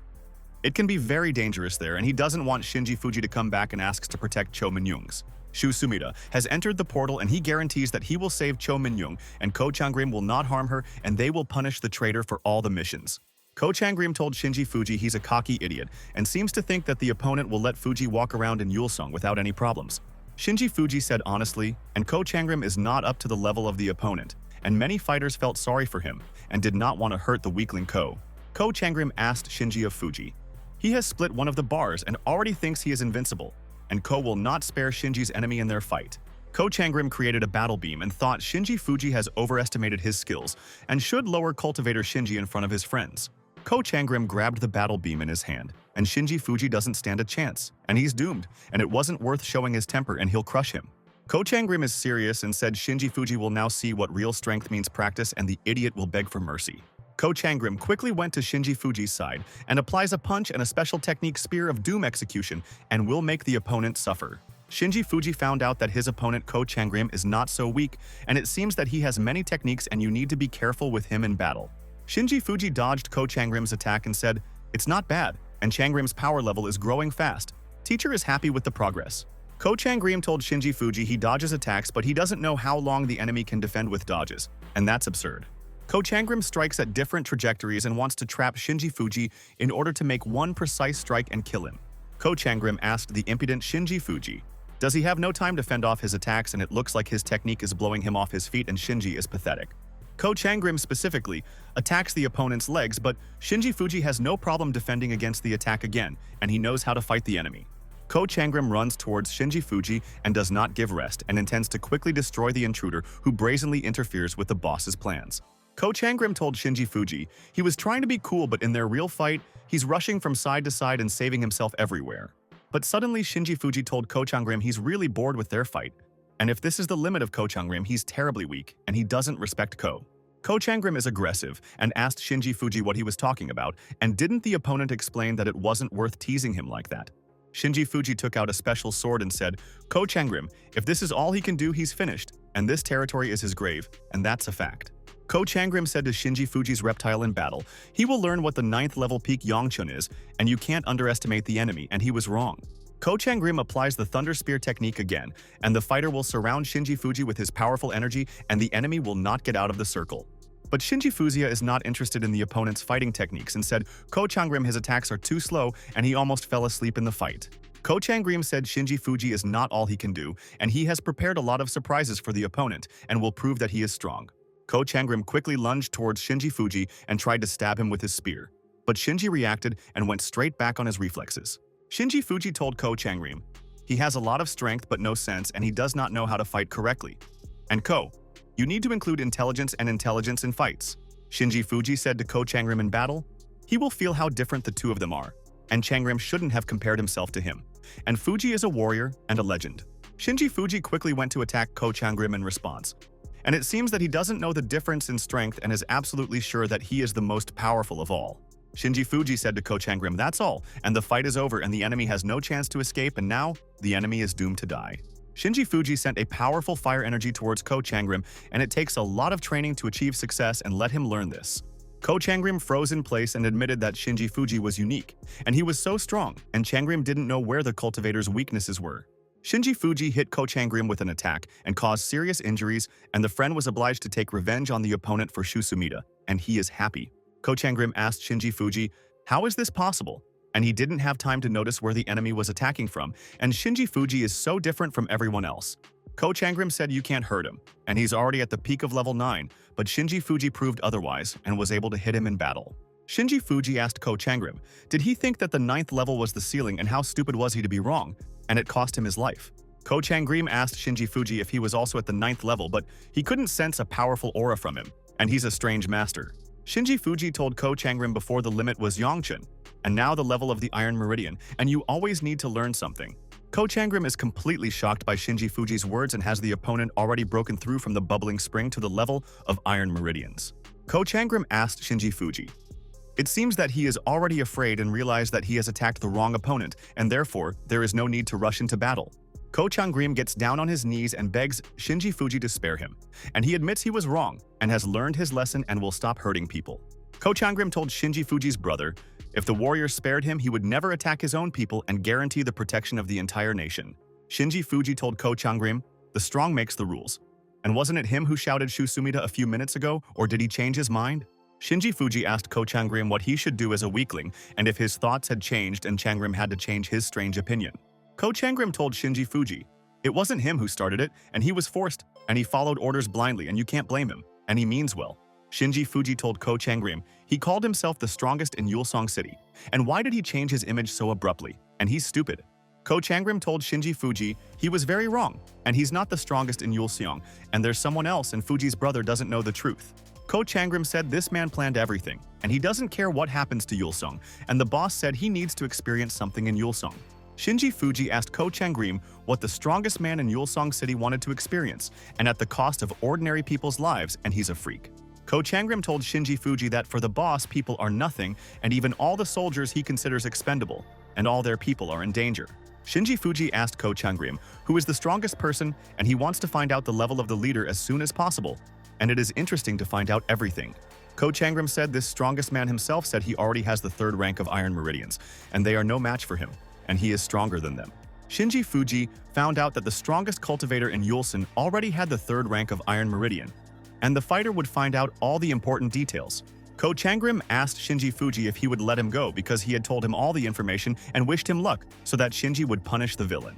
Ko Changrim stepped aside and asked Shinji Fuji not to attack, and he told everything he knew and his brother promised to spare him and he is kind. Shinji Fuji asked Ko Changrim when he promised, and Ko's friend has to remind him where he said so, and he doesn't have amnesia, and the fighter remembers everything. Ko Changrim is sweating profusely and is nervous, and said to Shinji Fuji this is not allowed, and a cultivator has no right to take the lives of other fighters. But at the same time, Shinji Fuji struck a powerful blow with a special sword on Ko Changrim, and did not spare the opponent, and the enemy is already guilty of sins. Ko Changrim is completely shocked and said, Shinji Fuji really hit him with a sword. And why did the cultivator mercilessly take the lives of colleagues? Shinji Fuji said, Changrim, after the awakening of spiritual energy. The world has become different, but even in a new world, there will always be a reckoning for evil. Ko Changrim fell to the ground and asked Shinji Fuji. It looks like he's playing hero and thinks he knows all the rules of the new world and knows the meaning. Ko Changrim called Shinji Fuji an idiot, and the fighter thinks that he will defeat an enemy that he knows nothing about, and he will soon die, and their boss will take revenge. Ko Changrim said Shinji Fuji is a parasite, like he just broke through to the Iron Meridian rank and thinks he can survive against the 3rd rank. Shinji Fuji asks Ko Changrim not to be nervous, and soon he will see their boss in the same hell, and he will destroy the strongest cultivator in the city. Ko Changrim started to lose consciousness and realized that Shinji Fuji is so strong, but Ko is 100% sure that Shinji won't have enough strength against the boss. The system told Master Shinji Fuji the lightning energy was detected and asked if the energy should be absorbed, and Shinji told the system to absorb it. The system has started absorbing the lightning attribute energy from Ko Changrim's body, and Shinji Fuji will send the opponent to the next world with an attack. Ko Changrim's body has a lot of lightning attribute energy, and Shinji is thrilled, and he will improve skills and the opponent helped a friend after death. Shinji Fuji screams from the tension in his body, and his body is filled with the energy of the lightning attribute, but the fighter is willing to endure, and knowing decided everything on his own.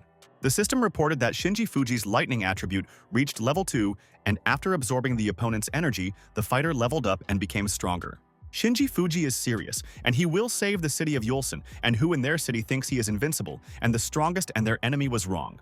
Shinji Fuji felt the power of the second-rank Iron Meridian, and his body is full of strength and energy, and the cultivator is ready to fight back against the enemy. After the battle with Ko-Changrim fighter Shinji Fuji went outside, and he saw Shuumida next to a car and a friend following Cho Min-young. Shuumida was worried about Shinji Fuji's brother and asked if he was okay and hoped the master wasn't seriously injured in the fight. Shuumida asked Shinji Fuji's brother, "What about Ko-Changrim?" And he told Shu that their opponent Ko-Changrim was dead, and they could exhale. Shuumida is completely shocked, and did Ko-Changrim die so quickly, and he was at the 9th level of the lightning attribute, and brother Shinji was surprised. Shinji Fuji said to Shuumida if Shu's friend was already at the Iron Meridian level, he would be faster, and they need to train. Shinji Fuji asked Shuumida to stop talking and keep an eye on someone he cares about. And Shu is nervous, and why would his brother decide that? Shinji Fuji said when Cho Min-young fell unconscious, Shuumida looked like he was going to pass out, and normally he would have run away from there. Shinji Fuji asked Shuumida how Cho Min-young was feeling, and Shu said the state is stable, but the mind is sealed with dark energy. Shuumida said to Shinji Fuji, if you don't remove the seal in time, Cho Min-young might not wake up and they need to help Cho Min-young as soon as possible. Shinji Fuji asked Shuumida not to worry, and lightning versus darkness is a perfect match, and this energy should cleanse her body. Shinji Fuji directed a stream of energy, a lightning bolt at Min-young's forehead, and he is thousands of % sure that he will remove the dark energy from her body. Shinji Fuji's lightning attribute energy reacted instantly in Cho Min-young's body, and he would save his beloved Shuumida, and the friend would be satisfied. Cho Min-young is in a lot of pain, but she is putting up with it, and Shuumida hopes that her friend will recover from her injuries, and Shinji Fuji's brother has given guarantees for treatment. The dark energy left Cho Min-young's body, and Shinji Fuji is glad that his girlfriend didn't suffer for a long time, and he tried not to harm her in any way. And at that moment, Cho Min-young abruptly opened her eyes, and Shuumida is so happy, and he would lose the meaning of life if his girlfriend died, and he appreciates Min-young. At the same time, Cho Min-young started panicking and asked, "What is it and where is she?" and begs Shinji Fuji not to harm her, and she is innocent in the matter. Shinji Fuji thought Cho Min-young is a simple lady, and does Shuumida like such ladies? And Cho Min-young has a strange personality, but he doesn't judge. Cho Min-young recovered from her panic and recognized Shuumida, and she didn't know that he had returned to Yulong, and it looks like he found out all the information. Cho Min-young was at a loss, and asked Shuumida's friend what he was doing in Yulong City, and she knew that the friend had left for the cultivator tournament. Shuumida said to Cho Min-young he and Shinji Fuji received the signal and immediately flew by helicopter to Yulong, and they won't leave people in the lurch. Cho Min-young is surprised and asks Shuumida if her friend came back to Yulong to save her, and she warns Fumatsuki's sister.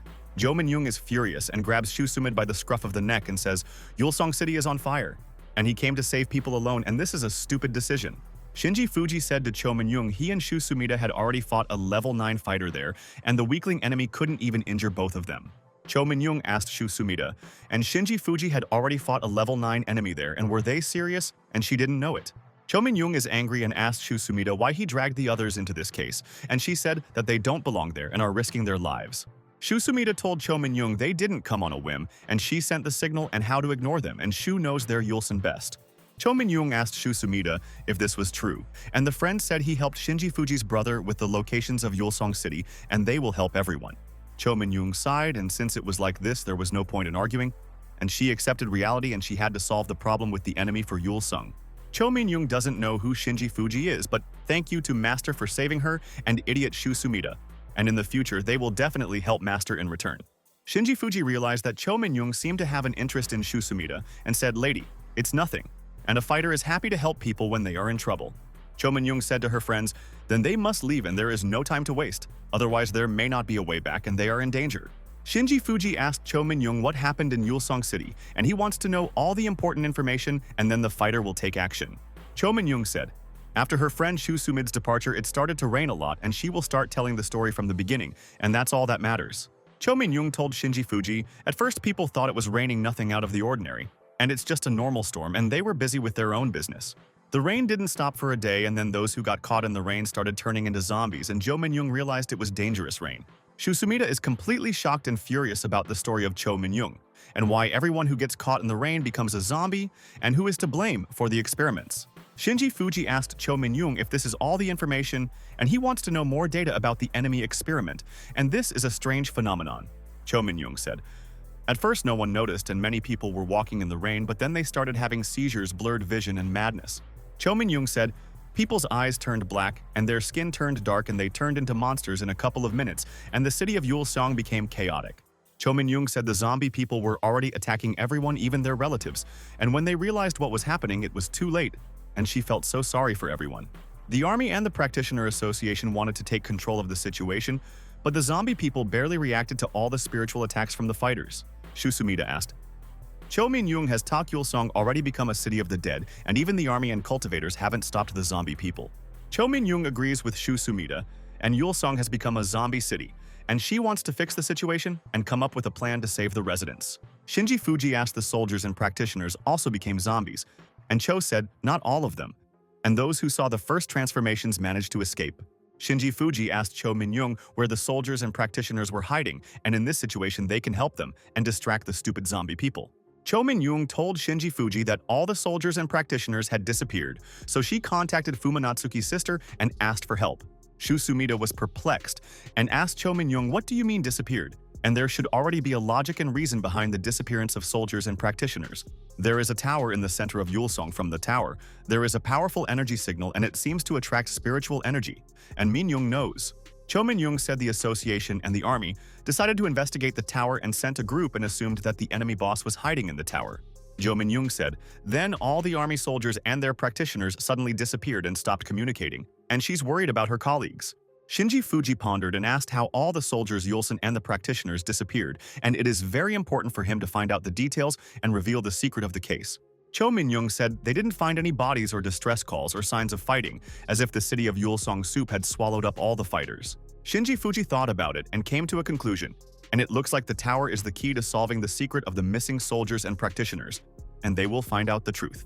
Shinji Fuji told Cho Min-young before coming to them, he killed Ko Changrim, and the opponent told him that he was a legend in Yulong City.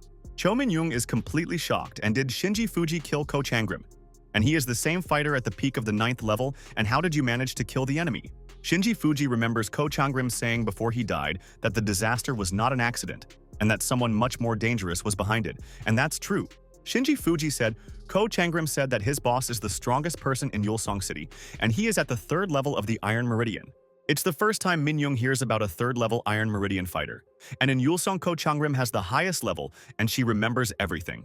Shuumida asked Shinji Fuji if Ko Changrim lied to survive, and said the first thing that came to mind, and probably he was lying. Shinji Fuji told Shuumida that there is no point in lying to the dying man, and he asks Cho Min-young to think about who is the strongest person in Yulong. Cho Min-young thinks who could influence and control Ko Changrim like this. And the fighter didn't obey anyone, and it looks like the boss bullied him, and who is this person?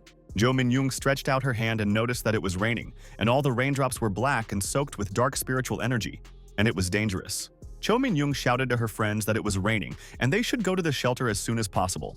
And she was afraid of becoming a zombie, and the fighters should take care of themselves there. And at that moment, Shinji Fuji sensed someone's presence, and he wants to find out who is responsible for the disaster of Yulong City and who benefits from the chaos. Shinji Fuji thought even knowing that he would die like a dog, the opponent boldly went there, and Shinji would punish their manipulator and put them in their place. Shuumida asked Shinji Fuji's brother why he froze and told his brother to quickly go to the car, and they will leave quickly, and the rain is very dangerous. Shinji Fuji realized he was absolutely right, and he was telling everyone that there was a 3rd level Iron Meridian person and a rad fighter out there. But when no one was expecting someone there, put a hand on Shinji Fuji's shoulder, but the cultivator was waiting for the opponent to come and discuss something.